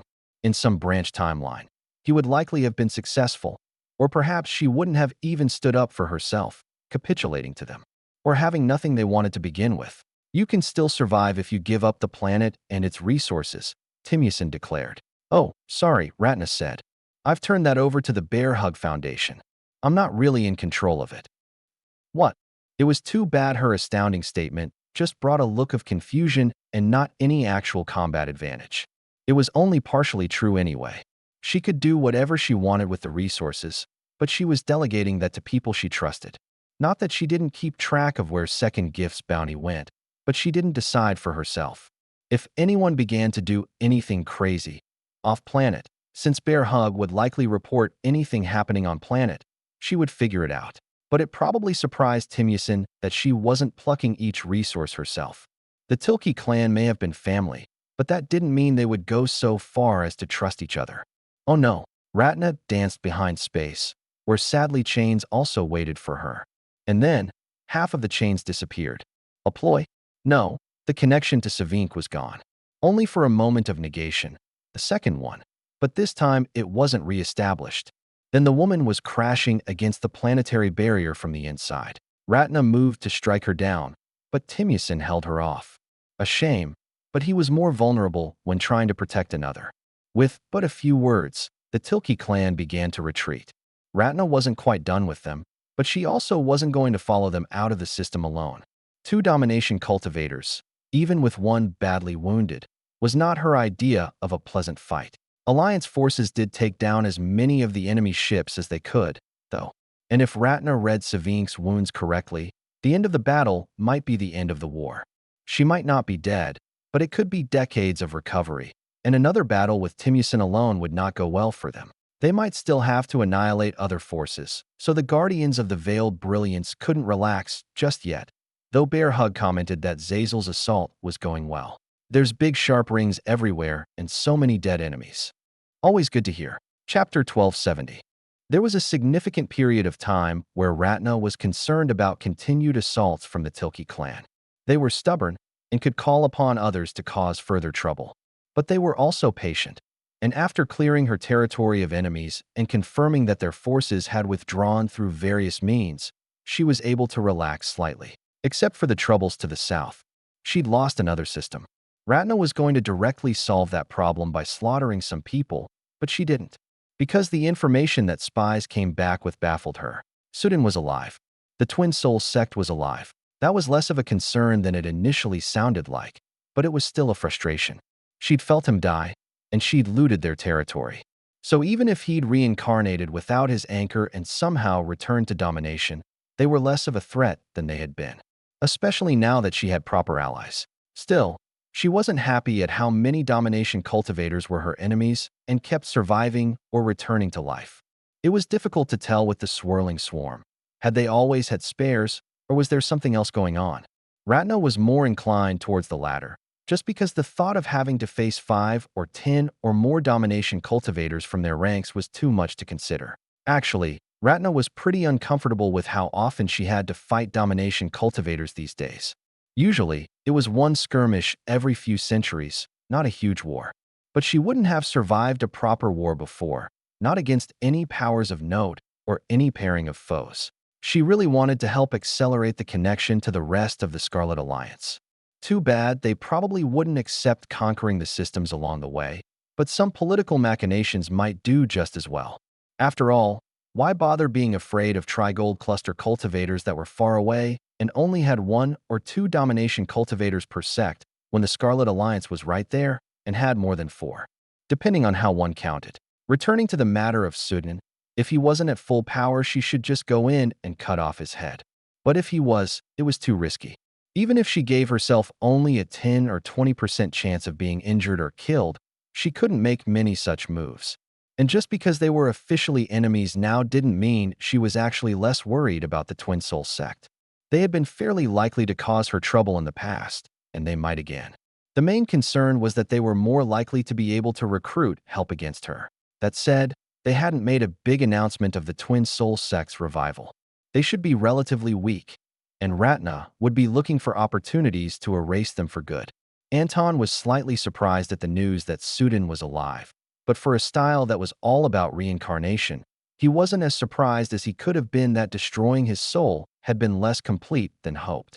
Personally, Anton would gladly see him come to the lower realms again. Sudin wouldn't last long at all, so it was more of an inconvenience than an ancient foe rising from the ashes. Anton thought he would stay dead, But being wrong wasn't that big of a deal. He'd lost centuries and probably cultivation. How could he catch up to the Alliance? Who was that guy? Bear Hug asked. All I know is I was supposed to deliver the message. For that, you need to hear about the Twin Soul sect, Anton said. Once upon a time, they infiltrated our planets, enticing cultivators with the promise of reincarnation and power.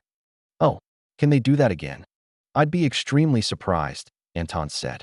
Even if they could evade our detection, I suppose we need to consider that again. Who would join them? Bad people. Obviously, Anton said. But what I really meant was that we already promise power, and reincarnation is an option. There's the Phoenix Revival technique, among others. I can't believe the Twin Soul sect's method has a higher quality, not without infrastructure. Even if millions flock to their banner, I don't think they can keep up with our growth. Anton told Bear Hug many stories, because they were curious. After some time, Bear Hug nodded. I understand. They're very bad, and I will watch for them everywhere I am. If they touch any of our planets, I'll tell someone. Well, you don't need to take responsibility yourself, Anton said. We have others. I will watch.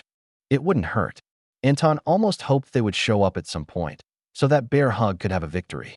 But it would be better if they didn't. This information should be spread to the others in the lower realms. However, Anton made certain that would be the case, though a more thorough annihilation was also on the table.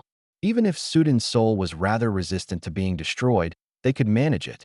Overall, the total number of enemy domination cultivators was trending downward. Anton was a little bit disappointed he couldn't influence the upper realms as much as he would like, but it was a bit greedy to want to contribute to more domination cultivator deaths. Alan Cato frowned. Assistant, why is nobody bringing information from the disciples of the Beyond's experiments? Because, the assistant drew out the word. It's deep within enemy territory that is still full of people. Significantly fewer relevant individuals. Perhaps I shall put in a request for infiltration. We want to learn what they learned and prevent them from using said information. Right. Oh yes. Of course, Alan nodded. Everhart grumbled to himself. Well, there went decades of planning down the drain. It was so hard to get good information from the lower realms, and hearing that Rammel had unique information about distortion beasts had very much motivated him. And then he went and got himself killed, so Everhart just launched an attack on some border systems and snuck onto Uter himself. It wasn't that fun. His spirits weren't lifted by the potential to kill Sudan himself. That portion of the Twin Soul sect was inconveniently located. It was all the way on the other side of the Guardians of the Veiled Brilliance. Perhaps he would establish another base off that way. There was always the possibility that everyone would gather together to destroy all of his locations at once. Was it likely? Increasingly. He hadn't caused much consternation for the Scarlet Alliance recently, but for everyone else? They were likely getting fed up. He needed a few more secret locations. Maybe he could manage something during the end of the cycle, when people were busy with other things, hopefully getting themselves annihilated in the lower realms. But no, he had so many other plans for that time. He'd be too busy. There simply wasn't enough time in a day. Not even for him. He had to study the new spatial distortions of the Scarlet Alliance, spy on the Tilke clan, provoke the chaotic conglomeration, distract the swirling swarm, and so many other things. Now that the war was more or less resolved, Misai found Katerina had more time. He wasn't upset about taking years and decades delving into long projects. The time itself wasn't the issue, just how consistently he was making progress. Unfortunately, his own abilities hadn't advanced sufficiently to be able to self-study. Nor were there enough experts that they could replicate the new segmented spatial distortions without Katerina's mastery. It still might not be possible, but it might solve two problems if they could link to disconnected regions. Unfortunately, that meant partial links or resizing regions or some modifications to territory. The Scarlet Alliance was the only power in the Scarlet midfields now, ignoring the annoyance to their north. Everywhere else they had laid their mesh, but even then it was only a small slice of things encompassing a sizable but not complete portion of their population. They wanted to expand that, so Misai's complications complicated things even further. It was worth exploring, though, and Misai thought they might actually manage some test cases before the turn of the cycle. Velvet was tempted to take on a mission to the limited revival of the Twin Soul sect's territory, but she decided not to. Instead, she would head back towards the Little Alliance. She was already upset at herself for missing the battles there, but it wasn't easy to rapidly transition between locations. Even if she'd left immediately upon first hearing about it, she wouldn't have arrived in time. That was why she wanted to return as soon as possible. She might not stay within their territory. They had plenty of neighbors to spy on that might want to push things, but she would be close enough. And she'd spent years training others to take on other spying missions for the rest of the Alliance. Bear Hug was great, but they weren't anything like talking in person. Strategically, astounding. Emotionally, adorable, actually. Velvet felt like they were friends, just not close friends. She wanted to get back to Runa, Durf, and the Void Ants. Maybe they should consider Void Ants in the core systems. If Misai was successful, they practically would. Though keeping those connections secret might be the better result. Even if she was eager to return home, Velvet did take the opportunity of being within the right realm to visit Anton and others. Anton in particular she consulted about her cultivation. "I suggest standing behind a tree," Anton said. "Nobody will spot you there." Velvet chuckled. No way anyone would notice. But seriously, after listening to the esoteric routes that Aconite is exploring, I have stronger feelings about my branch of stealth. I know you're not the right path, but you understand cultivation. What do you think about the light of distant stars? Terrifying, but you'd have to consider how that anchor works. For example, would it be specific stars? Say it was every star beyond a certain distance, would that open you up to attack by anyone? I was thinking very distant. A sort of shadow and light idea. Do not underestimate the malice of cultivators who know nothing about you, Anton said. Some group on the other side of the galaxy might very well choose to slay you for the slightest hint of power gain. I'll be careful, Velvet nodded. Other than that issue, if it sounds good to you, and you find yourself as prepared as you can be, the choice is yours. Frankly, I don't think being a powerful augmentation cultivator is a terrible place to stop. I have trouble hiding from domination cultivators. If that is your issue, I'd focus on that, Anton said. I'm not sure how. Perhaps that style of anchor would be the correct one. And of course, you mentioned Zazel's unique approach. That's the other reason I think it really might work, Velvet confirmed. Sadly, I can't just do the same thing as her. Different styles, and she wasn't choosing that to hide in the same way. She's a skirmisher, while I'm an assassin. She has no subtlety once she is revealed. It's just a matter of appearing with power in places people don't expect, and not being tied down. It's beautiful for her. Anton nodded. Distant stars sounds lonely, but perhaps that is the most appropriate. If it's not meant to be lonely, you might pick specific stars. Like mine, Anton gestured broadly. I can share. Velvet grinned. I appreciate the offer. That wouldn't be nearly subtle enough for my tastes, and their location in the lower realms might be another issue. But I do appreciate it. Consult all of your friends, Anton said, about your choices and if you really should go through with it. Or pick some other method to advance. An alternate path? I know it's not that simple, Anton said, but you might improve your techniques within augmentation. If you focus solely on domination cultivators, you might fool them. If you want a practice buddy in a similar tier of power, I'll volunteer. You have to come to me, though. I could stay a few more days. Can we test it out now? It'll be good experience no matter what you choose, Anton agreed. Chapter 1271. One of the reasons that Anton was reluctant to continue exploration was that he might be needed by the lower realms. However, that was becoming less and less true. Furthermore, their ability to call upon him had increased greatly. Not only would he sense strife in his Unity systems, there were methods to send messages directly to him now, or rather, to Bear Hug. Because one of the secondary reasons Anton didn't continue to explore alone was loneliness. He was an old man who had seen many friends come and go, but that only made him desire friendship more. He could get along for a while with new discoveries and interesting places, but he always wanted to return to civilization for contact. But bringing along a friend who didn't have obligations elsewhere was quite convenient. Though technically, Bear Hug had many other places to be. They could just do that at the same time. It was quite astounding that such a valuable ability fell into the hands of a former individual that hadn't really sought it out. It came about not through specialized training, but instead mere coincidence. Bear Hug was able to split into multiple parts, and they didn't have to be next to each other. Though the actual details were a bit more complicated and involved sufficient quantities and the like. Anton's travels were slower with Bear Hug, but he wasn't currently in a rush. If he had to hurry, he would leave Bear Hug somewhere with abundant natural energy and move at his maximum speed alone. Anton very much hoped that wouldn't be necessary for a long time, though they were approaching the end of the cycle, so he doubted it would be that long. The lower realms already had plans for how they would act against the upper realms if it came down to that. Many systems wouldn't be reached by the tides except through Scarlet Alliance territory. They weren't just going to assume it couldn't happen, but they expected some forewarning. Then again, there always was some. The tides allowed individuals on both ends to be senses to some extent, such as assailants gathering for war. "Where are we going?" Bear Hug asked. "Aside from this way." Anton was surprised they hadn't asked 100 light years earlier. "We're almost there, in fact. Some of our explorers logged an interesting system previously, occupied by humans, as far as they are aware. From a distance, it appeared to be a single bright star. However, as they were drawing closer, Anton was beginning to pick out its true form, a close-knit conglomeration of 5 stars. 4 stars in an equilateral triangular pyramid around a central larger star. They were far too close for it to be a natural arrangement, though there was some possibility that the system had stumbled into a sustainable formation based on the ebb and flow of energy from various stars. More likely was that someone had moved them there. Those were the sort of people Anton was interested in meeting.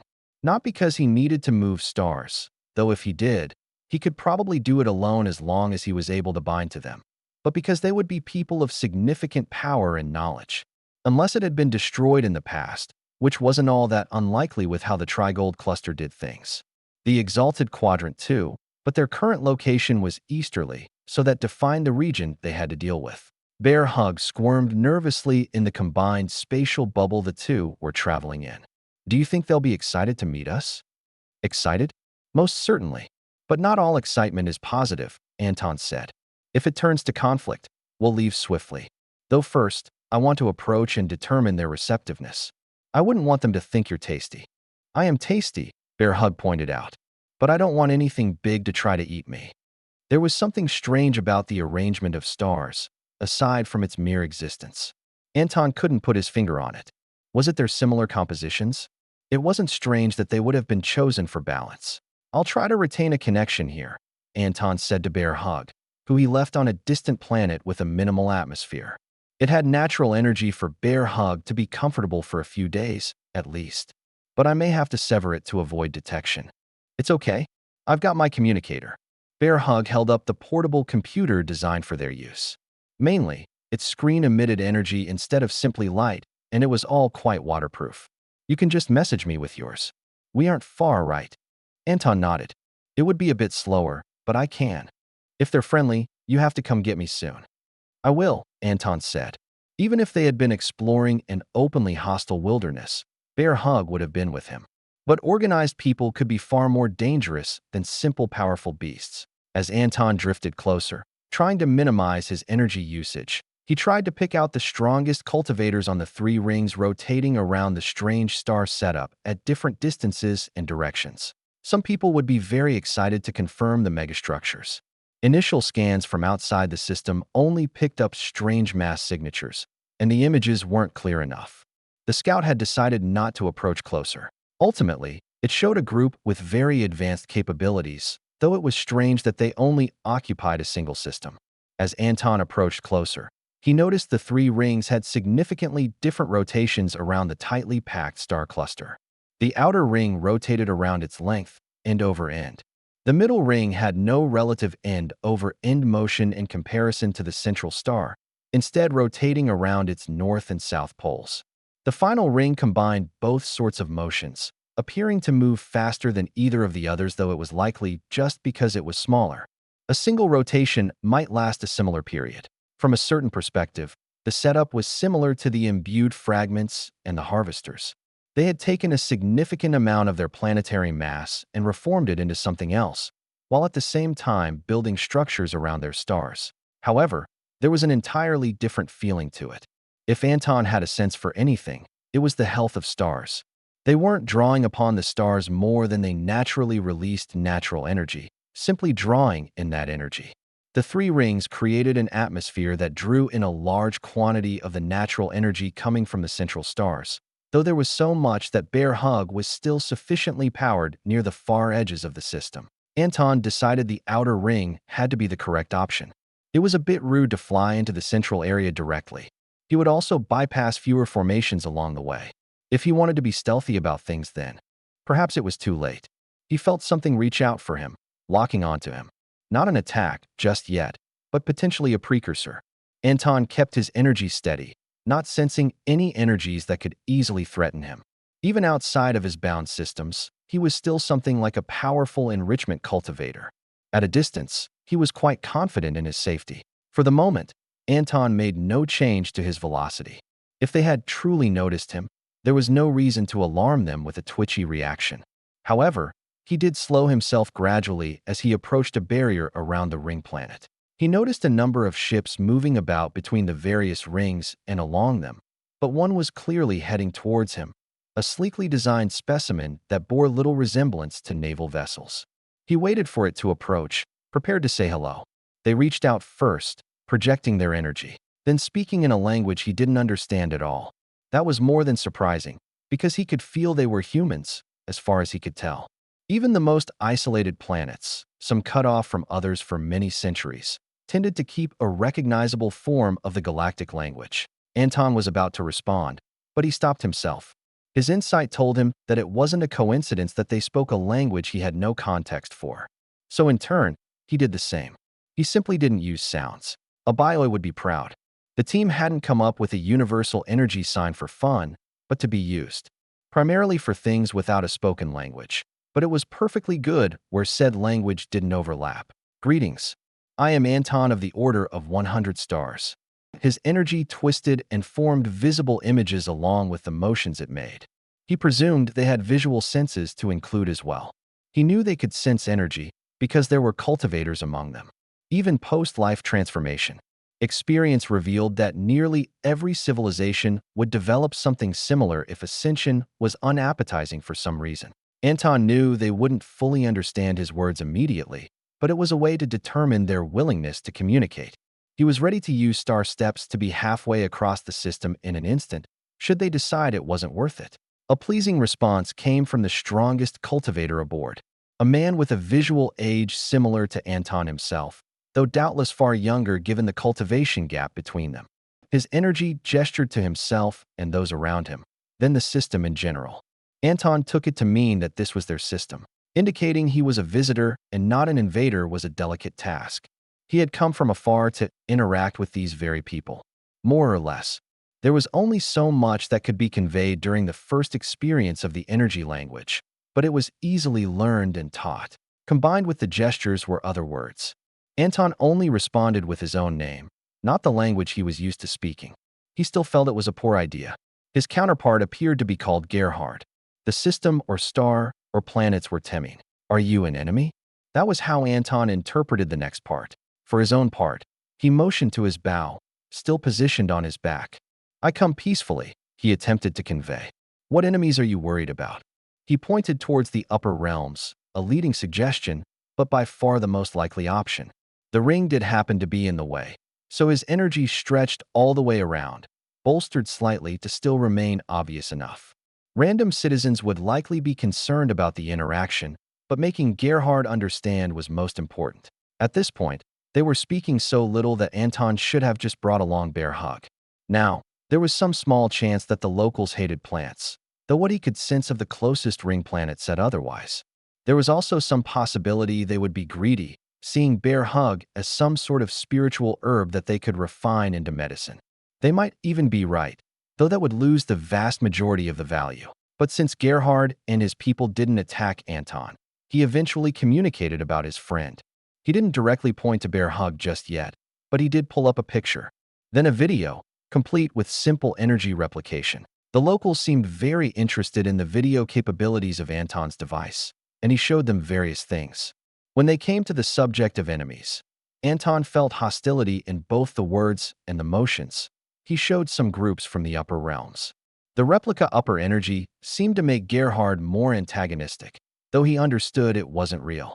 However, the hostility was more general. Anton tried the swirling swarm. Slight interest. Then the Tilke clan. It wasn't strange that one of their most recent enemies was clearly hostile.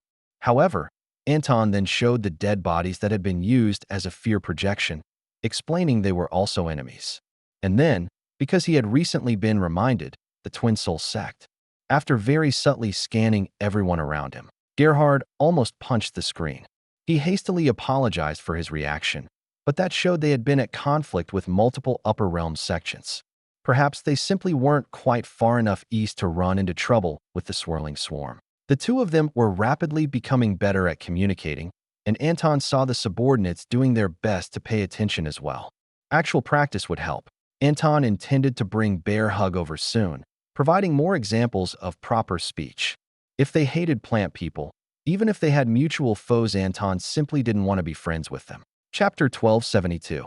At some point, the people of Temin wanted to substitute Gerhard for someone else, presumably deciding that the person who happened to be closest when a strange individual showed up might not actually be the person best suited for diplomacy. Anton rejected that notion, and ultimately Temin didn't have much choice because Gerhard was the one most experienced in the energy language. Of the locals, obviously, Anton and Bear Hug were many decades into it, having been part of its practical development process. Speaking of Bear Hug, they joined when Anton was finally invited to the outer planetary ring. It hadn't taken that long. However, they made no efforts to conceal their trepidation. Anyone could be pleasant for a couple of hours, even the worst cultivators if they truly put their minds to it. Whether the locals could determine Anton's precise strength or not, there were reasons to be cautious. Anton almost wished he could be a normal old man, but unfortunately people wouldn't be so inclined to interact with him then. Maybe Bear Hug. Though at this point, Anton could hardly be normal and himself. I am here representing the people of Klar. Bear Hug bowed with a sweeping gesture. They were taking on a humanoid shape as they often did when first interacting with humans. Because Anton still sensed some awkwardness with the spoken language, he had advised Bear Hug to stick to the energy language. They happily complied because sounds were hard. Gerhard took some time to respond. The others around them revealed their surprise more readily. We of Temin welcome you. I hadn't expected to encounter two novelties in such a short time. It had to be admitted that some of the words were approximated, with Anton filling in with educated guesses. Gerhard did continue with his spoken language, and Anton was beginning to pick up on things. Come then, we will show you our home, Gerhard gestured. Of course, they were already aboard his ship and approaching the outer ring. They moved over to the window to get a good view as they approached. Anton had already scanned some of it, but seeing it with his own eyes was nice. And he'd been conservative to not bother people too much. Rather than continuous cityscape, Anton found that they included a significant quantity of open area, fields and forests, and even hills and rivers. The rivers themselves were likely artificial, though Anton didn't know if the water cycle might have some way to function properly on such a different setup. Anton was used to spherical planets, not rings. Though there were a number of space stations that used similar principles, most of them weren't so large. On an individual basis, this might have been the grandest engineering project Anton had seen. No, that wasn't quite right. Terraforming and transporting Second Gift was probably first, though Anton didn't know what difficulties they had overcome, so he might be biased. Either way, Anton had to put fusing stars together slightly behind what he saw, at least if he included the probably artificial arrangement of local stars. It would have been easier to drop them into each other rather than creating a stable configuration like they had. Maybe the Scarlet Alliance's spatial distortion field was more impressive, but he hadn't seen it with his own eyes. It was obviously larger scale, but that wasn't the only measure of things. I'm impressed, Anton signed. A genuine compliment went a long way to securing friendship. This is a vast accomplishment. What led you to this point? You don't know? Gerhard asked. How should I? I know nothing but what you've told me and that I've seen with my own eyes. The man nodded. Perhaps he had been judging Anton's sincerity. Anton would tolerate that, but not forever. Maybe a few months. Our planets were ruined during an assault. During cycles of the tides, I presume, Anton prompted. How did you manage to recover? We were fortunate to discover some details between cycles, sufficiently before the end to resist. Only then did we break free. We achieved a victory. Or perhaps it should be called a draw, Gerhard explained. The confidence in his energy shifted to reflect the two different options as he spoke them. We retained our life transformation cultivators, enough to unite each of our planets. So did you reach the state of interplanetary travel between cycles? Anton asked. It happened once, and rather than wipe out our outlying peoples, our assailants simply treated them as any other, stealing gathered resources and slaughtering our best. But when we grew to once again reach for the stars, our different planetary factions were eventually able to stand united. Eventually, huh? Anton nodded. Unity is good, Bear Hug said. When many people think together, the whole system benefits. You should let Anton make your stars better. With no lead up, Gerhard was quite stunned at the proposal. What? Anton makes stars better. And that makes the planets better. And that makes the people better. And the people make the stars better. Though your stars are already pretty good. Gerhard gave Anton an inquisitive look. I am a stellar cultivator, Anton admitted. Not that he'd been hiding it. Anyone with decent senses should be able to tell. I was drawn here by your interesting configuration. Techniques I have and am able to share can likely improve your status here. I imagine such things would be quite costly, Gerhard said. In a way, Anton already had everything he could have ever wanted. And while that was not actually that much in comparison to some, more would have been easy to acquire without going overboard. Common treasures are of little interest to me. Their ship flew low over one of the cities, likely a special route, though Anton had tactfully not spied on the crew. Just enough to confirm nobody had ill intent. If they were going to be shot down, the rest of the ship would be coming with them. Though Anton would probably be able to stop any attack. Julie want to know what they made the buildings out of, Bear Hug suddenly commented. Anton's look didn't have to say much to make his intentions clear. But that's supposed to be a secret. Rather than a recovery, their words simply made things more suspicious. That was the risk of bringing along a friend not meant for politics. Who is Julie? Gerhard asked. Anton answered before Bear Hug could say too much.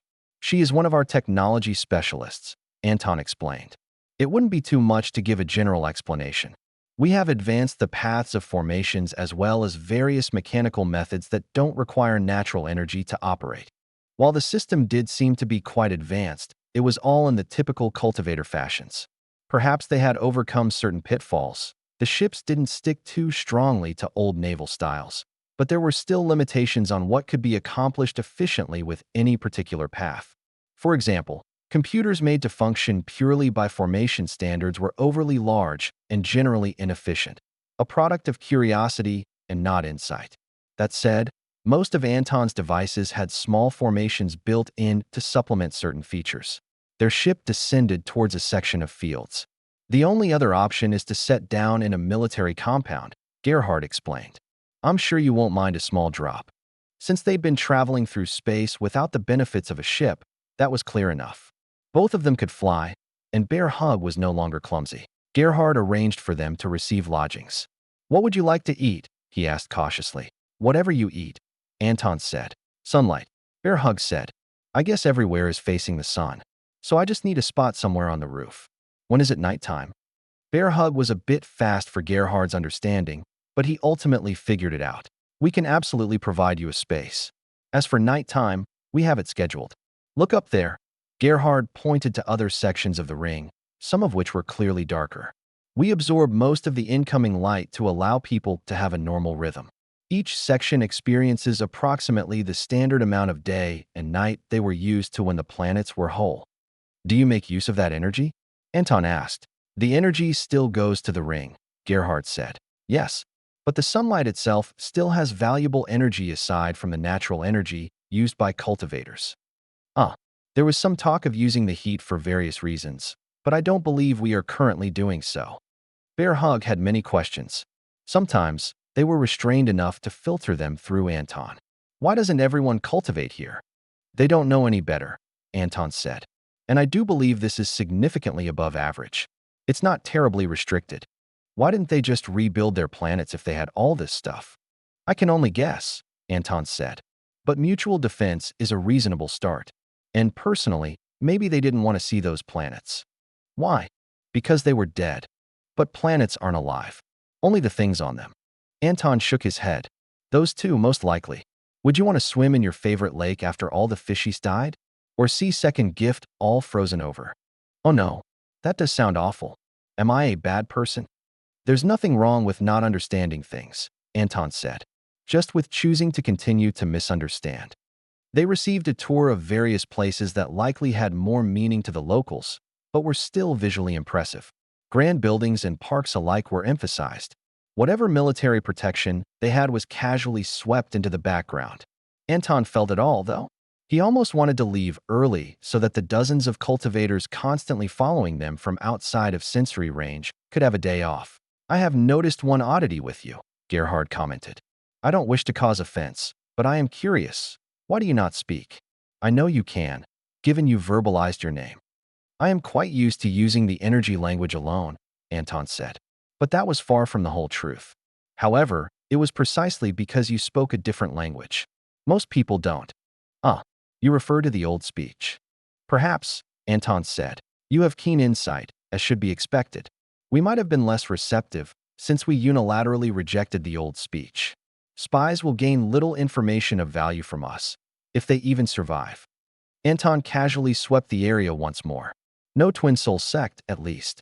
If you can translate the language, I can provide various techniques for my people. As a gift, most of our information is in the form of this old speech, though I don't have many actual examples on me. Even with a spatial pouch, there was a limit to what Anton carried. We might be able to, Gerhard commented. They absolutely could, most likely in some sort of secure area or by privileged individuals. Otherwise, they wouldn't be able to properly spy on the conversations of those who would attack them, nor could they steal any techniques they carried with them. Though the upper realms cultivators were pretty good about emptying out unnecessary bits from their storage bags during the invasions. Would you like to see the second ring? Gerhard asked.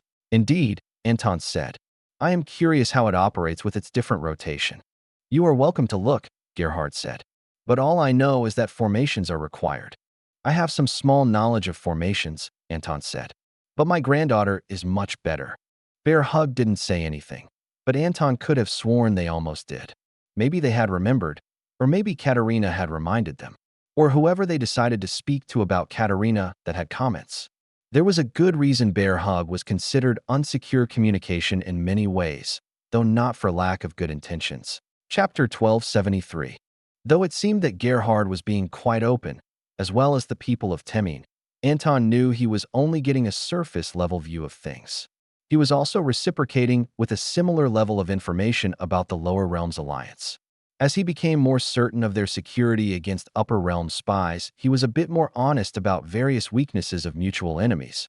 But that was about the extent of things. It was a bit much to spill all your secrets to someone you met recently, even if it ultimately turned out okay. Anton happened to have a lot of secrets, though only with regards to outsiders. The second ring was quite interesting. No doubt scientists would have been all over it, asking millions of questions Gerhard couldn't answer. Anton just subtly recorded some visual and energy readings. The makeup of the second ring was significantly different. It was significantly smaller, cutting down on the total size, and Anton observed more industrial applications. Smiths and alchemists and the others who were the backbone of cultivator civilization. Normally, being cut off from others, except via the frequent ships traveling between rings, would have indicated a sort of underclass, but it was highly practical. There was a constant haze as light was absorbed from the sufficiently closer star matrix, and the quantity of natural energy was far higher. Formations had more to work with, and cultivators could absorb more. Yet the first, outer ring had been plenty prosperous, so it wasn't that the upper class was further in, with each ring representing the land mass of a planet, or several planets. Even with constant transportation between them, Anton didn't believe that people lived in one place and worked another. Not entirely, at least. Perhaps a few who owned their own ships were capable. This is so neat, Bear Hug commented. Look at these herbs. I don't know any of these. Bear Hug moved from place to place, observing various buildings. And weapons. I don't use weapons, but the enchantments are pretty neat. Look at this armor. Enchanted water. Void ants. Bottled sunlight. Anton followed Bear Hug's rapidly fluctuating energy. He'd missed the location, only getting the feel of one of those. What was that previous one? Bottled sunlight right here, Bear Hug said. At least I think that's it. Just before that. Armor? Enchanted water. Anton waited. Void ants. As expected, Bear Hug pointed. Anton followed their energy, spotting something he really hadn't expected to pick out. I assume they are, anyway, Bear Hug continued. Since you know? No eyes. I see them, Anton confirmed. That was about the time everyone around them drew their weapons. Oh no, Bear Hug said. Are they not friends? He gestured towards the void ants again. Are these guys not friends? Who are our friends? That question was partially answered when the void ants entered a battle formation, attaching together into a curved spring pattern that pushed them along the ground, flipping over and over. If they could get dizzy, it would have been quite awkward for them. Gerhard carried a curved blade, standing just a few steps from Anton. For cultivators, that was basically nothing. Sudden movements might cause problematic reactions. Hello, ladies, Anton said, doing his best to speak the local language. In the days he had been overhearing them, Anton had picked up quite a few words. It helped to have starting points with Gerhard's speech, but of course the ability to take in vast amounts of information was also quite useful. The mental processing of a powerful cultivator shouldn't be underestimated. Would you like some energy? Anton gently extended a strand of energy towards the coiled mass. Seems not. Ah, you're on duty, aren't you? Anton nodded. Are they friends with the void ants? Bear Hug asked, his words clear to at least Gerhard and probably some of the others around. Anton could have interrupted, but he had the feeling that Bear Hug might produce good results, if they were achievable. We're friends with void ants. And with them. So why do people have weapons out? Anton placed a hand atop the watery mass around Bear Hug. A fair question. I don't think they know. Remember how void ants are secret in some of our places? Oh, like the places where I shouldn't talk about them. Is this one of those places? But they like void ants. Maybe. As they spoke, the void ants were inching closer and closer to Anton. He looked down. What is it you want? He saw something as they nibbled at the surrounding energy. Interpreting it was a bit difficult. You want to climb on me? Anton turned to Gerhard. Is that what they want? The man took a moment to answer. They do. As long as they promise not to eat me unfairly, Anton said. I don't mind. Gerhard's face was as stern as he could make it, his mask shattered by confusion seeping through momentarily. What do you mean? I assume they intend to determine that I am not an enemy somehow, Anton said. If they simply mean to get close to assault me no matter what, I am unwilling. Gerhard said a few things which Anton only half understood. Then there was a response by more energy manipulation. It was not quite the same as what Anton had seen. It seemed to be a more simplistic response, maybe yes and no, though he'd seen directions before.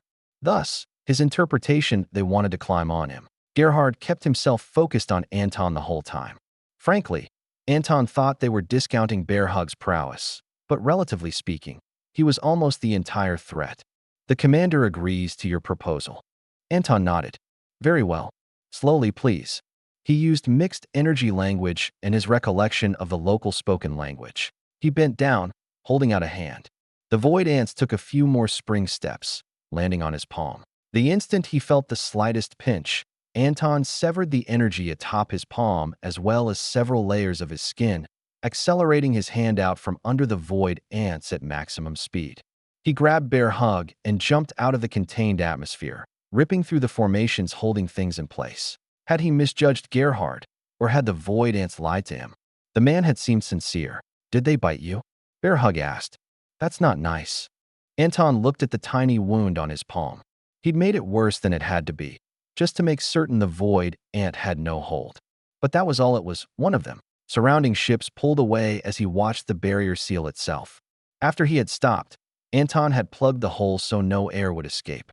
He'd seen nothing but a twitch from Gerhard, and Anton was no longer being subtle with his energy observations. He was taking in all the details in a wide area, though still focused on the several dozen square yards where Gerhard had been. A few of the other cultivators had jumped forward or upward, vainly trying to swing at Anton.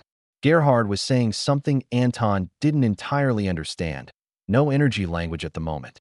They weren't precisely being chastised, but maybe he was saying that if they were going to act, they should have been more effective. Anton's energy focused on the things he couldn't observe most of all. His energy suffused the area around the void ants, taking in their shapes through how they distorted the air and created a negative space. The void ants had all hit the ground, and within the next few seconds were all circled around two individuals. A larger individual that was the commander, no doubt, and one other. Even though he observed only twitching of antennae that had no direct meaning, Anton got the feeling that this was a dressing down. The encircling individuals responded to something. A subtle energy manipulation? Pheromones? Some minuscule sign? Anton didn't know. They stepped closer. Then the smaller void ant's head was crushed by the commander's mandibles. Anton didn't feel a sense of catharsis. After all, even if he assumed that was the one that bit him, he still couldn't confirm the circumstances. Was that death for failing to properly time attacks? Normally, the assault should have come in unity. It would have cost Anton more than a bit of skin if all of them attacked at once. Maybe even his whole hand, if they were good. Gerhard's energy extended up towards Anton. You remain. If I wasn't interested in piecing together the situation, Anton replied, none of you would be standing. I know. Gerhard sheathed his blade, throwing it away, not that it could reach Anton. He dropped to one knee, the distance between them doubtless confusing most of the others. This is my fault. I accept responsibility for the mistake. Please, kill no others. He understood. If Anton could move that quickly from a perfect standstill, his threats were valid. Anton tilted his head. I am not interested in killing a noble soul. However, this might be the end of our contact. But we just became friends. Bear hug made it difficult to dwell on the severity of the situation. We can still be friends, right? Figure out what happened, Anton said to Gerhard. If I accept the explanation, I might forgive. The death of one void ant meant nothing to him. The void ants themselves seemed to consider that part resolved, however, as they had formed up once more. Anton closely watched Gerhard's interactions with them. As expected, they did understand human speech. It would be pretty much impossible to live with them among humans if they hadn't learned it. There were energy manipulations in response, but those proved inadequate. Soon, the void ants began forming into letters. Personally, Anton thought void ant sign was far better. Not that these should be expected to know it, and maybe developing something similar simply hadn't worked out. As for what the letters spelled, the alphabet was also only partially absorbed by Anton. It was clearly intentionally divergent from the old speech. By the end, Anton had an interpretation of what was said. He wondered if Gerhard would relay it faithfully. Perhaps he could fill in the few gaps. Honored cultivator Anton. Gerhard extended his energy once more. The penitent positioning he took only had a small influence on Anton's mood. It was a mistake by a single individual. So you say? I have further explanation, if you please. Anton nodded, making his gesture apparent to Gerhard's senses. It was an instinctual response, one that the commander didn't anticipate. Apparently, you have pheromones from an unknown void ant colony. You appeared to be an enemy. Anton looked at his hand. He thought he washed fairly regularly. No, he had been traveling for long enough that all his layers of skin should have replaced themselves, even ignoring the effects of vacuum and space. That said, he didn't disbelieve that part. It was quite possible that the Great Queen had marked him deeper than that at some point. He did check to see if someone was hanging around, but that didn't seem to be the case. Continue, Anton ordered. The commander had faintly sensed those pheromones, which is why they got close to begin with. She says she did not anticipate such a sudden reaction from one of her subordinates, and that she is willing to submit to the destruction of herself and her squad when you are ready. Is that typical? Anton asked. Void ants are very serious about breaches of loyalty. If you interact with them frequently, as it appears you might, I imagine you know that. You can't squash them, Bearhug said. They didn't mean it. Anton sighed. They made it very hard to keep a stern face. Do you know that, or just believe it? Anton asked. I was looking at them very close. The void ants weren't in combat stances at all. Anton thought he was a bit more familiar with them than Bearhug, by a number of centuries. Still, he did agree with the assessment. It was just a bit hard to read the body language of these, since they didn't practice the same sign language.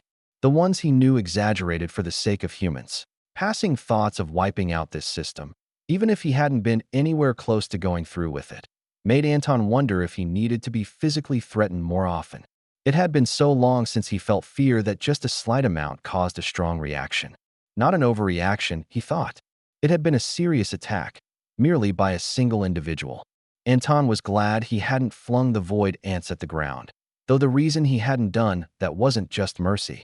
It would have been riskier. The commander will need to eventually speak to our local void ants to judge if she deserves death, Anton said. He wasn't going to let a tiny wound ruin some interstellar diplomacy.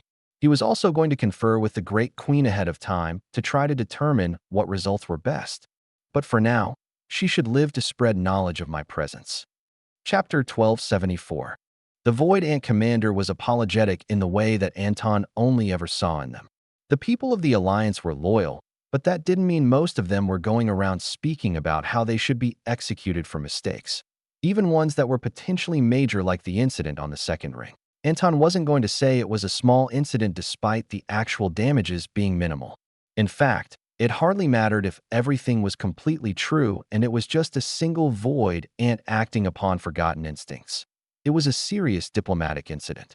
Even if things would be settled appropriately in due time, the interaction set back potential friendship. The biggest mitigating factor was that it was only void ants that were directly involved. Anton could at least give a pass to those human soldiers that hadn't attacked. Even if it was because their reactions were too slow, nobody had to bring it up. Void ants were a serious part of Alliance culture and seemingly of similar importance to the Temmin people, but their willingness to die might actually help settle things. Anton just wanted to figure out if it would ultimately be better for them to choose to die and be forgiven or not. Those consequences would be carefully considered. For now, the biggest immediate consequence was that his trip would be ending more abruptly than intended. This device will only work for you, Gerhard. Should something unfortunate happen to you in the intervening years, then the designated meeting point will be the outlying asteroids. Understood, Gerhard acknowledged. Ultimately, the last portion of the trip had resulted in promises of future interactions. Anton wouldn't say that things were ruined, but if the Void Ant reveal hadn't resulted in unfortunate violence, they might have been decades further along in terms of potential future relations. A perfect record, marred by something they truly hadn't expected. The Alliance would still be quite pleased to see that there were other Void Ants cooperating with humans, and public opinion would likely be high. Perhaps that might make up for most of it, as Anton had no intention of bringing up the incident in public. However, the various leaders needed to know, and that would influence policy in the near future. Some manner of things would involve whether the Great Queen could tolerate more Void Ants. That was actually quite promising, because she had sort of adopted those that were being experimented with by the Exalted Quadrant. Likewise, the Temmin Void Ants appeared to have multiple queens from different origins, though that was only an initial impression from what Anton had observed. Ultimately, Temmin was far enough away that if relations soured, the Alliance could simply just not visit. Unless they were hiding horrible secrets of some sort, there was no reason to go to war. But even if the people of Temmin didn't know how much, the Lower Realms Alliance had much to offer them, things that might be critical for the rapidly approaching end of the cycle. Every bit of hesitancy could make a significant difference in lives saved. Anton always felt awkward trading off with other cultivators on diplomatic matters, not because he didn't believe they could do better, but because of the very situation he'd run into. They wouldn't be as able to handle danger as he was, and yet, conversely, they would probably be in less danger. If Temmin didn't want anyone around, they would have said so. The various rings appeared unified enough with how easily people went between them, and no alternative factions had approached Anton. There was no reason to kill a weaker cultivator, but it still felt cowardly, like fleeing from that tiny assault. Anton knew, however, that neither truly was. The Void Ants were a serious threat, mainly ignored by people who were dead now. "It's sad that we have to go," Bear Hug commented. "I thought we were going to be good friends." "We might be," Anton said. "But think of this like befriending Briar."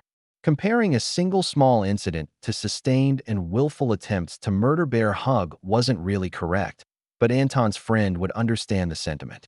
"It will just take time." Okay, can I stay? "Not right now," Anton shook his head. "But eventually, you can come back."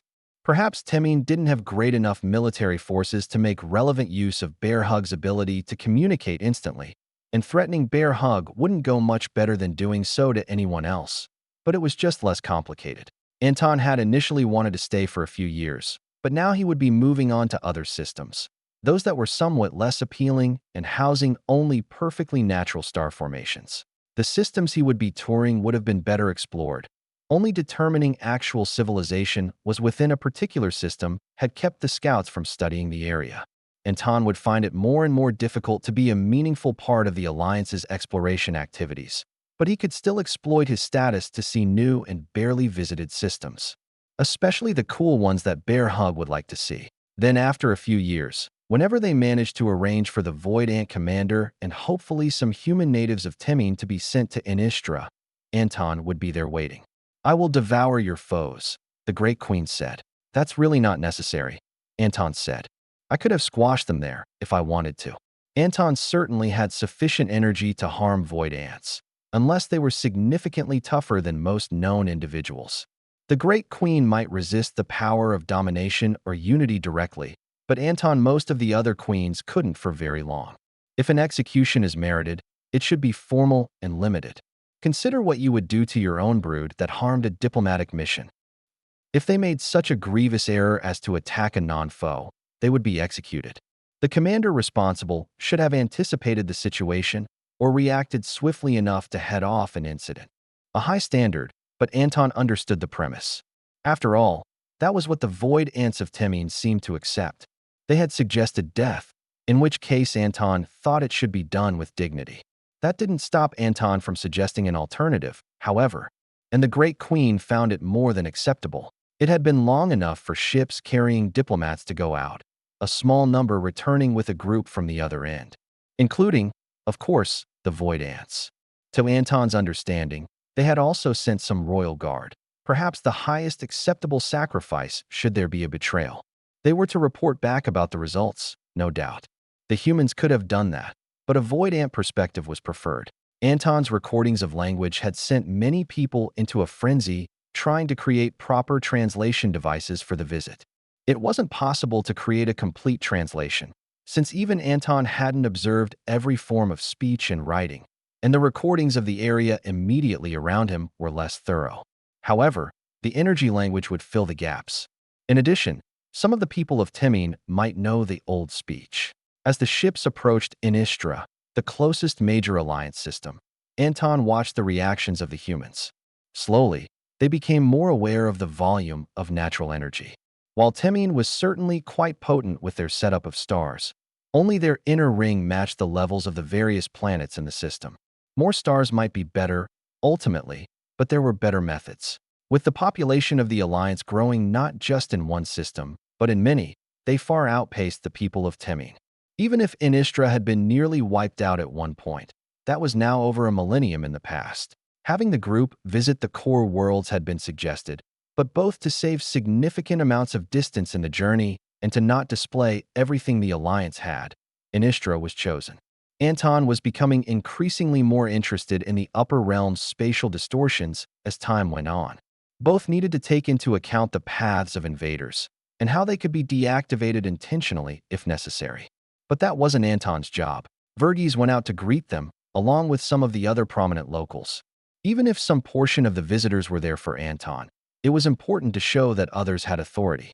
Anton knew it might also make him seem more important, but there were balancing factors that all had to be considered. When the ships arrived, Anton was shown a unique sight. Before any of the humans from Temine departed, just some of the Alliance crew necessary, the Void Ants made their way out. Rather than a place of higher importance, Anton interpreted it as part of the seriousness of their mission. Specifically, it was the way in which they departed. Void Ants were carried by others, not in places of honor, but inverted, unable to react. Anton suspected they willingly ended up in that position, but it did not make it any less meaningful. "Interesting," the Great Queen commented. "Perhaps we should adopt that method. Not that we often have need for penitence." "Should we go meet them?" Anton asked. "It's going to be a long walk." Void Ants could travel quickly if they arranged themselves into three-dimensional formations. But walking step by step, they were at best large ants, restrained by the slowest among them. "The hallway outside should be sufficient," the Great Queen said. "I do agree that the diplomatic chambers might be a bit remote for such a procession." It was a surreal experience for Anton to watch a serious encounter with Void Ants on both sides. Anton was used to Void Ants, of course. He'd accidentally brought the Great Queen out with him, after all. He'd just never seen them opposed to each other, on different sides of things. The visiting Void Ants adapted rapidly, laying down their captives, belly up. Surely void ants could flip themselves over, but the ceremony was meaningful enough. Several individuals that had to be royal guard or other high-ranking individuals stood out front, not guarding as much as officiating. The Great Queen approached. I sign for the sake of the humans who watch, and so that you might learn our speech. Anton had no doubt that there were many exchanges of pheromones as the Great Queen moved back and forth in front of the accompanying ants. She was far larger than any of the rest, though it was unclear if any of these were the largest specimens available. Their queens likely wouldn't be much bigger in any case. They asked for forgiveness of impropriety, the Great Queen explained to Anton, also seeming to manipulate energy in similar patterns to the foreign void ants. The commander is filled with contrition and is willing to surrender her life, and of course that of her subordinates. Humans were watching from the ship. Tell them we accept this offering for a future of peace, Anton said, merely repeating what had been planned. The lives at stake are sufficient penance. However, Anton's dramatic pause was more for the human audience. We offer the alternative of living penance. Should the void ants of Temine find it acceptable? They couldn't really know how they would respond. Fortunately, the Great Queen was able to explain. As void ants, it was quite possible that many of the commander's subordinates weren't people. That wasn't just a societal thing. Everyone agreed that not every void ant was sapient in the same way as humans, Acrisians, and the people of Klar. Though, of course, that didn't mean they couldn't be. The point being that Anton knew that the commander definitely was. She spoke for herself, after all. He really didn't want someone to die unnecessarily. For the sake of the many who made up their different civilizations, they might have to. But if there was an acceptable alternative, he thought they should at least try. Anton waited tensely as the void ants interacted, perhaps slowed down by their different habits. Mutual understanding might not have been as exact. He hoped to see mercy rather than death, but either way things would resolve in a short time. Chapter 1275. The full history of void ants was lost, but Anton always liked them from what he had seen. They were always decisive. Maybe that was why humans hated them. Of course, the reason cultivators feared them was obvious enough. They were a threat. But so were other cultivators, and humans still developed new weapons to kill each other better. Perhaps the void ants in the upper realms were chaotic monsters that had been devouring everything. Or perhaps they thought that annihilating humans was the best for their people. It was logical in a way. At that point, devouring people wouldn't be much different from how many cultivators interacted. There was another possibility that had come up in the past. There might have been something fundamentally different between different groups of void ants. Enough so that they might not even properly be called the same species. Maybe the ones the upper realms knew were no better than beasts. Either way, the ones in the lower realms were quite intelligent, especially when they had time to develop, and twice now they had formed bonds of mutual cooperation with humans. That didn't seem to be a coincidence, though Anton didn't know the full history behind Temine's interactions with them. In short, he wasn't surprised when the Temine commander consulted with the royal guard and rapidly agreed to the Great Queen's demands. In fact, it was in a bit of an excessive manner. She says that she is willing to be sent against our greatest foes, the Great Queen translated. Anton wondered if there were pheromones for that specific promise, or if they were able to manage a very complicated mixture. As long as the orders bring no direct harm to the people of Temine, of course. Anton nodded. You did tell them what we wanted, right? I hadn't gotten to that yet, but now she will take it seriously. There wasn't a whole lot visible in the further interactions, but Anton imagined it in his head as the Great Queen seriously and dramatically proclaiming what must be done. The first task assigned to you shall be here, upon Inistra. Work hard to perform it to perfection. No doubt the commander was making serious agreement pheromones, if that was even a specific option. You must spend every day learning to speak the sign language we developed to speak with humans. And then, for the rest of your task, you are to return to Temine and impart the knowledge unto your brethren. At that point, Anton assumed there was a break as the commander tried to figure out when the lethal punishment was going to happen. But that would be it. Framing the task as a punishment would certainly make them take it seriously, not that they would have slacked off anyway. But ultimately, it was just one of their goals for future interaction being resolved. The Great Queen appeared to be finished. I have informed her that you advocated for her survival. After this is all finished, her company will be your foremost defender in Temine's territory. That's great, Anton commented. By the way, did you have ideas to solve the issue that caused this to begin with? The instinctual bite? It was only a problem because the interaction was unexpected. Even the slightest amount of forewarning will suffice. And we have established plans to familiarize our scents in case for the future. Are there ways to copy pheromones? Anton thought it would be a bit impractical for every void ant to interact with every group, especially if Timine had several origin queens. Thanks to the work of the Little Alliance, comprehensive void ant communication at a distance has been developing rapidly. I should have promoted such things, but I grew far too comfortable with living among humans, but separate. I'm glad things worked out, Anton said. I suppose we shouldn't keep the humans waiting longer.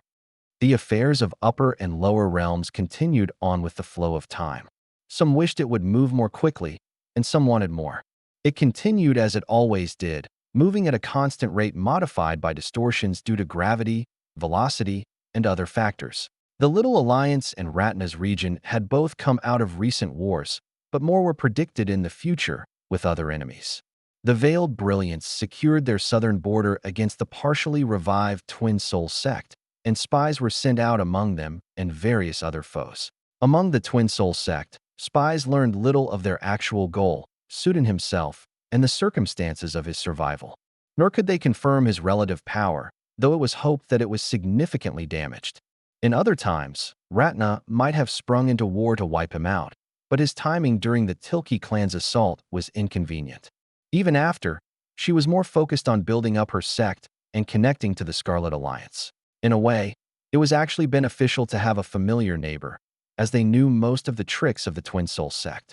Not all of them, likely. If they didn't come up with new stealth techniques, then they'd be useless in the future. That was another reason to attack immediately, to stop their growth, but at the same time it was a good reason not to. If they already had spies, more losses would occur. Ultimately, Ratna's choices were based on simple factors. She expected the growth of her and her allies to outpace a reborn Twin Soul sect. That said, she was constantly on the edge of just telling her people to form fleets and wipe out every cultivator in those systems. Instead, she was strengthening her establishment in the slightly smaller territory she did control. Spies sent to the Tilki clan were there for long-term observation. They weren't expected to come up with any startling revelations, just to provide an early warning if anything happened at scale. Those sent to the Swirling Swarm had a longer journey than most, at least from the core of the Scarlet Alliance. They were similarly distanced from Ratna's territory, though the Swirling Swarm was a bit more unique in that traditional spies were nearly useless. It wasn't that they countered spy techniques. Instead, it was that nobody seemed to know anything. Obviously, they knew how to fight and cultivate. Some knew what they were doing next week, but others didn't even know what they were personally going to do the next day. Sometimes, that was going off to battle. The one group they didn't frequently assault was themselves, but that didn't mean there were never internal struggles. Just that if they had been constant, maintaining their numbers would have been literally impossible.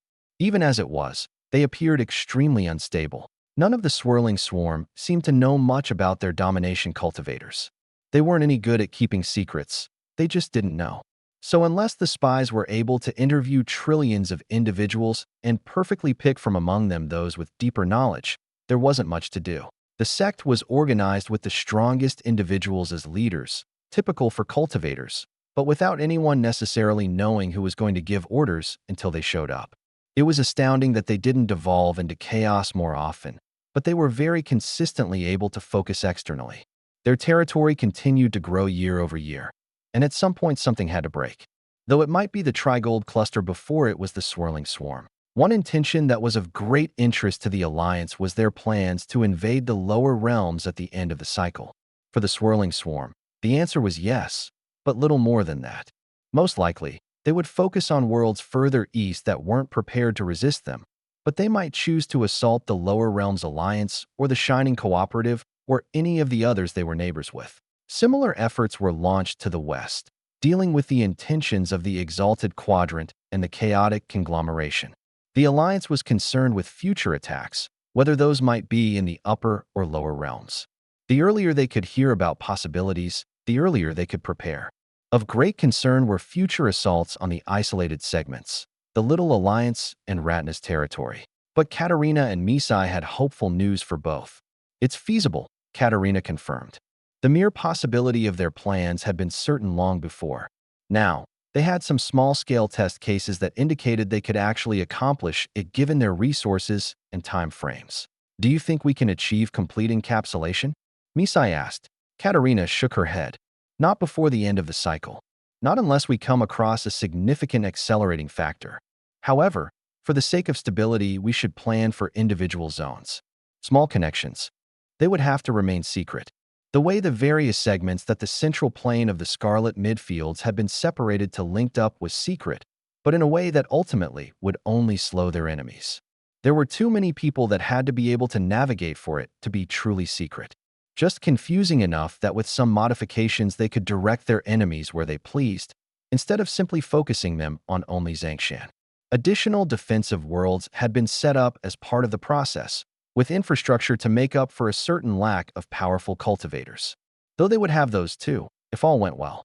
The connections to the different regions would be balanced against each other. As the two regions were far from symmetrical, it had taken many people years of careful planning to come up with something reasonable. It actually worked out to some extent.